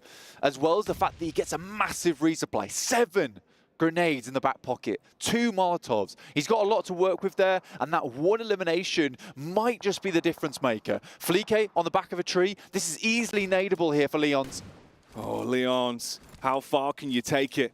Can he live his movie the whole way through and somehow snatch away another chicken dinner? Is that the storyline that could potentially be built from this one? It would be off the back of broken, busted squads that have come in front of him. He's taking damage from the side, though. Fleek spots him out. Nade thrown wide. He's looking to punish now. Bobbing, weaving. The man's a Hell in a Cell boxer, and he's looking to throw out the right hook. Switches back to the nade. Wants to engage on this one. He's waiting for his opportunity, primed and ready. The damage is going to go wide, Blank. He's got so many to work with. Got a Molotov as well. Hasn't used it just yet. Sends it behind the tree, but Fleek's playing pretty perfectly until that one knocks him right in the gob. Another nade sent out randomly over the side, clearing out the other tree. Now knows that Tulika's further down the hill here. What is happening here? A 1v1v1. A four-way towards the end of the map. This is Leon's world, and we are just living in it. He is the beating heart of UDO Alliance, and he will not stop pumping until he has found a way to carve a path to that chicken dinner. But there are still squads in front of him. Everyone isolated, playing the long con, playing the angles. They don't want to make that first mistake now. Just cutting through the lobby, assassinating members of other teams where he can, going toe-to-toe with two in front. Heads down the hill, spots another there. That should be an easy elim for Leons. Strikes it up to 13 elims. Contains the high ground. What an incredible game this has been so far from a solo. Lucky number 13 for Leons, but he doesn't need any luck. It's all skill right now with the way that he's been playing this one out. Focusing on being able to isolate these next two fights. There's such a good timeline for him here. He's got through the hard part. He's just got to be able to pull it out. Ooh. Lucky to be alive. That one really was divine intervention. He can tuck back into cover, re-heal off the back of it. He's still standing. Top, out in the open here, challenging him to peek out. Gets a spot onto Rogue as well. This is perfect news for him. Circle's going to close in. Stage 9, last one. This will pull all teams together. And Leons has to run down this hill. Brazen play he'll have to make. He's looking for that opportunity. His best bet before he kicks in those sprint boots and starts on running. There's the response back, though. First pickup. Yo! Oh, he goes on to do it. A massive performance. UDO Alliance, they do not go down. Leons as a solo stand strong, and once again, a chicken dinner is theirs. What an insane game there from Alliance. They were pulled apart, the Alliance broken, but united still, they stand strong towards the end of the game. Leons, like you said, man, that was a move. We were talking about cinema at the start, but this guy's blown my ears off. Blown the roof off the studio too. Outrageous. The fact that he's been able to make the right decisions, hit the shots, the timing on it all, dude. We're looking at it thinking, yeah, UDO have played damn well today, but surely not here. Every time we're going, Leons, Leons, Leons. The back-to-back as well of that one. He looked incredibly slim on the opportunity, still makes it happen. This has been a disgusting game from Alliance, and they're here to play. Whew, yeah, they were. They were here for business, Blank. This ain't no leisure trip. They're heating up the studio. The energy down there must have been wild. You're thinking everyone else on the squad looking towards Leon, just seeing him make the plays, blown away by the fact that he just continued to add insult to injury at every opportunity. Yeah. The 1 HP hit as well behind the rock, but it could have been over. It was crazy. It could have ended right there and then, Jackie. The best thing is, though, some of those rotations, which I'm sure the desk will break down, but as a solo, you really have to pump those minuscule details in those end games, where he moves up towards the high ground, realizes this is going to be the best spot for me. I can play on Lion's Rock, get some identifying information on the teams below us, then play off the back of that. Goodness me, even just shooting the tires out of the car as well. Man, what a crazy game from that. Let's see what the desk has to say, because we're all out.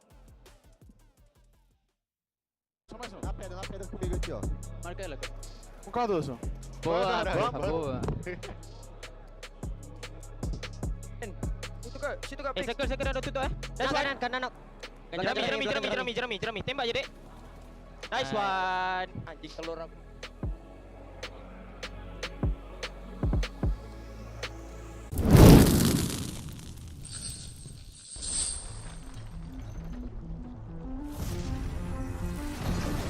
Cover what's good from us. Escape what comes along. you wanna live for?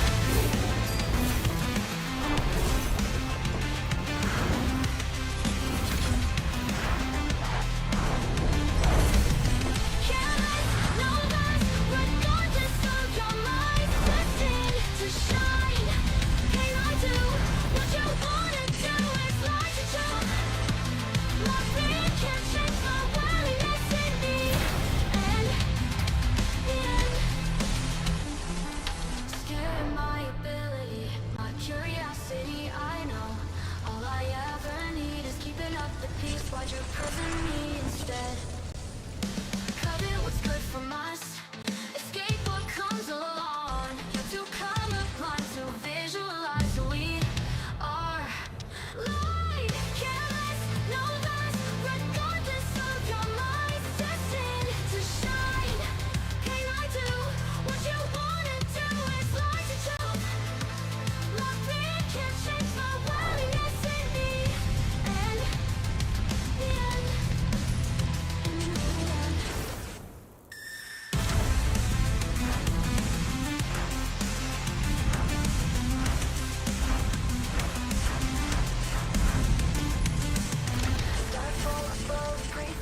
wonder what they wish for, what they want to live for.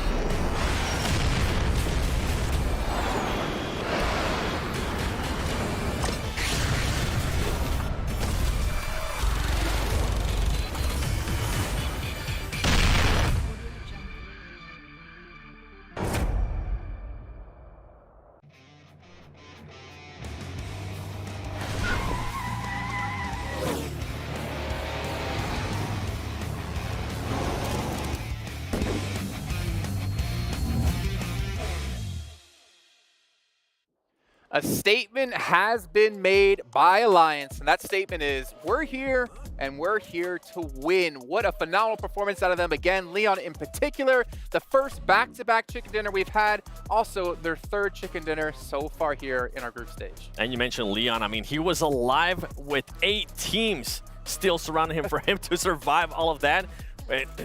We've been talking about, are we finally going to be starting to see a team being able to get those back-to-back chicken dinners, which we didn't get a chance to see yesterday with all the uncertainty? It's good to see that Alliance, out of all the teams, Alliance ends up taking that back-to-back chicken dinner. I mean, they're feeling it, right? It was ridiculous this game. Not only did they start things off by hitting the crossroads south of East Bridge and taking out 2 members of Falcons who should know that area and should have command of that area, they then go on to be able to win out a ridiculous scenario down towards the bottom. Do I need to make a noise? Wow, look, there's 2 over the I don't think you are indeed for 2 simultaneous. Yeah, it's difficult. Damage. But the fact is, this game, it wasn't a team game, honestly. It boiled down to those solos. Tulika coming in for Mad was so important to see because Zerich got eliminated early, and Zerich is typically the player you look at when it comes to Mad Bulls, and for him to step up when they needed it, especially against Vampire there, we saw with the shotgun, that was getting Mad Bulls back in the mix here. What better way? Legends of PUBG Mobile here at the final moments. 1v1v1v1, all on different angles. Alliance having the high ground. Big, pivotal decision maker here for this final moment. It really was. And then for me, Top, I was hoping we'll start seeing Top being able to clutch it up. One of the factors that was a bit questionable out of Team Falcons in their region is their clutch factor. Unluckily for him, he wasn't able to do it, but Alliance, 24 points, and Mad Bulls, the way that that team was able to rotate, we'll talk about that a little bit later, it was quite impressive. They ended up with those 15 points. Alliance might have passed Tianba here for first place, and Alliance, they're guaranteed. guaranteed through to make it to the main event now. So now it's all for them about how many more points can we score to potentially take home, what is it, 70 grand for first place here in the group stage? Big stuff. I mean, yeah, and the difference in which both of these teams have been able to make it to the top as well, right? Tiamba, no win under the belt just yet, but Alliance 3. They were the first to get 2, and then they were the first to get 3 straight away right after it here for the tournament. A team that we were talking about that we actually got a chance to see there again on that second page was Al Ula IHC. I mean, we're wondering what was going on in the first 2 matches. Now back-to-back matches where they are able to put up points. And it wasn't just elimination points out of IHC. It was actually some placement points as well. Yeah, very true indeed. And we're taking a look at the second page. You can see Team Liquid there off the back of their start with their win. They have been a little bit quiet, to be honest. Yeah, a little bit. A lot. I think Team Liquid is able to thrive in situations where, again, as I mentioned earlier, where they control space, but they need to be able to control, in controlling space, they need the lobby to be a bit more predictable about how things are going to be moving in around them. Again, there's a bit of chaos right now in the first 2 days. Chaos was the perfect statement for that last match, too. Considering the zone we had going very far southeast, 50% of it was water. We saw multiple teams, Team Liquid and Vampire, both take into the island as well, where obviously Vampire came out ahead in that one, but that was not an easy zone to play whatsoever. It really wasn't, and for me, Vampire decided to make the push towards Mad Bulls. Mad Bulls was able to defend that compound super well, considering that they moved in super early too. With Mad Bulls, their early rotations, we've been talking about this, and it's something that we were talking about it yesterday, and we're starting to see it more today too. Those early rotations from most of this team, being able to set themselves up, being able to defend a compound, if you are able to get into a compound, has been working wonders. We find ourselves in another interesting moment in this game as well, where 4MV had sent it very rapidly into the center of some of these final circles, and again, it comes down to what Team Liquid did in the previous Erangel, where they went to a location a little bit too early. If 4MV goes there a little bit too early, you see Aula IHC get in there right behind them and then make it work. So again, it's all about timing in a lot of these moves. With that 4MV push, that 2v2 split, sending it to the middle during Circle 5, were you happy with that? No. Because I was not, man. I was. I actually, we're talking about this. I thought that they were going to be sending it towards Falcons and then clearing that area and then controlling the compound and then working the way up. But once I saw them split, I was like, oh, no, this is not going to end well. We're taking a look here at our overalls, and Alliance have been able to do it. But as you always point out, seven placement points outside of their chicken dinners, whereas Tiamba has 29 points outside of their chicken dinners. Night and day between the two teams. But nonetheless, it's been enough for Alliance to get themselves through into the main event. Alliance, I'm not complaining. All right, if you're going to be getting back-to-back chicken dinners and you're going to continue to get chicken dinners, you know what? Do whatever you want to do in regards to those playing points.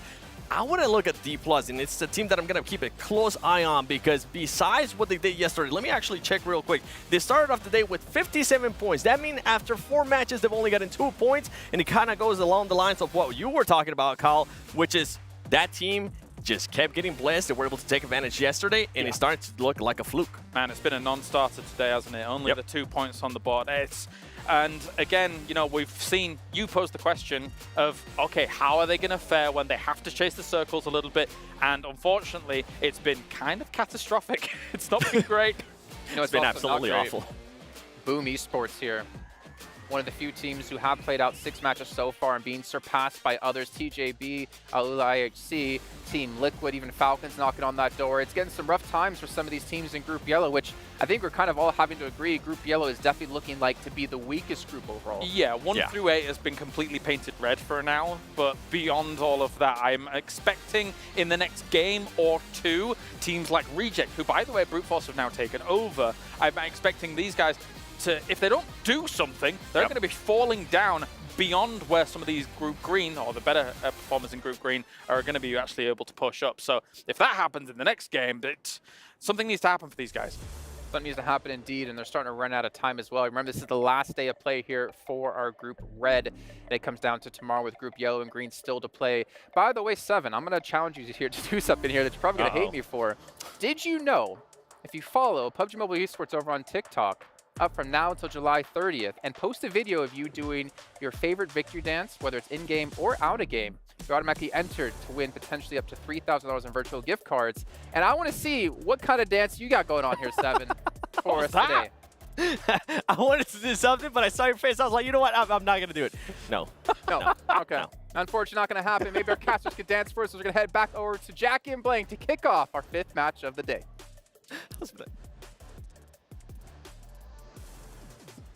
Udo Alliance currently #1 in the crowd right now. You know, if anyone's dancing, it'll be Udo Alliance dancing on top of the death crates coming through from the rest of the squads here in the lobby, because they are taking names, taking numbers, putting up points here, and it's going to be incredibly hard, if not impossible at this point, to drop them out from that top 12. Oh, yeah. If you're dancing on at home and want to get your victory dance in, get those fingers up, do the one finger blank, because all it takes is one man. Leon's proving that individually with some show-stopping maneuvers and giving it the gravitas that this grand stage really deserves, right? There's no better time to make a play like that than in this building. Match 4 as well.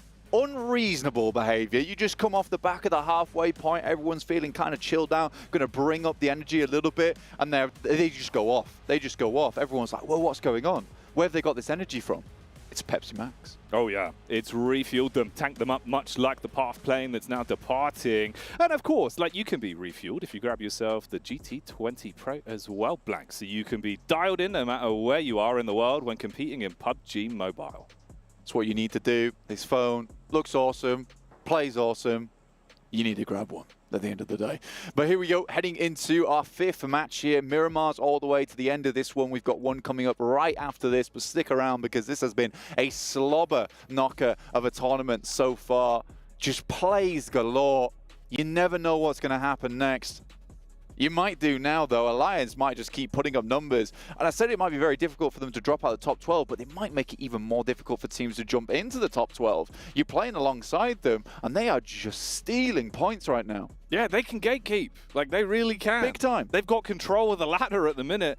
In a game of snakes and ladders, Blanks, it's all about trying to climb those ladders and avoid the snakes, but it's hard when they're poisonous and they're winning 1v4s back to back to back. Dude, you're talking about snakes here, but Leon's, as a solo, more like a hydra in that last match. Unbelievable plays coming through from this guy. But at the moment, we have a very much Western-leaning playing path, dropping a lot of teams into uncomfortable positions at the moment. You got IHC up towards Monte Nuevo. A couple of teams giving ground towards them. Reject dropping towards San Martin. A lot of teams probably going to be getting on their bikes here, getting in their buggies, trying to head a little bit further up towards that northeast side. Will limit the loot time, though. That is the big thing here for a lot of teams. Teams like D plus Kia, IHC, Brute Force will be looted and booted, ready to go in this game, but they will have to push through a lot more teams than a team like Team Liquid, who is already heading up towards that northeast side. I'm going to do it again. Who's going to win, Blank? Bro, I think I'd be remiss not to say Alliance. Yeah? Really, yeah. I think that's a fair choice at this point. I It'd think be kind of rude to go against them. Yeah, a hat trick's on its way, apparently, but we'll see. We will see. Currently, they're down towards that south side, playing around Los Leones.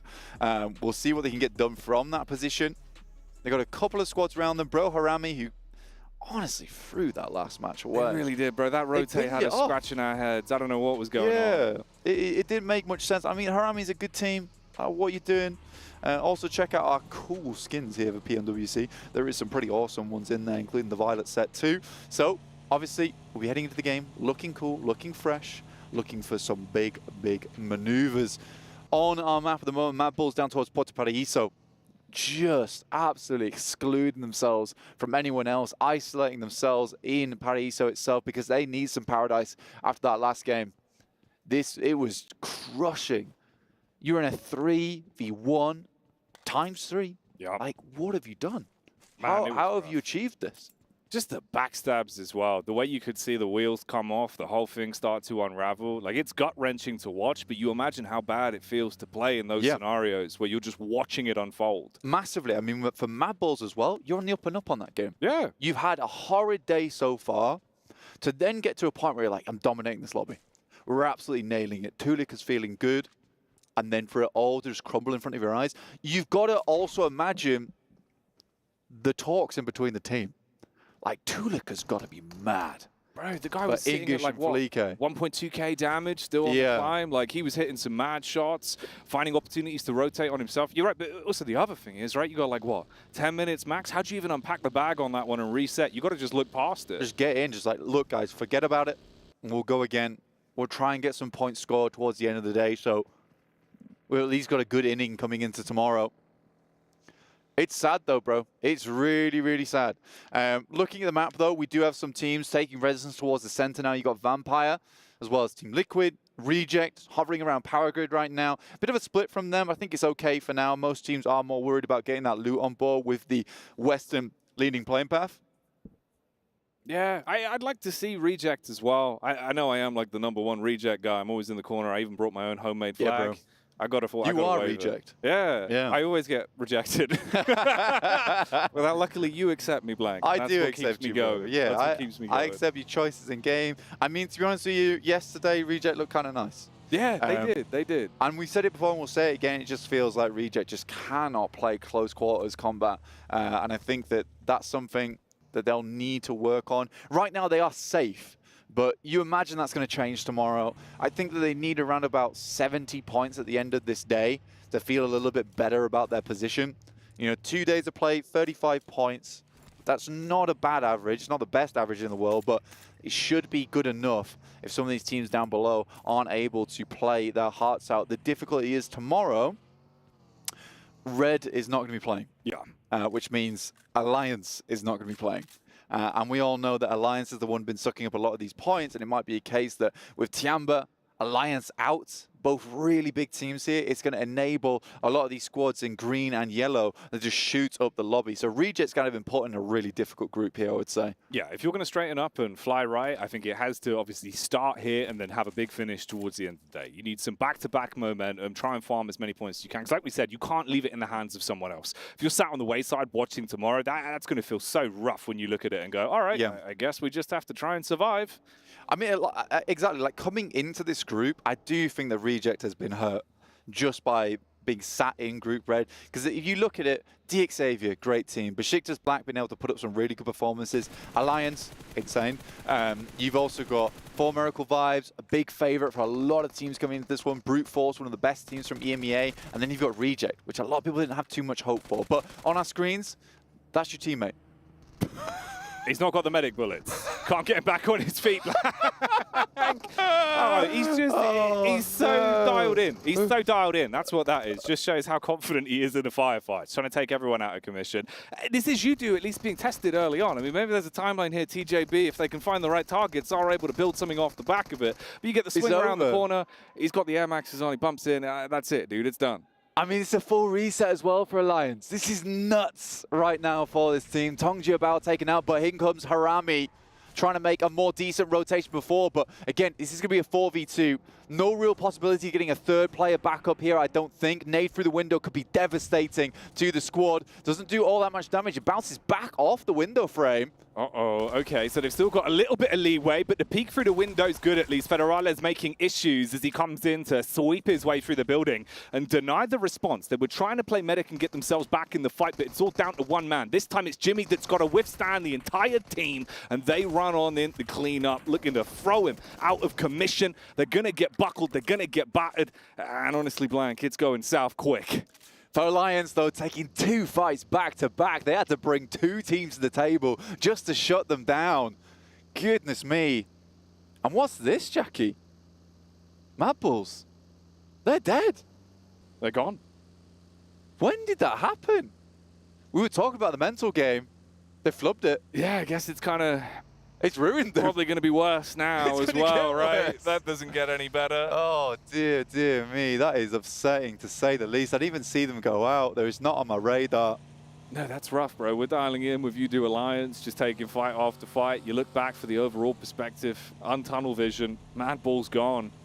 Whew, not even 1 point with their name as well. That really is going to be savage for them. Got to sit on the wayside for the whole match. Yeah, it wasn't even a reset. It was just a power off, apparently, for this team after that match. Hard shutdown. Hard shutdown. Looking here, though, we're going to get our second circle. This is the biggest shift we'll have on Miramar. It is the one that has the most weight on it. A lot of teams all trying to stay as central as possible, and it is the right play here. It is indeed. Get yourself set up. I would like to see a little bit from Liquid on this one, actually. Have them get back into it. I know coming into the event, you were pretty confident Liquid would have some good stock too on Blank. Yeah, I was. I mean, they won the first game of the day on Sandhawk. They did well on that one. But again, it was just pretty easy rotation for them to make. It was the right heads-up decision. And again, that's something that Team Liquid are good at, is just making the right decisions in the right moments. But they're coming up against a caliber of teams that are so hungry to make it into the main tournament here. It's intense for them, and I think that they're getting to grips with the fact that no one is really going to be allowing you to just get away with this as much anymore. There's no freebies. There's no easy ones. We're seeing that with the quality of competition we've had over the course of the day already. Everyone is playing their absolute hearts out, and it's what you've got to do. It's so important that you accumulate those points at this stage. You know you're getting close towards that midnight hour. Yeah, 12th place or 13th place and downwards, like, that is a rough position to be in. The survival stage is so brutal. We'll be covering it very shortly after tomorrow's games, where we'll clear all this one up for you, tie a little ribbon on it, and get gone straight into those 2 days of grueling play for the main tournament. But right now, we've got to set our sights on Miramar, set our sight towards that central position. You've got that high ground over towards that northwest side, which a lot of teams are taking advantage of right now. We're looking at Brute Force, as well as IHC, Falcons looking down towards some of these teams. DXAV did pick themselves up a nice position, but we're getting a replay right now on this fight between Bro Harami as well as Alliance. Again, didn't feel all that impressive with the fact that Alliance had already taken a massive beating from Tongji about earlier on. Still came back from it.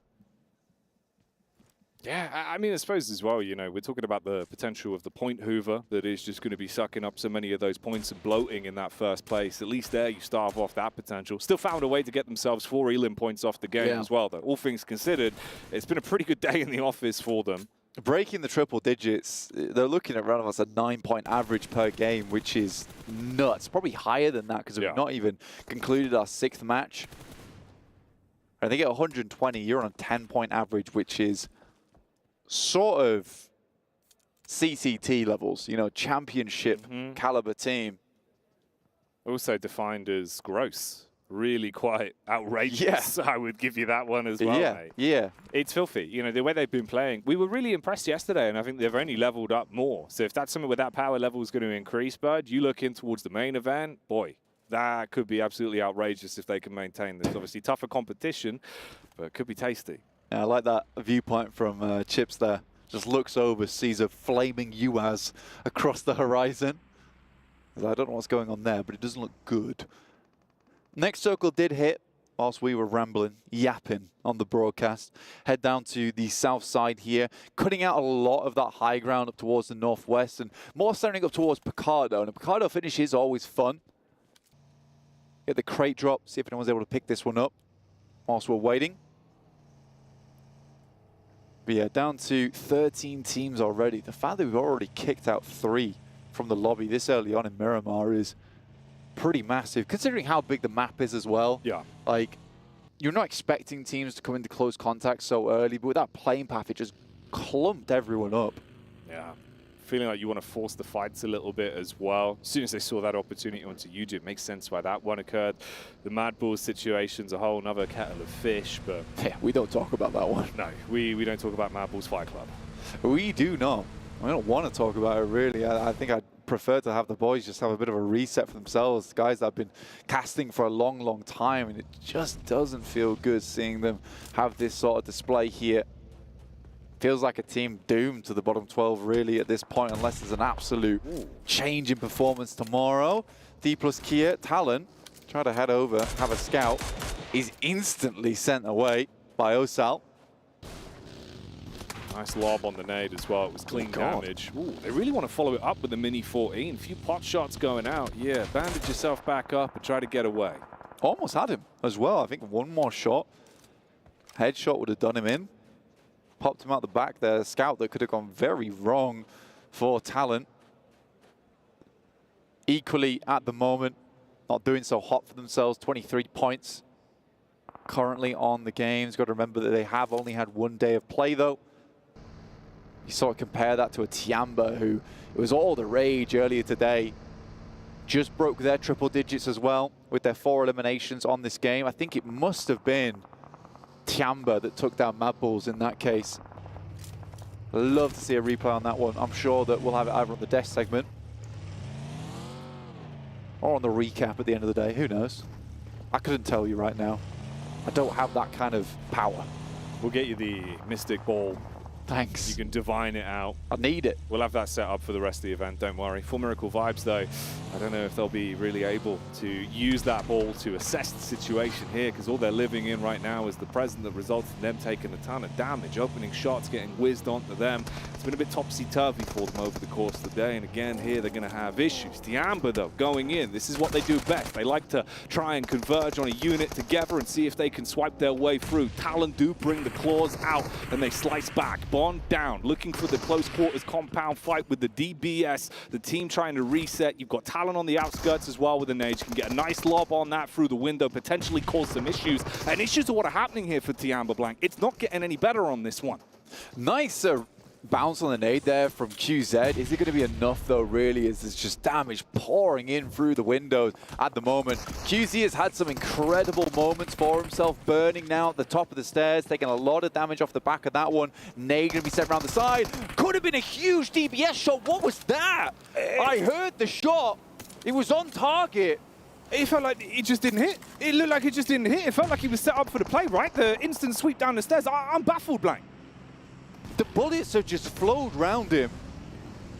On either side of his body, there was 2 players there. Right in front of him, dead center. He was set up for it. Could have been success on the stairway. You clean tube. Oh, it's gone. It's gone, but I can't tell if the shot didn't register or it's just a minute lag where you hear the shot, but he's already been taken down at that point. But he felt like he'd been robbed there. That's rough. That is rough to watch, and it's got to feel even worse for Tiamba to actually experience it.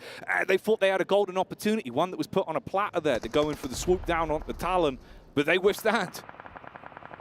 Nice position from Reject at the moment. I love this spot when you play along this ridge side up towards the northeast. Good shots. The drive-by comes through. Tony K laid bare there by the boys on Besiktas. Tony K, he's a man that you need to keep down if you can. Don't give him any room to breathe. Bullets now coming through from all angles. Liquid have a lay of the land from the side. You've got Falcons close by as well, and Reject up on the hill. You go from finding one opportunity to establish a knock to realizing you could have that happen to your whole squad in quick succession now. And they get themselves into a position here where I think they assume they'll be pretty safe, but I think they all had to head in towards the shack there. I think it was a bit overzealous trying to take advantage of the overlook. There's too many teams looking over towards that position right now. You've got a huge amount of squads who all move nice and early up towards that northeast side to get away from that western plane path, who are now all just stuck in a room together. On the other hand of things, if you cut this circle down the middle, you basically just got 2 teams out on the west. But the Xavier as well as IHC. Nice shot from Jappy, though. Taking a couple of pot shots as they find that opportunity. You look to set up with the response. I mean, Brute Force have a little bit of leeway in the back line, but the rest of the squad is taking so much damage that it's crumbling away. Any opportunity they might have really had there now looks like it's starting to crumble. Whereas you've got the Bro Boys starting to push up, looking to clap back. They've got the brass knuckles on, Blank. They want to commit to this one. Left, right, good night here on the Brute Force team. Like you said, they've got the force, they're brutish, but the defense is not there. Wearing the Barbarian's outfit here. No knight in shining armor. They're bruising here in this game. Cruising for a bruising and not the way they would want it to go with how this one is starting to pan out. So many squads on top of one another as well, and that utility really will go the extra mile. Looking to see if you can get those nades on target, take the vehicle out. They know where Vampire is. You really have to try and provide yourself a bit of cover here. Heal yourselves back up and reset from that.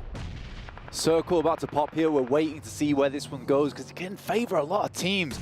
Honestly, I do love Reject's position whilst 4MV is attempting to get rid of the guys here on D plus Kia. Nice nades after nice nades here from the boys. 3 of them left. They did take a big amount of damage earlier on. Circle heads up towards that northwest side. IHC, DXavier happy with this one. Xavier will be over the moon, but I tell you who won't right here on your screens. You can see those nades have not stopped the barrage that has been blowing away anything for D plus Kia and making them feel like they need to bail out on this. It's uncomfortable. You've got to get the quick moves on the reset, see if you can top yourselves back up and maybe close the gap a little bit, pushing somewhat up the hill. You give yourself a bit of cover to play with, try and get ahead of the arc on these nades for Miracle Vibes. If they can get in close, you might be able to finally put the pin on this one and slow it down. Closing this one out just a little bit for D plus Kia. They've been given some space to work with. 4MV sat down on the ditch, and K's up close now. He's had some good moments in the past, and he sees teams just running. He's going in for the run over. Opens things up here. 4K gets the double spray down. Will only pick up one though. Oh, the predictive shot round the corner. Ooh. He still gets the repeat blank. He's able to take the angle once again and find another one off the back of it. It was looking so good for Miracle 5. And they had him trapped. And now it's getting blown to bits. And Talon have seen their opportunity to sweep straight in and continue dogpiling the pressure on. They don't want to give D+ Gear any room to withstand this fight. You're right on top of them when they're low HP across the board. You spread the push round the back as well. You're up close. This should be simple for him. And he jibes round. They're just crumbling. D+ Gear's had a hard task ahead of them. Just one left with Chips here. Osal on the floor, crawling round, passing that information back, but this is a big moment now for Chips. Can he weather them? When the chips are down, he's got to do something huge. The DPS, we know it can roar, but not in this situation. Overwhelmed, too many angles to prioritize. He falters and the team falls. Roars as loud as he can, but Talon comes in with a quick trank dart there. Take him out. Tiamba couldn't handle it either. Just added to the amount of pelts that they are having on their backs at the moment. We're back on Reject side. 4 players still up, strong position on this eastern edge. They can still clear out here, I would say. They're going to be very worried about Bro Harami, as well as Vampire Esports living in the wings here. For me, it's just if they can maintain the distance. When they've got space, it's fine. We've seen them hitting huge shots on the snipes, on the Mini 14. They're able to establish that control. When you get in close, it feels like it goes wrong in close quarters combat. So Reject need to play to their strengths on this one. It's not going to be as easy as saying that. There's pressure being applied from the other squads that are looking to advance. Liquid as well, finding slight opportunities to take pot shots, establishing chip damage back over onto Vampire. Yeah, Reject playing kind of scared here, but I don't think he can at this point in time. 46 points after 2 days is not enough. You need to start picking up points right now, and they are thinning as we speak. 32 players, sorry, left alive. And only so many of those points are available. 28 eliminations, but with the amount of action that's going on, Falcons coming up to have a little peek over towards Team Liquid's position, and just nades pouring over the top towards Harami. Vampire trying to clear them out off this high ground, but it's very tough. Ooh, Osio took the peak as well and got flicked on by Falcons in the meanwhile as this fight carries on in front of our very eyes. You've got trades, but it's all about a nade. That's what's going to blow up to bits blank. Goodbye, Vampire. A stake in the heart for that team. Insane nade from Bro Harami. I mean, they sent back, what was it, 7, 8 nades up towards Bro Harami. They just need the one. Well placed, a detonation. They've been eating nitro for breakfast because this game's getting explosive right now. Things are starting to heat up inside of the battleground blank. Meanwhile, DXavier, they're still chilling. They've had control for so long in a comfortable position whilst the rest of the squads are forced to fight it out for any sort of rotate. Reject just not able to do too much here. I mean, Team Liquid, they're playing the slow game right now. The Knight on the Horse move to D4, playing it tactically, but it's Bro Harami bringing the C4 over towards Vampire Esports, attempting to just blast them back, and I think that they can carry this one on. They got the full reset on the loot from Vampire too. It's just this vehicle, they have to send it in, but Duello with the M249, the big gun in the back pocket, ruins their day. Throws in the clip and lets it rip. Everyone taken down in seconds there as the meaty weapon claws its way through them. Reject. It's looking like it was starting to go south, but if they can bring the energy back after commanding respect in that fight, could still have a good run ahead of them. Falcons been testing the waters for a long, long time, and they're starting to go from lukewarm to very, very hot quite quickly as Team Liquid has been keeping a lot of teams around them at bay.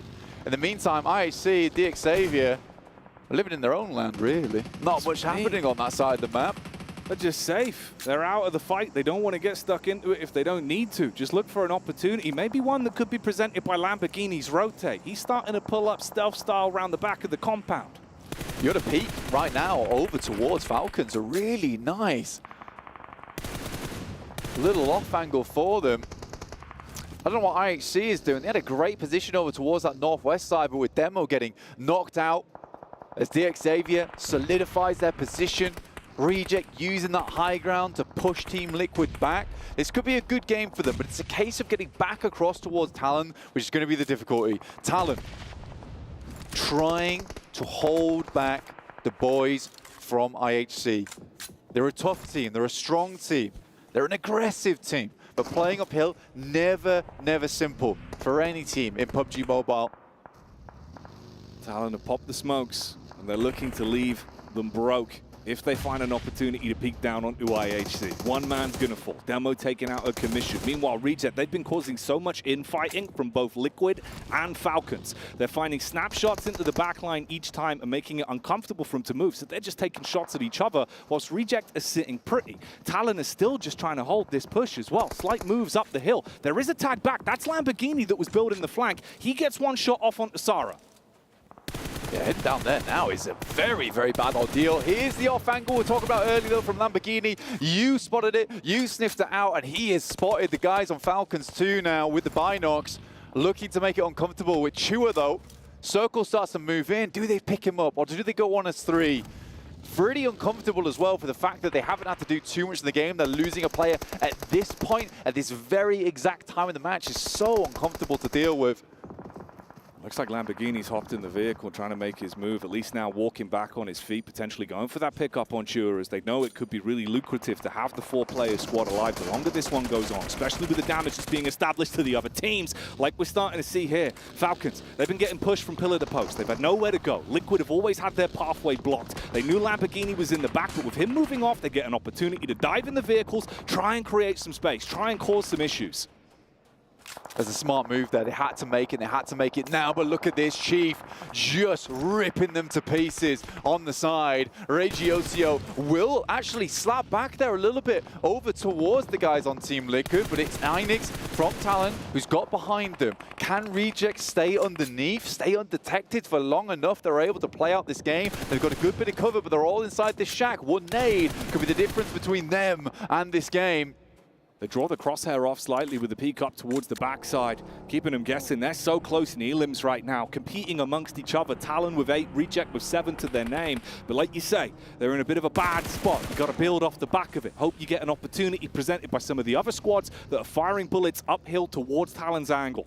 Man, it felt like things just got real intense in the PMWC here group stage. Teams are gunning for these performances. In comes Cardozin, not going to get very far though. Asara spots him with the AUG. We'll put an end to them. 4 eliminations, not quite enough. Good shots from Axel, though, on Talon. Takes down Duello, leaves Reject as a 3. Dick Xavier were able to pick up Chua, and for good reason. That guy is sick with the nades. And in geometry like this, you desperately need someone who's able to just clear out those ditches. They knew they needed him. And Lamborghini, his mission was a success. And the damage he did previously as well, that's going to put them in a good mental space to try and see if they can bring this one out. You're going to have to start getting a move on though, Blank. Things don't come easy now. All these teams on the eastern side, a really difficult rotation for them to make. They've got to slip down this hill. For Reject, this is slightly more comfortable with the fact that Talon's going to have to move off this high ground further towards IHC zone. But look at this, man. What a great viewpoint we've got right now on the bird's eye view. Just looking at this position that DX Xavier's got set up, it feels like it's in the bag for them as Talon just starts to take casualties. Yeah, it could be a game-winning spot for them if they can just deliver when it comes to actually hitting the good shots, the money makers. IHC, it's been a bit bumpy on this one. They've had opportunities, but it's felt like it's been so rough on the rotates. Meanwhile, you've had Reject trapped inside of a building for so long. They knew they had to move. They start to fan out, but you're giving isolated fights where they can take 2v1s, focus the fire, and shut a man down. That is just the solo of Falcons as well. He's really revealed himself. He's put a target on his back for the other squads. Reject slow it back. IHC get pushed in. They're looking for the bonnet. They want to run him down. He turns, burns onto Misery that's now going to be feeling that emotion, and they try and keep it going. All right, Talon taking hot shots. You got the fight back from OCO as well onto Falcons, who finally finds the solo and shuts that man down. Issues being arisen. How on earth is he still standing as the vehicle whizzes by? Godless still alive for so long here. Doesn't need a god because he makes his own miracles, apparently. Nades over the top from Rogue. Will take out another. This is intense, Jackie. Incredible plays here coming through from IHC.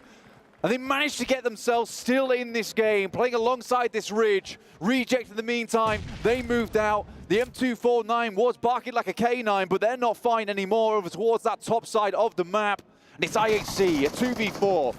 IHC, is there somehow, some way they can find the upset to pick up the 2v4 and clap back? Lamborghini denies the potential as he strikes first, leaves it all on one. They want to close it down and walk away with the chicken dinner. They played a smart game. They played a positional game. And in each and every fight, they're finding success. With the 4 players alive, they will take it home as they're going to grab themselves the chicken dinner. Great game there from DXavier. Honestly, it didn't look too impressive, but you take that high ground, you see it still in the circle. I think what was impressive from DXavier there, you know, they're not elated on that game. It's no surprise because it didn't take too much, but it's the fact that they were constantly looking, constantly spotting these other players in the lobby. They had great ideas of where everyone was in that end game to ensure that ridgeline was basically the winning move. And we called it really early on that that is just disgusting to play against. But awesome game from a lot of teams. Anyone on that eastern edge, my heart goes out to them because it was a tough match to play in. It was a scrap. It was an absolute scrap. You know, you're looking at that consistent fight between Falcons, Liquid, Reject, where they were just all taking pot shots consistently. 1 knock, 1 res, 1 knock, 1 pickup. It's rough, bud. But DXavier, like we said, they just played the classical game. They played the numbers and it pays off. Yeah, exactly. And I think for DXavier, that is a nice match for them. I don't think they were too far down the standings either, so that's just some more points in the pocket. I think that sits them up towards the 70s point, which I said earlier is sort of where you really want to be to feel pretty safe. They've got one more game to tackle as well, where they'll be able to get some more points on the board. This was just unbelievable to watch, though. The fact that he was just alive for so long and they could not deal with him.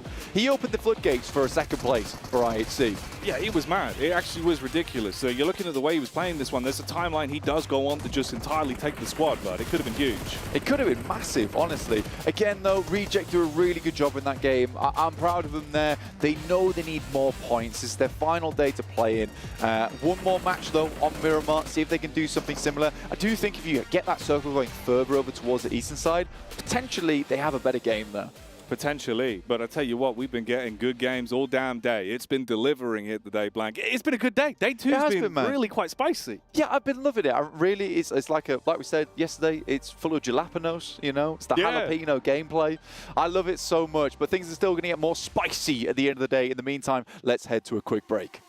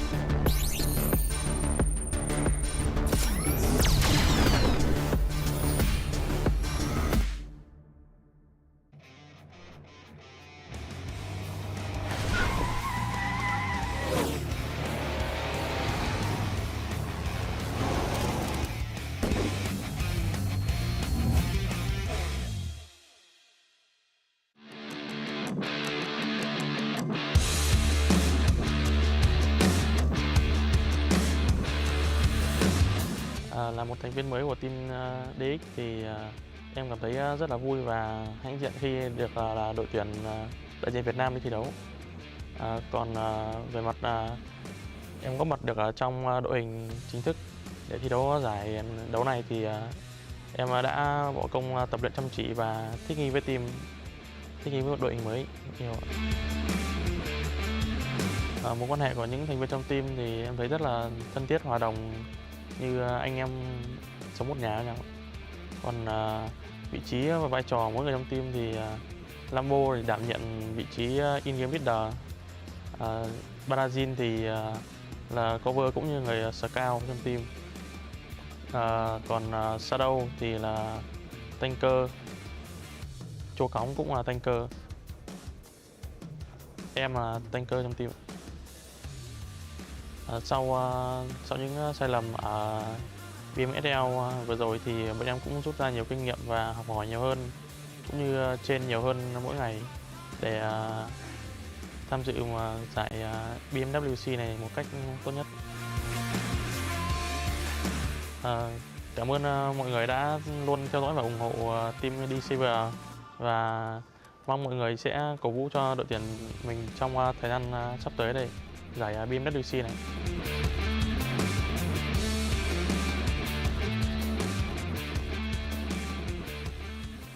The Dingoes, our standout team from Vietnam, able to get themselves a chicken dinner and honestly some points desperately needed when it comes to PMWC. Obviously not a very high elimination game, but either way, getting as many points as possible to make sure they can make it into the main event. He's massive. He's gotten pretty big. This is what it feels like to be tall. This is awesome. I like this. I should keep it like this forever. We can't have this. No. 15 points for them with only 5 eliminations. Talon, though, Seven, you were talking about Talon at the start of the day. You wanted to talk about him yesterday. They are proven to be a pretty strong team, especially in the elim department. They are, and this is the second time that I see them perform really well. And I was talking about Mystery, one of the players that I wanted to see how he was performing. So far, he has been performing really good too. Al Ula ex-IHC, though, I want to keep an eye on that team. We were talking, I think it was 2 matches ago, how they were only being able to get elims. We were talking about the IHC that kind of won PMGC by them being able to win elims. Guess what? Now it's 2 games in a row where they've been able to get the elims, and on top of that, they've been able to get the placement points. Well, not only them, but looking at Harami, considering they were in 23rd place with 9 points, they pick up 10 points in this match to help catapult them up because they're desperately going to need it. Yes, they still get to play tomorrow, but it's not like things are going to be easier tomorrow. Well, they might kind of be because Group Yellow. Yeah, maybe. We'll see. From what we saw from day one. They find themselves in a really difficult spot, right, when it comes to just being put into Group Green. The fact that there's all these insane teams and Harami's going to have to try and compete against it. He's so tiny now. It's great. I love it. That's what she said. Yeah. What? Anyways, okay, we can come back. We'll let you back into the mix come here. along. Trying to play around with the studio, and that's kind of actually how short he is in person. You can't really see there is an elevated ground below. It's not like I'm tall, by the way. No. But you are taller than me. We can do our segment like this. We can do our segment like this like right this? next All to right, each let's other. see it. Which is unfortunate. We're looking at the highlights. Yeah, we can look at the highlights here. We had some sick nades as well come through. Was that Talon on the Vampire, if I'm not mistaken? By the way, not sure. DX, we've been talking about this team for the longest time in regards to how passive they play. And you were talking about how you think maybe they're playing passive because it is going to be the last 2 matches for them. I feel like they're just playing the way they've been playing the whole time, Jason. And he's still on a box. You just can't see it.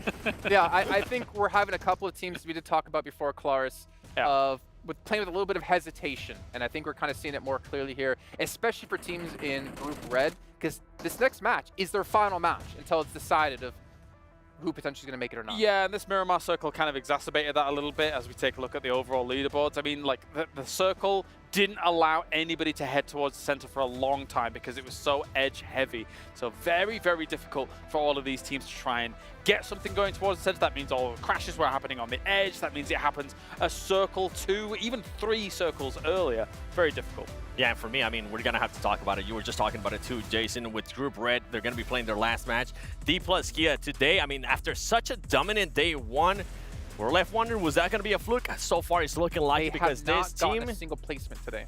I feel insane. They've only gotten 5 points today, and it has all come from eliminations. And luckily, we're seeing this now, because if we would have seen them before, they got 3 more points this last match. It would have been even worse. Well, I hate to be the bearer of bad news, but no, I love being the bearer You of love bad it? Yeah, what am I saying? What How are you? Yeah, but it's Evil Loris. No, I think D plus Kia, obviously yesterday, they made me look a little bit foolish in terms of like their initial placement with how things were going. But again, the circles came to them, and when they've had to chase today, they've not been able to really solidify themselves in some of these games, so it's tough. Look at 7th place though, Besiktas. We're gonna have to point them out really quickly. 20 placement points outside of their win, but 24 elims. They have the least amount of eliminations on this top 8 out of every group or every team in Group Red. That's not a good sign for them, but they are playing, it seems to be like, just to try to qualify at this rate, but 24 limbs, this is not going to cut it. If you want to win PMWC, you got to bump those numbers I mean, we've got 3 groups, right? And if you're taking 4 teams from each of those groups, likely Red is going to be hoping that it's probably their top 4 that are probably going to make it if you're averaging things out. That's not how it always goes when it's 3 groups style, but the 4 that are at the bottom in Red have to be very, very scared about this next game. They really do. I mean, with the ways that some of these other teams are playing, right? Talent Esports right now at 38 points. On top of that, Al-Ula IXC, with them being now in the top 12 as well, that's impressive. And then we're going to be looking at some of the other teams that are going to be coming in tomorrow when Group Jello comes around, like DRX. Boy, I guess with the performance that Harami just had, it's making DRX performance look even worse from day one. At DRX, I don't see a world. Is there any world? They have to have an insane day tomorrow to try and climb up. And the thing is, that's to try to get top 12. I mean, if they don't do it here, they're going to be sent into the survival stage where only 4 teams get through. And you have, obviously, the teams who didn't make it from here, but you also have teams like Team Spirit waiting for them, looking to make their mark here at PMWC. But speaking of brute force, this is taking a look at their playing yesterday versus today. I know we checked in on this before, 7, and they were kind of playing on pace with how they were doing yesterday, but this is the team lowest at the moment in Group Red. I mean, for a team that won their PMSL, for a team that had a little bit of hype behind them, because now they had more international experience, I was expecting a lot more. I was going to be honest. I thought they were going to be in top 12. They have disappointed. I almost bet you Claris is feeling the opposite way. This is kind of how we expected things to go for them. But you know what? We expect to go to our casters because it's time to get underway here with our final match in our 2nd day of play. Blink, Jackie, take it away. Jason, your expectations are correct. Myself and Blank in the building. Last game of the day. The games have been delivering today, Blank. We have had some intense moments from start to finish, but the grand finale, we've been keeping that waiting in the wings, and I can't wait for it. The 6th game to take the cake here. I'm ready to see it. I'm ready to watch things explode on the screens. We head to Miramar for one final time today, and then Group Red's done. That is the big thing to look out for here, is that Group Red will no longer be playing. So let me just rattle those off for you. Brute Force Tiamba, For Miracle Vibes, Reject, D plus Kia, D Xavier, Besiktas Black, and the one and only Udo Alliance. And remember, if you're at home thinking, damn, this looks good, but could it look even better? Maybe on a 144 Hz screen at 120 FPS with low response time. Get yourself a GT 20 Pro. Just get it. It's that easy. They're flying off the shelves. Super simple. Like Jackie says, they're flying off the shelves, so just watch out. Might hit you in the face, but just try and grab one. Yeah, You're good to use go. the defense pan. Use the defense pan. To catch it. You got the attack pan, the defense pan. This moment requires a defense pan. Yeah, not the attack pan. Don't attack the foe. Instead, purchase it and use it, as it will be a really good experience, much like this game is going to be. Match 6 Blank, we've been waiting for this one, and with what we've seen today, I think there's room for something quite crazy here. There is, yeah, but I mean, this ain't so crazy. This is the exact same playing path we saw from last game. What's this all about? We do have everyone just doing the exact same thing. Maybe they'll have learned. Maybe everyone's going to try and take up that position over towards Western Picardo, pick up the same positions that D Xavier and ISC were able to get themselves. Pretty damn good game off the back of. But yeah, most teams heading out once again. Team Liquid, I think they had a chance in that game, but sort of messed it up just a little bit. We'd have a much different circle though. Less forgiving, much further over towards that eastern side. Mad Bulls might be able to get a good one off of the back of this, considering they'll be dropping Pot to Paraiso, but it's a hot drop between Falcons and Tiamba. All right, here we go. Strap in then, as already the action is kicking off. The handguns pulled out to deal some damage as Tiamba. They've been thrust into fights quite a few times today. It's been a bit hit and miss. Last game, they went down with 4 elim points off the back of being crashed on by 2 squads into this this one, they have one man knocked immediately as Falcons look to see how much insult they can add. I mean, with the revolve, this just starts to devolve right now for Tiamba. Losing a player right off the bat like that is just not enjoyable. And again, Tiamba had built themselves up a massive score bank as well already, so going out, not ideal, but I think that they've already done enough, I would say, in today to make it through to the main tournament, ending this with a second place. But you want to be first, man, don't you, really? Oh, yeah. You always want to be first. Second feels like, you know, first to come second, blank. Exactly. The worst. You don't want it. No. First to come second, maybe even third if things continue for a team like 4Miracle Vibes or DX Xavier. Falcons, though, in 16th place. This fight, winning this one, be able to have a good game off the back of it would be very, very nice for this team because right now their point scoring potential on the day hasn't been amazing. Hasn't been great here, Jackie. Tiamba on the balcony, looking out for some shots here. I'm sure they'd love to take out Alliance in that first place spot. And remember, Alliance will be stopping playing today alongside of Tiamba, so that would be locked in if that's the case. That's what they're gunning for and hoping to take. For Falcons as well, as much as you get that opening establisher, you take the first elim, it's the knock-on effect that could come from this one. You have to clean up this fight without any real issues. You don't want to give away picks. You don't want to lose any players on this as you're leaving yourself in a detriment of a position throughout the rest of this fight. You've got one man that's been lurking upstairs in the compound for some time, Uzi in his hands. If they come running around the corner, playing the little off angle on the stairs, it could be kind of cheeky, Blank. You got that headshot hitbox, he's ready. I love the fact that he's got the double Uzi. He's got an Uzi in the back pocket as well as a secondary. Stun grenade round the corner, blinds him. Quick Molotov, I like that Molotov actually, that's really good. Heads towards the side room actually as well, so this might actually catch him off guard. He is a solo, all on his lonesome. Tiamba brought down to 3 players pretty early. Here's the engagement. Nice. Bond knows that this is going on, and Bond does respond onto East. He was playing that off angle on the balcony for so long, saw the opportunity to get stuck in. Now, this is what we were talking about. If things really start to unravel here for Falcons, you're going from feeling like, yeah, that was a pretty nice drop, to, oh, what have we done? Yeah, exactly. It's all gone wrong. I mean, to be honest with you, Tiamba's sort of a weird team to be hot dropping, though I do think this is more of a case of the situation rather than the plan. With the plane being so far over towards that western side, sometimes you have to go for something like this. But Tiamba have sort of brought it back here just a little bit. Average eliminations here on Miramar, 1.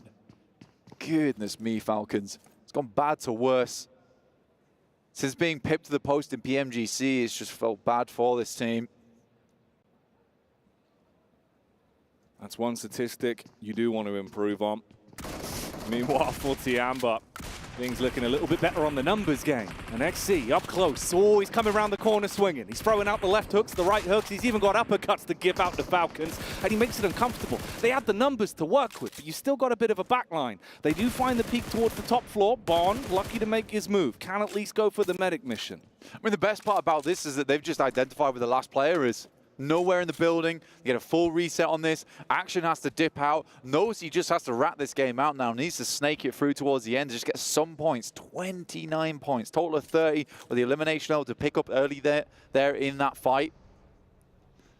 It's not great for them. Similarly for VPE, Mad Bulls, Bro Harami, not had a great day today. Quick replay on the revolver at the start here. Felt like they were trying to regroup on the building. Unlucky start, but NXC, man, with the DBS. It's rough, but they really thought they had that one. And honestly, from the start they had, you're probably thinking, all right, yeah, we can really clean up on this, but not going to go that way. That was the knockback that resulted in just a reset, so it doesn't matter too much. Pretty smart play from NXC as well, because all he shows from that top floor is the micro Uzi. Yeah. Doesn't let him know he's got the DBS until it's too late when they try to push him. So very, very smart play. Obviously, he could have gone topsy-turvy if Falcons had a DBS to themselves, but surely they would have pushed up the stairs and gone for the refrag on that if they had it. So for NXC, he knew he was in a good spot. He knew he's in probably one of the best spots in that situation. So I think for NXC, plays that really smartly, and that's why Tiamba's currently on top.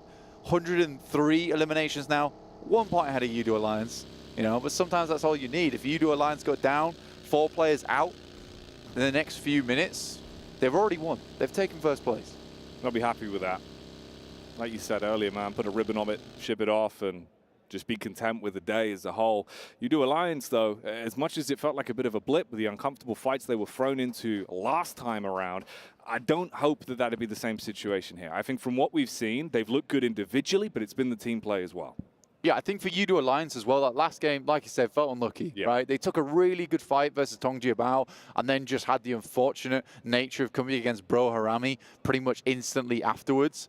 So I think for Alliance, unfortunate situation, not much you can do about it. Everyone was so close together at the beginning of the game there that Tongji Bao really shouldn't have taken that fight in the first place. But yeah, once they were locked in, they were locked in. There was no escape from it. The key was thrown away. Look at the map though. Tongji Bao currently with a nice central position. Mad Bulls moved out early, headed up towards Impala. They're on their outer edges right now. And DXavier moving in from the north. So those are sort of the big teams I'm looking at. But Reject do have a central spot. Again, Reject wanting to put up more games, more points on this game. They need it. 6th place right now. It looks good, but it could get bad tomorrow. Yeah, that's the thing. You could slip down quite quickly when they rotate them out and switch up the group. So you'd hope if they have any fight left in them, this is when we'd start to see it displayed, especially here in the last matchup of the night, Game 6. You want them to give us something to root for. Next circle popping soon. See where this one heads off to. Again, a lot of interesting ground around here. I think a lot of times the most uncomfortable finishes would be a hard eastern shift over towards Impala, where you got a lot of that rocky high ground, but instead we're heading down towards the south, towards Los Leones. A bit more of a urban finish that we could end here. It does encompass the entirety of Los Leones as well, which actually cuts out a lot of space, Jackie. Yeah, restricting that map, making it a bit more awkward for them. Everyone now on their mass migrations as they usher themselves into the new zone and look to try and get ahead of the curve, find themselves any kind of map control to work with. As we can see, everyone moving in. U2 Alliance up on the hill. Other squads down below. Mad Bulls further ahead. Chulika had a banging game, but then they went really south in the follow-up. You'd hope here that man and the rest of the squad can deliver, and there might be an opportunity for it. You're going to take shots in the side, at least on the rotate. Luckily, the geometry there giving him a little bit of a shroud on the road. That's a killer rotate from the Mad Bulls, actually. The fact they've been able to make it through as well, that's just an instantaneous rotation. They were stuck out on the eastern side. Impala, DXavier took their position before, but wow, the fact they've been able to get in here on the outer skirts of Los Leones, incredible rotate. Not entirely sure how no one was able to pick off a single member from this team, but they took the right plays, isolated a lot of the line of sights as well as they headed through. This was overall a really good rotation from the Mad Bulls and could set themselves up for some success, where success looked limited just moments before. Look at this, man. This happened so long ago. Tianbo losing the first player, Falcons then just getting ripped to pieces, and they're still trapped amongst each other. You've got the nice establishers here of where our squads are setting themselves up after moving in. That's the only two that's miles away from the rest of the pack that are now all inside of the zone. Team Liquid trying to get some scouting done here. Ricardo's and Federalis spots him. He crashes out. Will need to try and live this one. Tries to get some cover. The reload goes through from Federalis and he's behind the rock, but in comes DXavier. Chua here as well. Easy nade for Federalis. Only has one nose, has to make it count. First aid kit might go off in time, but no, it will deal the damage necessary to take Cardozo down. Now picking this player back up, dangerous task. Yeah. Probably not one that you want to invest into with the rest of the team so far out in the distance on the northeast. Exposing yourself so much if you run the risk of going for it, knowing the angles that are there, and especially the players that are unknown as well further back. Tiamba looking to sweep, looking to clear. Oh, they drag the crosshair off at least and isolate the fight. You can get the pickup back in, so they do recover that and finally close down Falcons. Sort of a cruel game there from Tiamba as well. The fact that they stayed in San Martin just to confirm that last elimination, making sure there's no rat behind them. I mean, you'd love to see it. You'd love to see it. And Tiamba will find themselves that final elim, taking them up to 4, but they are very low right now. And we're heading into Zone 3 very shortly. This game has just been blazing by, even in terms of just the rotates alone and the speed of the gameplay that we've seen. Brute force up towards La Bandita, trying to play around some of that geometry in that location, but centers up again. A little bit of Los Leones in, a lot of this high ground towards that eastern side. Uncomfortable circle here. Nothing cozy about this one. The only thing that really is the close grouping. Bit of warmth from all these squads, Blank, because they're going to be on top of one another trying to fight for survival throughout the duration of this matchup. For Miracle Vibes as well, dude, it feels like they really are just having these games, so they get thrown into the deep end. Brute Force as well. It feels like there's been opportunities to deliver, but they've been uncomfortable in a lot of the situations through other squads being able to control them, pen them in, leave them having to fight and play defense. Crate drops here. You can see we got some graphics. Yeah, we got some AR. We got some cool stuff going on. You like that? I like that. Good. Trophy came up behind it. It's a gorgeous trophy. It is very pretty, actually. Yeah, I am liking it. I'm liking it a lot. See how we get to lift that one at the end of the day. Rejects onto IHC. Good start for them. We'll confirm the flush onto demo. So their front man down. Ziol in the back lines. Ooh. It's a nice tag back at least. He saw the opportunity to get the damage on. Takes the shot, connects it. Means that he can't overcommit. And Divine does look to dip out, get himself into a better angle to tank himself back up. He's still got his squad around him as well, and they've got split ground to work with, so good height. Yeah, for Reject, the big difficulty comes in the fact that they're far on this western side right now. They have a lot of ground to cover. Luckily, there is a ton of cover to work with as you pass through Los Leones. You can see here, nice little shot of our map screen here as well. Mad Bulls, 4MV, as well as IHC all penning the guys from Reject in. They could go for a southern rotate, but where do you go after that, Jackie? That's the difficulty. D plus Key have already maintained a lot of that zone for themselves on that south side. It's just a tough circle overall, and will take a lot of cerebral action towards the end of the day, which is typically when you don't want to bring that out, right? You want a more of a chill match after your 6 games, but no, we want you to play your hearts out all the way to the end.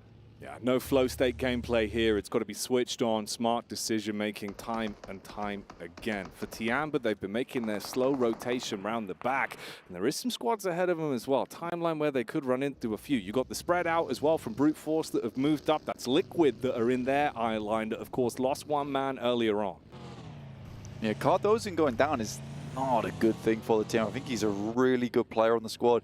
I think Ayala and Chief, though, definitely some of the big names on that team, including Mythic, and this is why I picked them as one of my big predictions, just because it is a team filled with powerhouses, but they have just not found that flow that they were looking for in these games, and that's a big issue, especially early on in the tournament.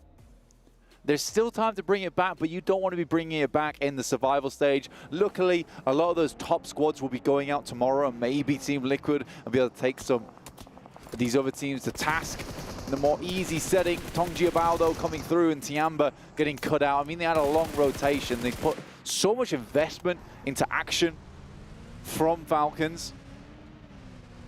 They got that first strike off onto TJB in the backline, but it's not really going to amount to too much.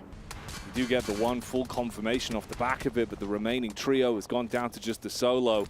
All on one man, barely fighting to keep himself alive in terms of the timing, with the blue biting at him. DX do take a strike onto Brute Force as well from the sidelines. Reject's not done too badly here, actually. I mean, with the circle just crushing in slightly, being more central, it's been given an opportunity to get rid of IHC, which means that backstop, that backline that might have caused some big problems in the future has been removed. It's because the potential for it to come through. Massive split here from Alliance. It's something they do so frequently as well. On that north side, controlling so much space as they look over towards teams that are maybe trying to get through. Dick Xavier, spot a play here from Brute Force. Should be able to take him down pretty easy with an nade. Doesn't want to expose himself either. Just clean this one up. You see for the rest of the squad how they did opt out to just back off after they lost the first. They didn't like the fight they had to go up against with the Xavier, so they left Freezer for dead and rotated out with that. So another elim going their way as they pick that one up. Bit of a move now, a reshuffle from the Reject squad. For Miracle Vibes do have the height though up top. Hello. Yeah, nice position. A lot of times you kind of want to come off this one at this stage of the game as the circle comes through, because you know you're probably going to be needing to move at some point. Get your parachute back out again. For Reject, they lost Sarah on that rotate. Could have been a perfect rotate for them as well. All 4 players making it through. Still has a chance to try and crawl in, but you don't want to invest too many smokes when you know you desperately need those smokes in the future to get through Los Leones. But 4MV's definitely not making it easy. Here's Team Liquid. Car's on fire, but central position. At least they're still alive at this point. It's looking a bit iffy for them with some of the engagements they were thrown into, had to split up and cut their losses. You probably will have to make some concessions if you want to survive this one. Vampire looking for the backstab as well as they fire out the shots, getting the tracing off. There is some damage done, but that's from the camp of You Do again as Alliance find that opportunity. Tongji about. The flower coming through, but instantly dispatched here by Besiktas on that northern side. They spent quite a bit of time trying to deal with QZ, but he's making his way in too at this point. Vampire, quite a lot of teams on this northern edge actually trying to play around these ridges on the valley with Alliance, making that split a little bit smaller right now, constricting, controlling a bit more space, a bit more firmly, as opposed to having that split. But a lot of times this is what Alliance does well, it's just accruing a lot of that information early on in the game. So they know what they need to do later. It's what DXavier did last game, to get themselves a nice chicken dinner off the back of it. This is such a difficult circle, Jackie. You can see where the crossroads all meet, the high ground that sits all around it. It really is a case where there's at least 4 winning positions here in this game on the high grounds. Team Liquid is desperate for a southeast shift. QZ's not long for this world, that's for sure. I mean, it was pretty brazen of him. I'm pretty lucky that he's even survived this long. Tried as best he could. Was looking for any opportunities, but they were few and far between. So it makes sense in the end. He is going to be shut down and taken out of the equation. From the high ground you once had, he starts to make his move as well. For Miracle Vibes, looking to potentially group back up a little bit here as Reject have given space between them to be aware of this. So they know they've got that timeline. OCO still looking up towards the high ground, believing him to be there. So seeds of doubt in the mind. Yeah, that's the difficulty, just wondering about where these players are a lot of times for Reject as they pass through perilous ground, let's be honest. Luckily able to get through, but this is the cover I was talking about. It gives you ample chance to get in. They still are on the outskirts of the city and the outskirts of the circle too, but I think that they've circumvented enough of 4MV that this should be a possibility to get in. But with 13 teams still alive, there's been a lot of survivors in this game. Barely holding on by a thread for some of them. For a good chunk of the squads, everyone's sitting pretty, looking pretty comfortable with how they've been able to establish themselves in the game. And the confidence to stay spread as well for You Alliance. That's been a big boon for them in the fights they've been taking. These individuals have been really powerful in the 1v1s, in the third parties when they take these backstabs, these little shots to put pressure on. Like again here, the long range fight coming in, that is rough. It's a nice shot as well because that's their initial scout as well. So it's not likely the rest of the team's going to get in. And there's just some great overlooks that Alliance has been controlling. It seems to be the plan from the very beginning of the game. I like this from this team, just cutting out a lot of these rotations on the northern side and just carving themselves out a lot of space to work with going into the end game. Because like I said, 13 teams is a lot, but it's mainly favored that highly just because of a lot of the urban area around here, a lot of the ditches, a lot of the ridge sides where you can sit teams and keep them hidden. Another push out and Toshpik straight into the rock. There's potential here for some more shots and he has to go back. Ooh, sent packing immediately as he was looking for the getaway, has to turn the vehicle around. How has he hit that? Mate. All right, engine block's going to blow. He'll get shut down by the shrapnel on that one, so the getaway mission not going to be completed there. Just directly into that rock, just ruins the rotate. Tony K is here to play, and he will hit some decent shots over towards Besiktas. Again, these lads have been sat over towards the eastern side for quite some time, and Vampire have not really had too much of an impressive day today, considering these guys were the back-to-back winners of mid-season the last couple of years. You're going to need something huge, though. Spread those wings, see if they can soar into action going into this last matchup, especially. We're still having 3 players alive at this point. If they can build back into it, try and turn our noses up, prove us wrong in some of these fights. Long distance again. Still opportunities for Alliance to put bullets down range onto Poser. And Leon's is pushing up. That's a mean nade. Nasty little nade there coming through. The Molotov just cleans him out. And they've been pressuring them for so long. Leon's jumps into the shack, I imagine, to try and resupply on whatever supplies they have. I don't think that Besiktas was in too many fights, so they should have a lot on those death crates. But here comes brute force from behind. And Vampires are now stuck between two difficult positions, and Leon's is just pumping the bullets in.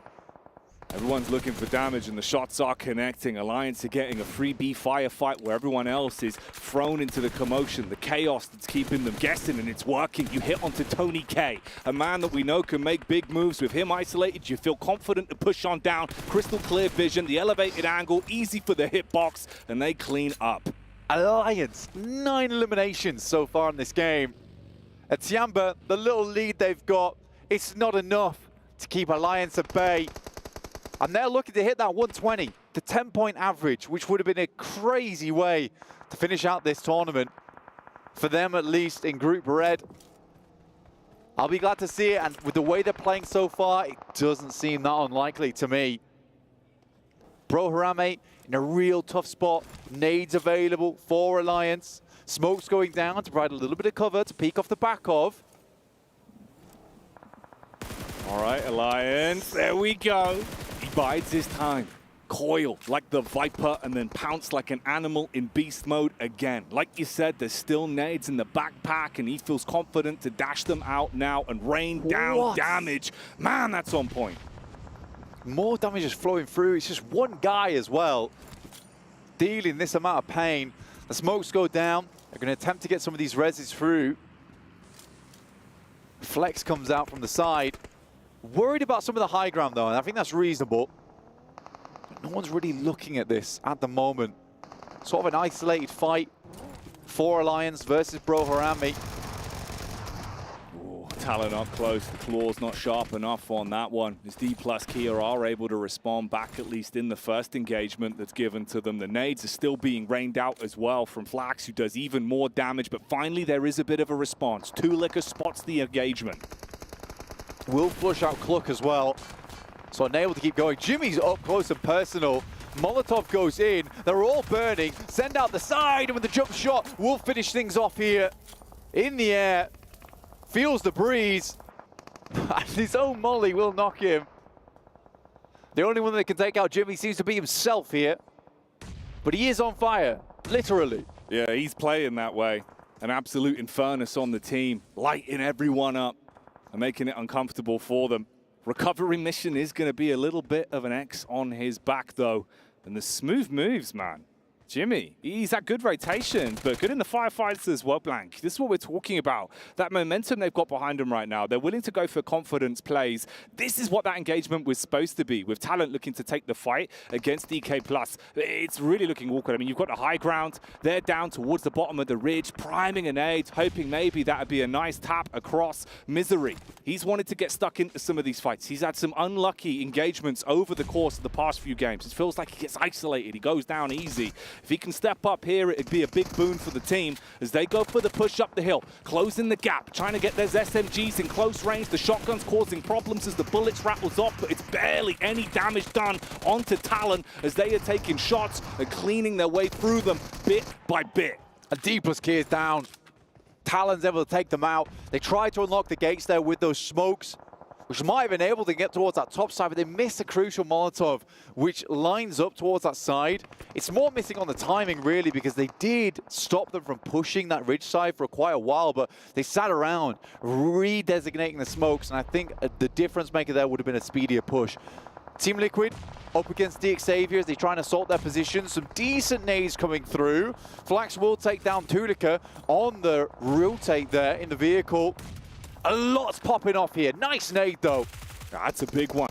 Mythic. C4 thrown on the door. Let's see if they can close their gap on it. They want to get up close, Blank. They're really taking the fight towards the Xavier here. There is shells being fired off all over the shop, inside of the smokes. Hard to contain the commotion that's going on, but the Xavier are on the wrong end of the sword. As they're slain, it continues to go on as well. Oh, mate, what's happening? A nuts engagement there from Team Liquid, honestly. Mythic goes crazy in those endgame moments, almost wins the trade versus Talon on the high ground, and Reject's still in with their little cool rotates towards beginning the game, just micro-stuttering their way into the circle. This is big, and this is Jimmy's instantaneous knocks over towards all these guys, walks back into his own Molotov. I think he was just riding the high at that point. High ground is the fight that we're seeing before our very eyes here. Tulika again taking bullets from range as you've got Reject on that elevated angle. Meanwhile, down towards the bottom end of it, that's Alliance that have been forced to fight this continuously. Mad Bulls, they got some of the business here. They're looking to see if they can keep themselves alive. Small shroud of the smoke, that's going to dissipate. Bullet will connect off the clean angle as Reject gets stuck into that one. This high ground is just disgusting to play against. These nades coming through, massive one onto Misery. That might just open things up a little bit here for Reject. They get this high ground, they have a real winning chance in this game. Another nade over the top, a good amount of chip damage, but it's Axel who has to be the linchpin here. That one looks close, goes a bit too far. The airburst is not there, and the two players in the back now trying to attempt to keep Axel at bay. But this gives time for Alliance to regroup, reconsider their options. 13 eliminations once again. This has been one of the most elimination-heavy teams in the game so far. And Reject, it looks so strong with how they were playing it up on top. But Axel's backline with the response back from Misery as well. They put the pressure back and flipped the script, making it uncomfortable for him to hold. And you're split. Your attention's now between two different pathways when they want to converge onto you. And this gives time for the other squads. Like you said, you can reset, start to move up, get yourselves into a better position. And whilst they're infighting, you can scale up. Apex, real close here. The nade goes long from Reject. Not able to take him down. Baron playing a perfect backstop mentality for the team, allowing Apex to get nice and close. Does drop off the angle for a second here. For Miracle Vibes, back towards the compound side. Alliance slowing it down.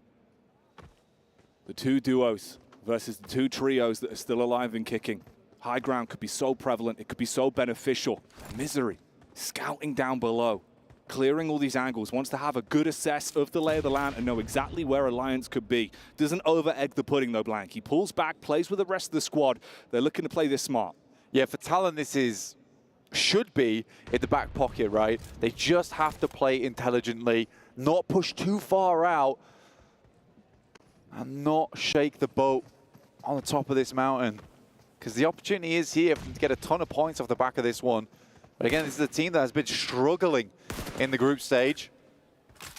Alliance underneath, biding their time. You wouldn't believe it, but we're in the final circle here. This is going to crunch everyone in, and it's very dangerous for Talon because they've not been able to get enough done at this point in time that the circle's going to push them off that high ground into the jaws of Alliance and 4MV.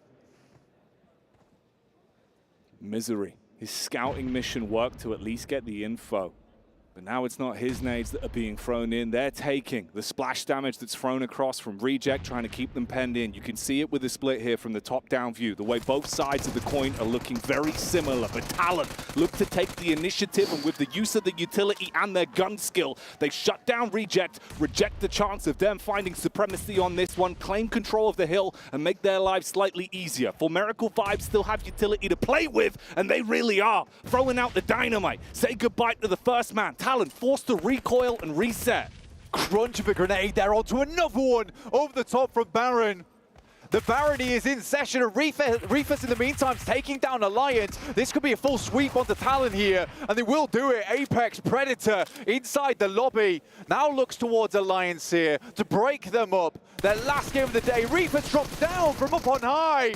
Oh, he goes for it. The drop down into the engagement, now panicking. The snap second decision making of how to recover this one. You know you're down effectively in a 1v2 isolated fight. You got nades raining down on top of your head. Like you said, the Apex Predator, the man that's been making the difference here for Miracle Vibes, so close to upsetting the potential of another pickup, another chicken dinner for Alliance. If he can just find control of the game from this point. Doesn't want to waste his time going for the res, instead switches out to the nades. You got the push up from Flax. He's looking to make his move in. Heavy chip damage done that's going to keep him pent. He's struggling as the drop comes through, denies Alliance, and they grab that one. 4MV, what a finishing game there. Was tough, great angles held, and Talon just could not face up against them. Reject crumbled under the force of the Talon's weight, but it's 4MV to lift them high and toss them down. What a game from them. Not easy whatsoever, taking 2 fights at the same time to enable themselves to take that game, and in the final moments, a 1v1. Not an easy decision to make that jump off the top side and hit the air shot as well. Really, really well played for 4MV, and I think this is the 4MV a lot of people are expecting to see on the stage here at PMWC. Yeah, they're playing up to the environment. Big stage players is what we just saw there. The decision making, the way they controlled the fights, and the nades, man, that is absolutely sick. Can't quite believe it himself.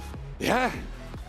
The nades, like you said, really, really well done, very well placed. And you can kind of see the difference between a team like 4MV and Reject. The way that 4MV set this fight up, they had that backline member, they had a general idea of where to be sending these grenades because they had constant information flowing back from their backline. So Apex just tosses these grenades in, and they're all on target. It really does require you to have a very well-oiled team, some good refrags here as well. And again, this is how a lot of teams describe 4MV is just tactical in their nature. It's a nice game, and I expect to see more of it out of this team because they've had a slow start. Doesn't matter how you start, though, if you can finish strong and bring that momentum out when it matters most. And that is going to be a good one, at least in terms of the energy as well. You're going to go home feeling pretty happy with that result. Yeah, you absolutely are. And I mean, for 4 Miracle Vibes to finish things off there in Group Red with a win, going into, hopefully not survival stage for them, but into the main tournament, that is a nice bit of momentum to have, honestly. And it's one you desperately need because you don't want to be going through the group stage thinking, this is really tough, and then having to play against the best of the best again in that main tournament. Yeah, you thought that difficulty level was hard? We're going to double it. Keep it going. We're going to dial that thing up. Yeah, bring it all the way up. But let's bring it back down to the studio with Jason Kaplan. Ooh, what are you saying, Jason?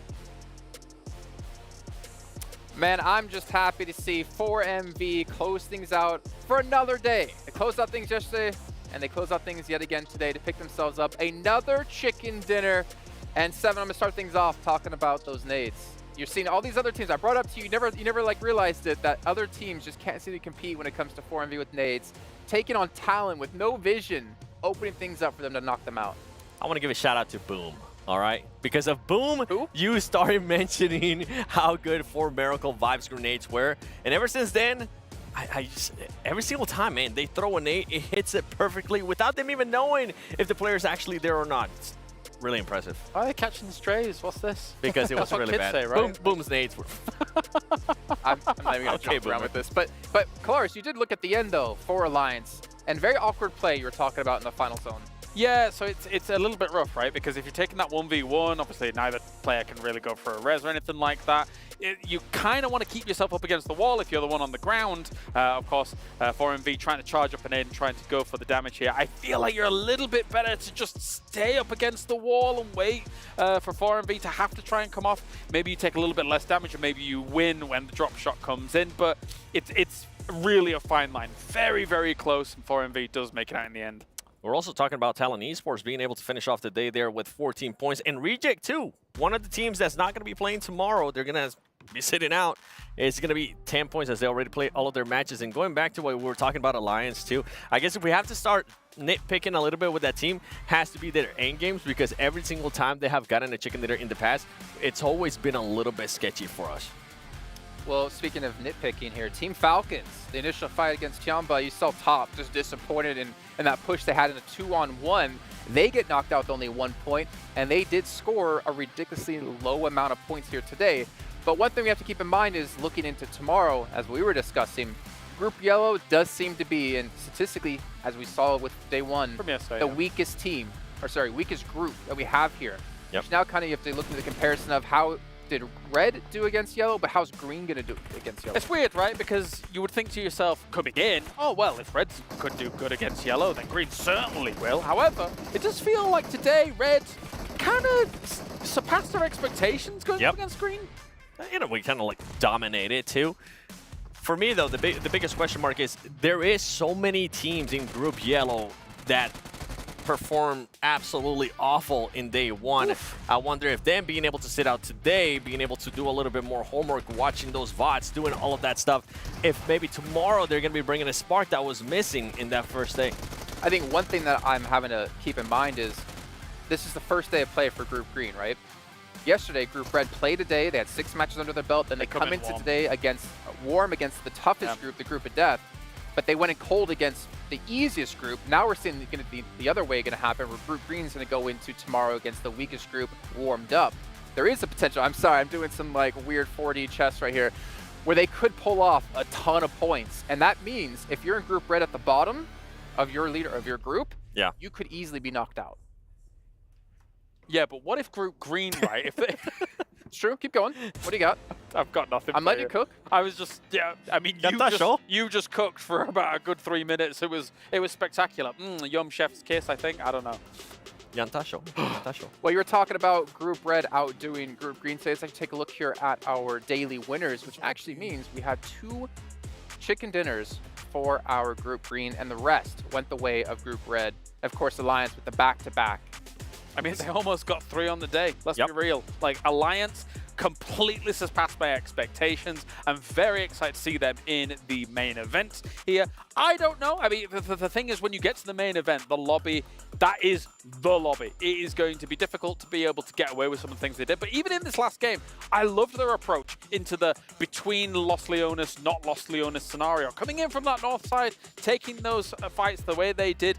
Alliance looked good all day, and they kept doing it throughout the day. Yeah, and even towards the end of the day, you could see teams like Tiamba that are, in a way, with the amount of points that they have, secure a spot already towards the finals. They seemed like they were just slacking off a little bit more. They were willing to engage into fights that maybe earlier in the day they weren't willing to do. And also, with us having a back-to-back chicken dinner winner today, it's kind of what I was mentioning yesterday in regards of how the uncertainty was happening within those groups. And now, you were saying with Group Red, at least we now possibly have a favorite, but who knows? I mean, it's only day 2 of group stages. Yeah, none of us know, and that's kind of the upside here. Something that makes me really excited for tomorrow of what will happen. But it is time to get into this, and I asked you guys this beforehand, so you have time to prepare who our Sony MVP of the day is going to be. Do you have an answer for me? I think we're all in agreement it's probably from Alliance or QZ. I think it's somebody from Alliance. Oh, really? Yes. I'm going to also agree. Do you have a name? I have a name. I do not. Leon. Leo? We'll go. Oh, yeah. We'll try. The survival time in the MVP formula. Yeah, across the team, everyone really put in a good shift. So, yeah. Okay. How many let's take a look here at our Sony 15. MVP of the day and who it's going to be. More Illims than yesterday? Yes. Oh, okay. Okay, that's fine. To be fair, in one of those matches, we did see him playing that high ground position, giving them cover on top of one of those buildings to get a lot of damage in, which I'm assuming is one of the reasons that he's actually, I think this is actually the position. No, it's not the position that he gets the MVP. But either way, this is the one. The fact is, Alliance, everyone was playing extremely well. I'd actually be really curious to see like the breakdown per player of how many limbs and how much damage they have across the team, because it's got to be pretty close. I think there's an interesting thing, obviously. We've seen them do those big wide splits, right? And in order to be able to get away with those big wide splits in lobbies like this, each individual player needs to have a lot of confidence about being able to stay alive, and in that case, they need to be having confidence in taking their fights themselves. So it doesn't surprise me that, again, any of them could have probably taken the MVP spot. Cluck was here, he was able to take it, and there was moments where he was in central positions in the splits, there was moments where he was able to do a lot of fragging as well. Great stuff. I think you got to give the flowers to whoever's scouting currently for Alliance, because every single time they do go into those splits, they make sure that their back is fully secure. They make sure that they're not going to be engaging into any surprise fights, which usually is the case for some of the other teams. They might end up getting surprised when they do end up with those big splits. Alliance right now played the perfect day. Yeah, and I don't think any of us would have ever predicted, and I think even the Indo talent would never predicted to see Alliance be the top team from SEA. But you know what? They're going to be doing it. They're going to be topping the table at the end of day 2. We're going to see here by how much. That's a pretty big lead. That's good. That's good. I mean, nobody so far has got themselves 3 wins on the board. Never mind so many kind of extra higher finishes. I think 7C is exactly what I'm looking at. Fact is, okay, none of these teams on this front page play tomorrow. Yep. So that means they have over a 70-point lead compared to any other team from Group Green or Group Yellow. For 70 points, for someone to close that gap, I think we might be looking at our first place finish at the end of group stage. Oh, okay. I think Alliance might be doing it. It depends on how dominating green can potentially be against yellow, but 70-something points on a day? Yeah, if someone has a huge pop-off day, maybe they can make it. I mean, Alliance only have... That's a huge testament to what they've been able to do 60 points a day on average from I think the thing I'm going to be looking at now is going to be on that 6th, 7th, and 8th place. Those teams, I feel like with the performance that they had today, especially D+, they're going to be kind of biting their nails, hoping that tomorrow some of the teams don't end up performing well and overpassing them, because I feel like they didn't do well enough. That's the thing, right? We were theorizing alongside John Allen what the cutoff might actually be for that 12th place spot. And because Alliance and Tiamba have soaked up the points that they actually have been able to take, I feel like Reject might actually be safe now. Obviously, you would think maybe 4 teams from red, 4 teams from green, 4 teams from yellow, but Reject might be safe, so maybe we'll get 5 from red going in. D+, Kia, Besiktas, Brute Force. It is scary times, I think. It's crazy to see Besiktas there because they did end up getting a win, but just those elimination points from that team were absolutely non-existent, and now we're looking at some of the other performances. Al Ula IHC, I felt like that team performed so well, especially at the first 2 games that we're kind of scratching our heads. We're like, okay, are we going to be getting the same IHC that we've been seeing recently, or are we possibly going to be getting a new IHC? So far, I'm impressed with the last 4 games. It's a big day for Talon. Yes. Day. That's it. That's your contribution to the conversation. I mean, yeah, big day nonetheless, as we can see here further down the list. And again, all these teams will be playing tomorrow. Are there any teams that you're kind of disappointed in their current positions? I would go with Mad Bulls. I would go with Boom. And even maybe IWNRX. Especially being that low. Are you just going to name every team on this I page? named 3. There's 8 teams there. I named 3, James. Come on. That's fine. Yeah, I mean, I actually expected quite a bit, even though I wasn't super confident about South Korea's chances, which D+ now might find themselves in a bit of a danger zone. I did expect more than 8 points from DRX yesterday. Tomorrow, going to have to be a huge day for them. I do think they're already down into survival, but if they were to somehow make it, it would have to be massive. For me, Inco. I'm going to be looking forward to seeing how Inco is going to respond tomorrow. Are we going to be seeing the Inco that we're used to seeing in the regional tournaments, or are we going to be seeing the Inco that we end up seeing every single time when we get to an international event, which just feels like they always end up falling short? And it's starting to become a trend with Inco where they end up going to survival stage. Yeah, they barely survive once in a while, but right now they're... I can't wait to see what the first game's going to be like. It's rough to be so overshadowed in your region. Like, you actually, Inco is not a bad team at all. If you put them in any other region, in the actual regionals themselves, Inco likely getting podium, no doubt, absolutely. But then you've got Team Liquid, who actually didn't have a great day today, as well as Alpha 7. But these 2 teams are like challenging at the internationals, right? So, yeah, it's tough for Inco. Team Liquid, actually, now that you mention it, bit of a rough day. Underperforming day. They started off hot, and then they didn't do so well. The rotations were What's that about? Where are these hand motions coming from is what I want to know. I don't know, you barely see them. It was all about sugar. 7 in the shot, so I was just like, yeah, I don't know what's going on. What's happening here? I like how you put it at his height, too, but then again, what are these rotations, 7? What's going on? In the meantime, before we do get to come back and finish off our closing thoughts about the day, it's time to head down to the stage with Barney for an interview. Welcome back to the STC Arena, where we are joined by QZZ from Tiamba. What an unbelievable performance you and your team had today. For yourself, 23 eliminations over the past 2 days, and you're also the 3rd highest damage dealer throughout this competition so far. How is your confidence with you and your team at this point? 你在这场比赛就是这2天已经赢得了，就是淘汰了23位选手，然后你是属于排名第3，伤害最高的选手，然后想知道一下你对自己的心情觉得怎么样？对自己的心情吗？我现在的心情很好，因为我们团队大家都打得很不错，然后配合的也很不错。I'm really good mood because everyone been playing really well and cooperation is everything is so good. It is indeed, and you've managed to secure so many points over the past 2 days. However, no chicken dinners. What do you think has been holding you back? 你这几天已经淘汰了很多选手，然后可是你也没有吃鸡，想要知道原因是什么？你觉得原因是什么呢？原因其实就是我们可能打得比较激进嘛，有的时候决赛圈有点上头，然后导致没有吃鸡，然后回去会好好改一下这个问题的。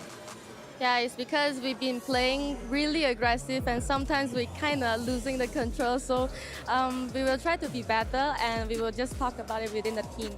Okay, so maybe being a little bit too aggressive. So this question is basically, what are you going to be focusing on between now and we can safely assume you're in the grand final. So yeah, what are you going to be focusing on between now and then? 我们已经大概会推测你会进入决赛，然后想知道一下，你现在还有到决赛之间这个时间的话，你都会做什么准备呢？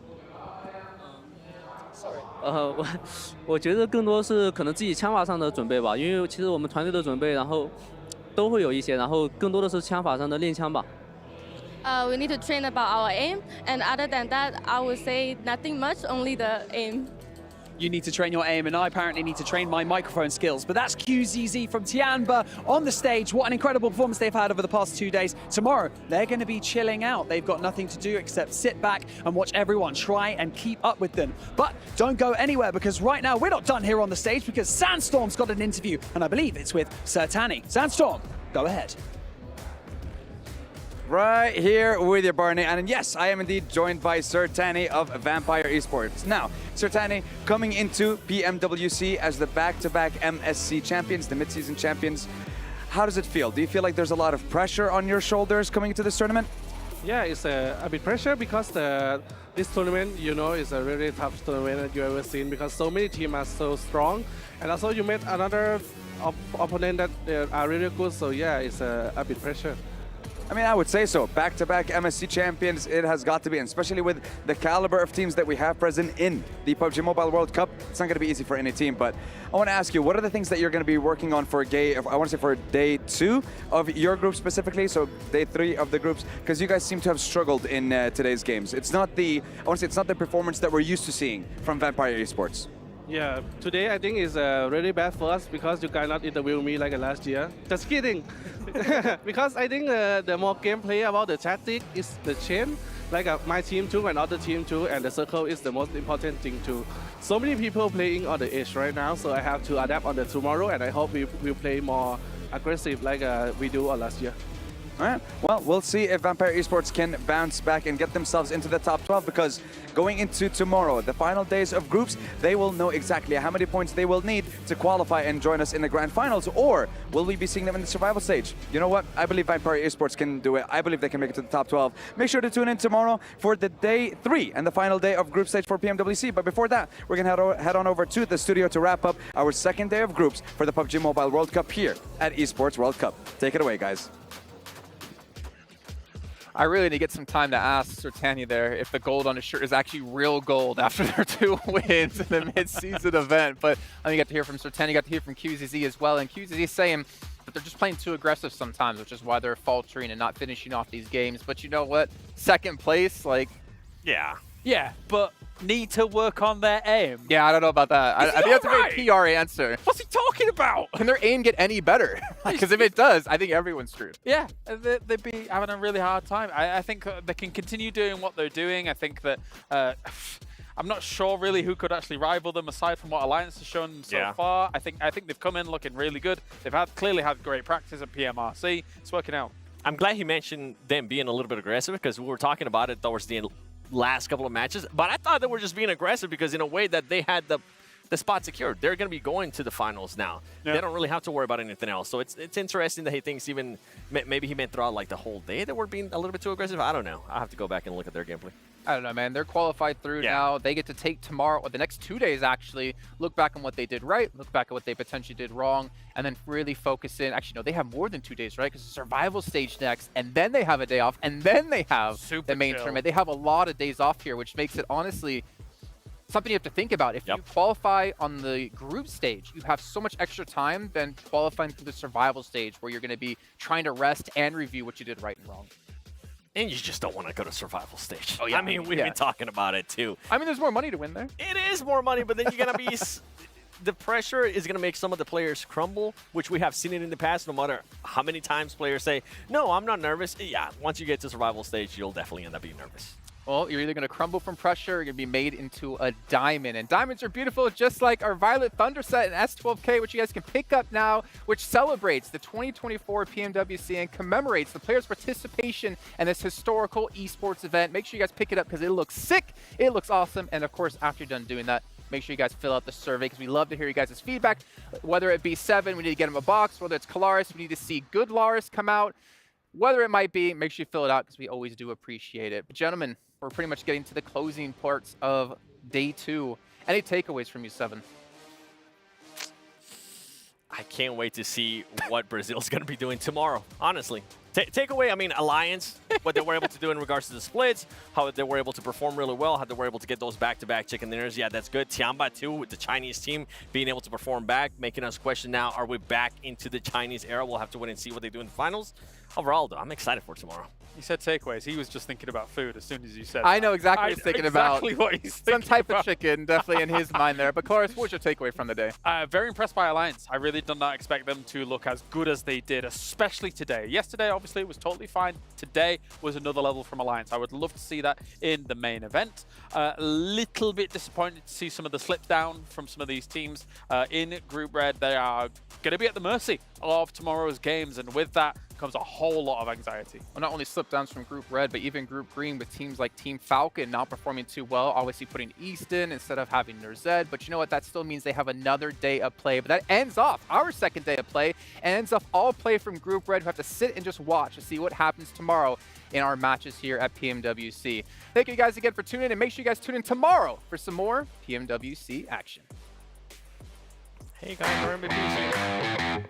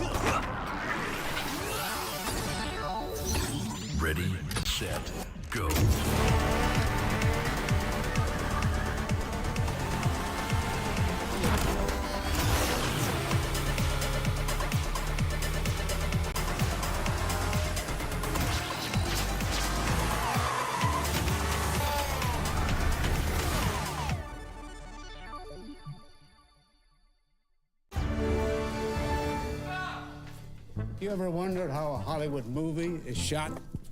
On a Sony. You review it on a Sony. And how do you make that sound epic? You record it on a Sony. Lunch break on a Sony. So why wouldn't you watch it on a Bravia by Sony? لحظات البداية عاشت معنا. كنا نحسبها وقت للتسلية بس. نحسبها بس ذكريات. عبود أعطي أختك اليد يا ولد. ابتكرنا فيها ابتكارات، وإذا بغينا قلبناها خرافات. كنا نحسبها بس لمة وصحبة وسهرات. انتبه نوب ترى نوب. لكن كنا نشوف عالم ما حد يشوفه. لا تشغل وقتك بشيء يفيده. الله عليك على الهيدشوت. عالم كبر وعاش فينا. عالم الحماس فيه يوصلك كل مرة لحلم أصعب، بس ما يصعب عليك. بارد معك وين ما تروح.